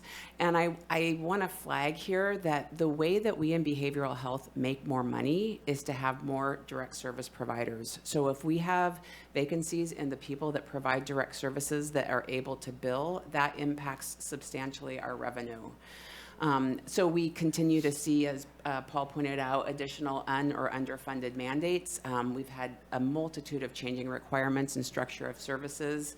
And we face outdated facilities. Sempervirens is the perfect example of that. And we've talked about that with this board before. Next slide. Just in terms of a little bit of context, you're all aware that it's been a long time that we've struggled with a budget deficit. This isn't brand new for us. And in 2020, to that end, we engaged with Wendy Brown to do an analysis of our budget and to make recommendations to address our shortfalls. And I wanted to share a few of her findings. Next slide.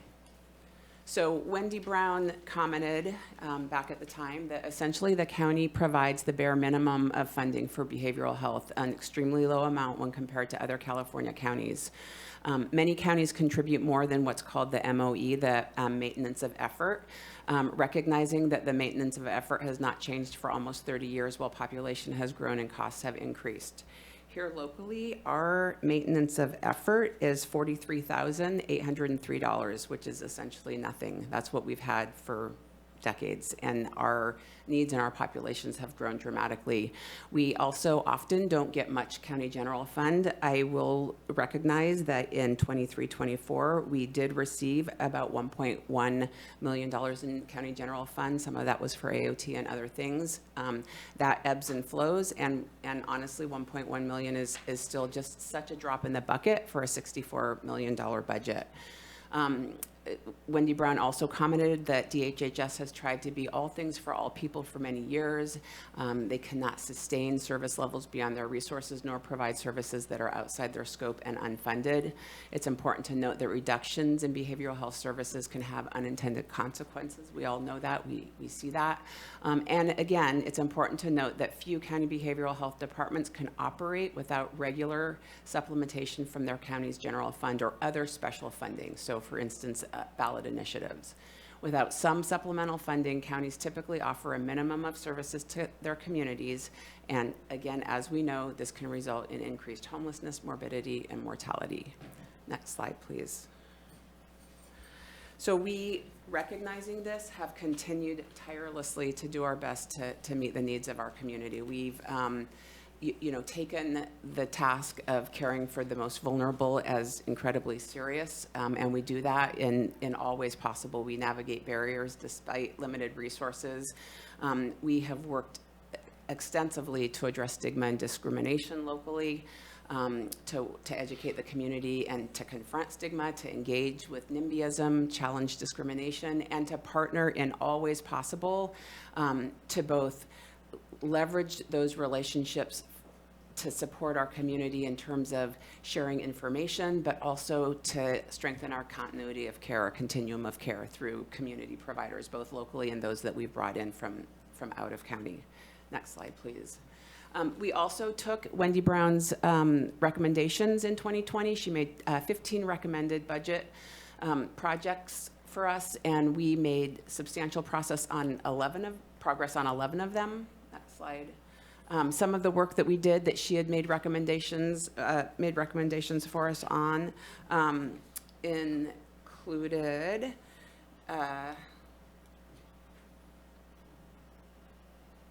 sorry, I just lost my place. Oh, there we go.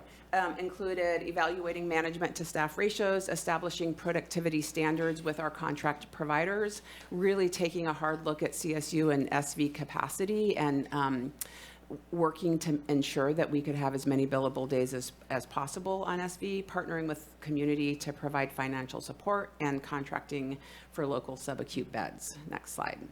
And so you'll see some of the progress that we've made, and you know about it already, is just working with partners to add services and resources and improve our continuity of care. We've increased our local beds by 26 in the last 6 months, and we have more in the planning phases. As Paul mentioned, we've leveraged and protected our resources on SV and really worked hard to make sure that we could bill for as many days as possible. And we still continue as we struggle to meet all of the growing needs in our community. And there are external and internal barriers that make that very difficult. We've talked about these and these are just a couple examples. There are many, but SB 43 broadening the definition of grave disability for us locally is very impactful. We also, I mentioned, have been able to establish productivity standards with our contract providers, but we are challenged to establish productivity standards with our own staff. We have internal barriers with union and others around that make it very difficult for us to do that work. Next slide. Some of these are just our major successes and big wins that you already know about, and I'm super proud of. Hyperion, Crisis Residential Treatment Facility, Sorrel Leaf, which is coming online to support minors in our community, Lighthouse, Adult Residential Facility out in Cutton, the Behavioral Health Crisis Triage Center that we're partnering with Mad River on, and then our recent application for a new SV, all very promising and hopeful for us. So in summary, I just want to kind of land with you all where we are. I think it's fair to say that we provide valuable needed services to the community for both children and adults. We work very hard to do that. And I think those services are making a positive difference in the lives of many members in our community. And there continues to be unmet needs and lack of funding for all the services that we're working to provide. So I just, I think the point of coming here today was to come with some transparency around how we are truly struggling to keep up with the demand locally, and we need support. So we need support in a few ways. We need help in identifying additional funding to meet the needs of Humboldt County. And if we're not able to leverage additional funding, we really are going to be looking to you to support us in prioritizing services. What can we actually do and what can't we do? Because as you can see, we can't do all things sustainably over time. And lastly, I think I'll just say again, I so appreciate and rely on you all to help us in educating the community, both in terms of stigma and discrimination, but I would also ask for your support as we start to look at some of the challenging decisions we might have to make around what we're able to offer and what we're not. So, any questions? I'm open for. Thank you to all three of you for, I'm sorry it's gloomy, update, but I think a necessary one as we've been hearing the budget crises that are happening over there. And so I'm going to come to my board, and Supervisor Bohn has his hand up. Well, you went back to the Wendy Brown study from 5 years ago or 4.5 years ago. And you mentioned, and there was one thing, and I don't, the ratio, because it's come up 3 times today, the ratio of management to worker bees.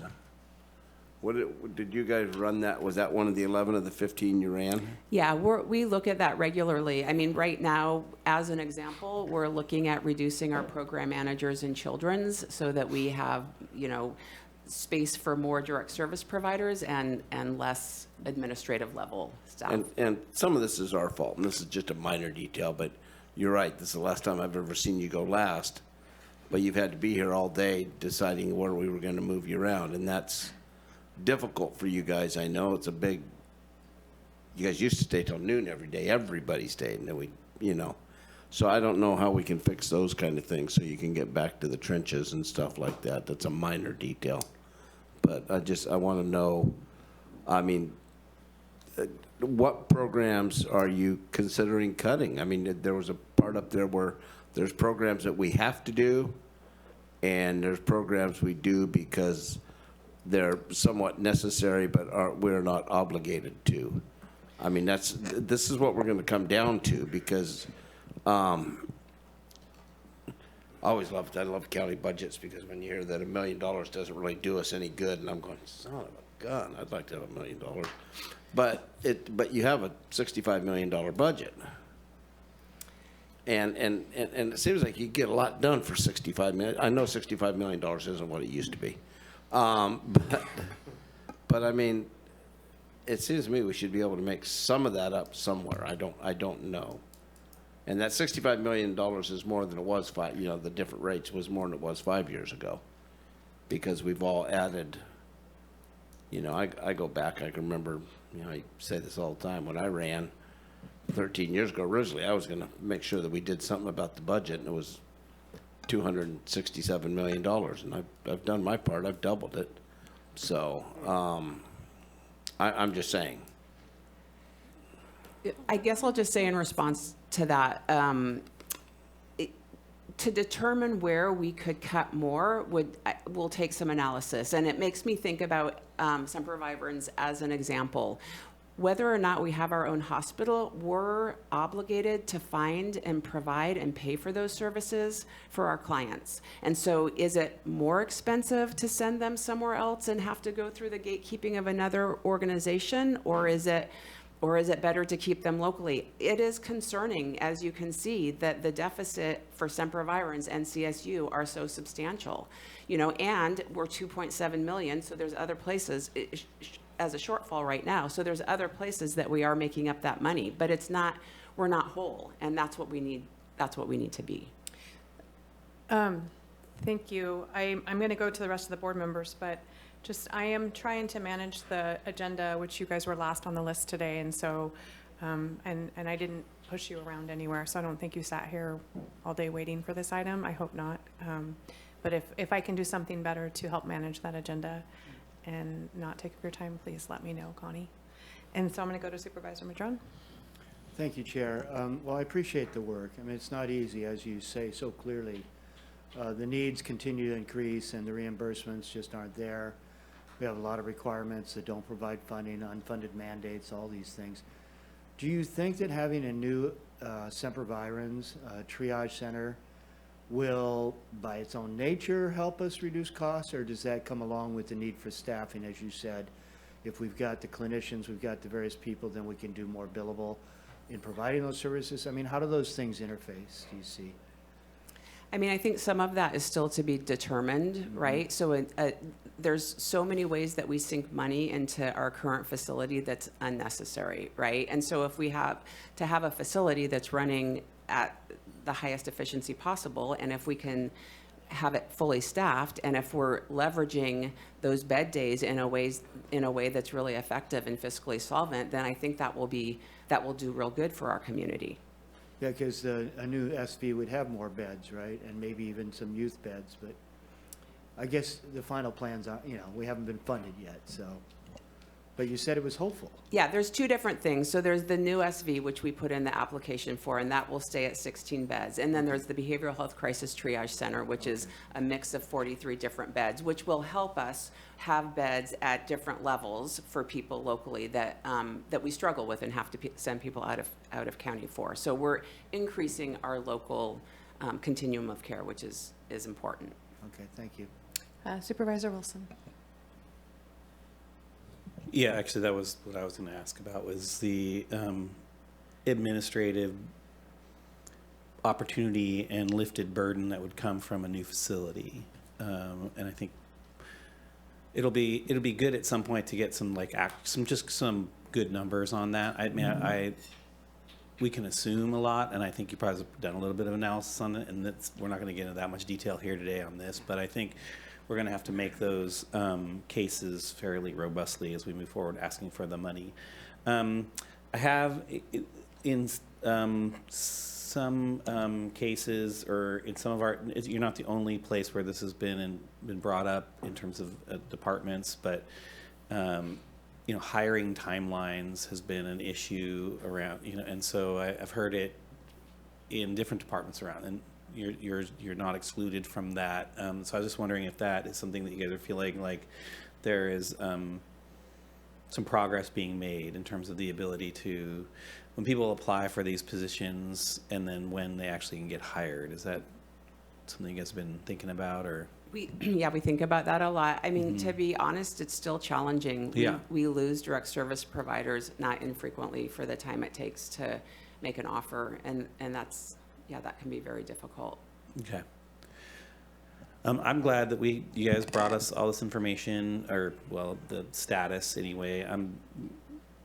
And I think it's good for us to be transparent, for you to be transparent with us, and for us to be transparent with the public about the challenges that we face. Holding civil society together at every piece of the puzzle. So, thank you.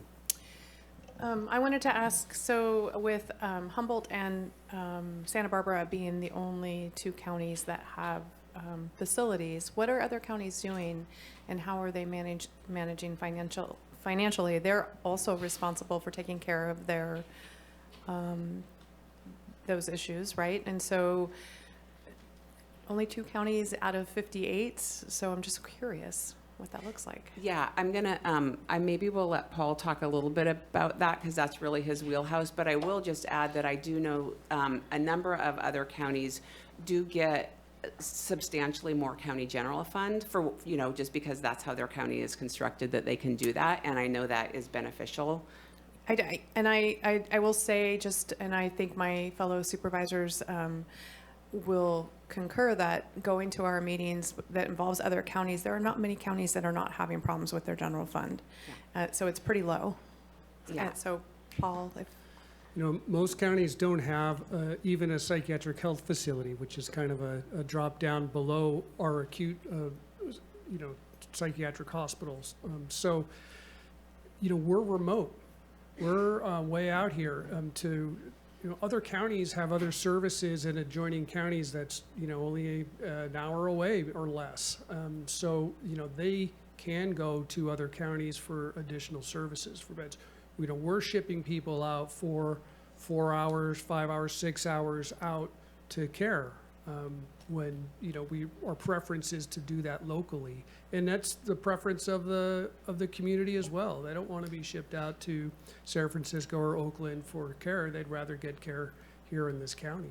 So with that being said, we're servicing incorporated town or cities in Humboldt County. Do they contribute to, many of those folks live in the incorporated areas, and they also have a funding base for this kind of work. So are we inquiring whether those incorporated areas can help?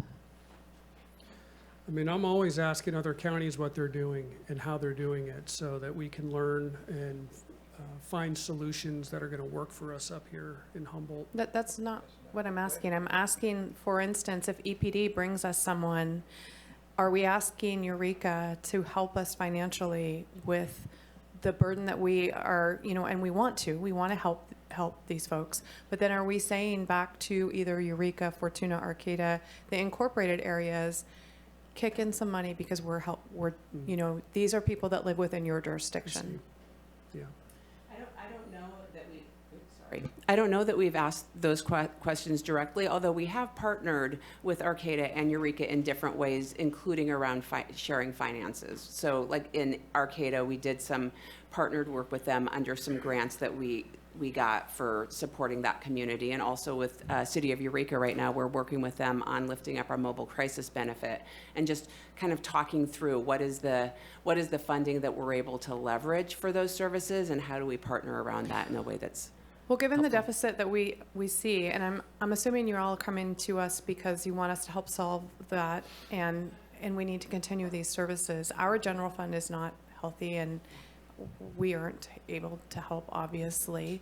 I would like for you guys to explore talking with those incorporated areas that also get a base of funding for helping those folks, and just see, because it is not Humboldt County's problem alone.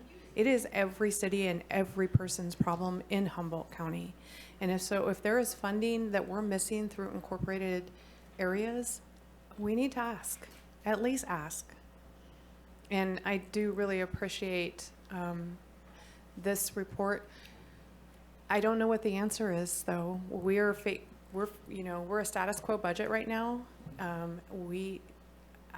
think we would look for you to say to us, what can we do? And I'm gonna challenge you with that. What can we do? And you know what our budget looks like across the board. So thank you. I'm gonna go out to public comment and then we'll come back to you guys. So is there any public comment on Zoom? No. Okay, public comment in the room, please. Point of order, Chair Bushnell. To whom do I hand something to be read? County Council, please. County Council.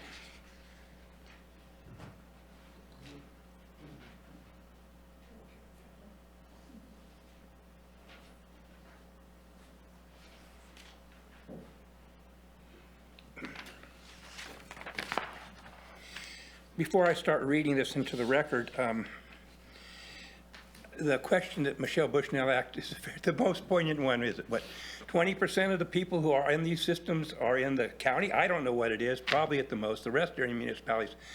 A lot of them have all kinds of general funds and all kinds of access to money, but apparently we're supposed to carry the whole ball. It's not going to work. You just saw it's not going to work. So I'm reading this in the record because my very good friend, Verda, or Nona, could not be here. And she thought it might be in the morning, so it starts as, good morning, my name is Verda Winona Pitts, and I am here today to talk about a serious issue, how Humboldt County's Department of Health and Human Services is managing its behavioral health funding. Today, DHH Director Connie Beck is asking for more money. But before we talk about increasing the budget, we need to ask, where is the money they already received going? Humboldt County receives millions of dollars in state and federal funding to provide behavioral health services. Services should be supporting families, protecting children, and ensuring those in crisis receive the care they need. But instead of using these funds effectively, we see a system that routinely fails those it's supposed to help. Children who have experienced trauma are being denied therapy. Mental health services are being weaponized against parents instead of used to keep families together. Rather than providing early interventions, resources are being used in ways that only worsen long-term outcomes. And here's the reality. When we fail to support children early, we don't create short-term harm, we set them up for a long lifetime of struggle. We know from research on adverse child experiences, ACEs, that untreated trauma in youth leads to greater needs later on. Higher rates of mental illness, substance abuse, and even physical health issues. When kids don't get the care they need, they are far more likely to end up in foster care, juvenile detention, or even homeless as adults. That means more expensive interventions down the road, more strain on county resources, and ultimately worse outcomes for everyone. So when DHHS asks for more money, we need to demand accountability. Why aren't these funds being used to prevent future crises? Why are therapy services being denied? Why is funding being funneled into bureaucratic race rather than actual care? Before we give Connie Beck and DHHS another dollar, we need transparency, oversight, and a commitment to spending behavioral health funds where they belong, on early intervention, family support, and real trauma-informed care. If we don't demand change now, we will only see these problems grow. People of Humboldt County deserve better. Our children deserve better. Let's make sure our funding is used to heal, not harm them. And I know good when I see good, and I around a person, I didn't even know who the doctor was, and I could just sense. On the other hand, I also can feel evil. And I learned this because I'm a psychic, and my parents took me to Germany. They took me to Dachau to a concentration camp. And if you are psychic, can you imagine how that hurts your head, the screaming? I hear it when I come in this room. Thank you for my opportunity to speak. Thank you. Any other public comment in the room? Seeing none, I'm going to close public comment, and we'll come back to Emmy. I guess I'll just say that really our intention today was to start a conversation. And fiscal year 23-24 was the first year that we had payment reform. And so everything changed for us. And so we're still learning, as you can see, how we do this work and how we get every revenue dollar that we can, and that's what we're working on. But I feel like we would be remiss in not saying right now we're struggling, as you already know, and we didn't come today with an ask. We didn't come with recommendations for you to vote on or to tell us what to do. We came to say, here's where we're at. These are our challenges. We need help, and we're looking at it. We're continuing to look at it. We're continuing to try to share every detail of how we're spending that money and where we're falling short, so that we can go forward together in looking for solutions. Thank you. I think I know myself, I'm not sure about my board members, but you know, it's something that we look to you for ways, because I'm sorry, I'm not the guru of how the, you know, I get the information from you all, and so we have been hearing for a year the shortfalls that are happening in DHHS, and that it's concerning because it's our most vulnerable community members. And so I think, and I appreciate the report so much, but I would like to see something come back, or an ad hoc group. I don't want to do another group that doesn't solve something though, but something that we can do to help you to try to solve this problem. And I see Connie come in, and thank you. Thank you. Connie Beck, Health and Human Services Director. I'd just like to say that we will be back to do a budget presentation to really speak to all of the recommended changes that we will have based on our budget. And we will be including all of the management and other positions. In the last 6 months, actually it's been probably 10 months, that we've been really focusing on shortfalls in our budgets, not just in behavioral health, but in social services also. We've been holding positions that we can vacant without, you know, working people out of class and that sort of stuff. We are also merging units. We're doing all sorts of stuff that we will I think that I've included some of that information in my reports to your board. So I just want to just say we'll be back.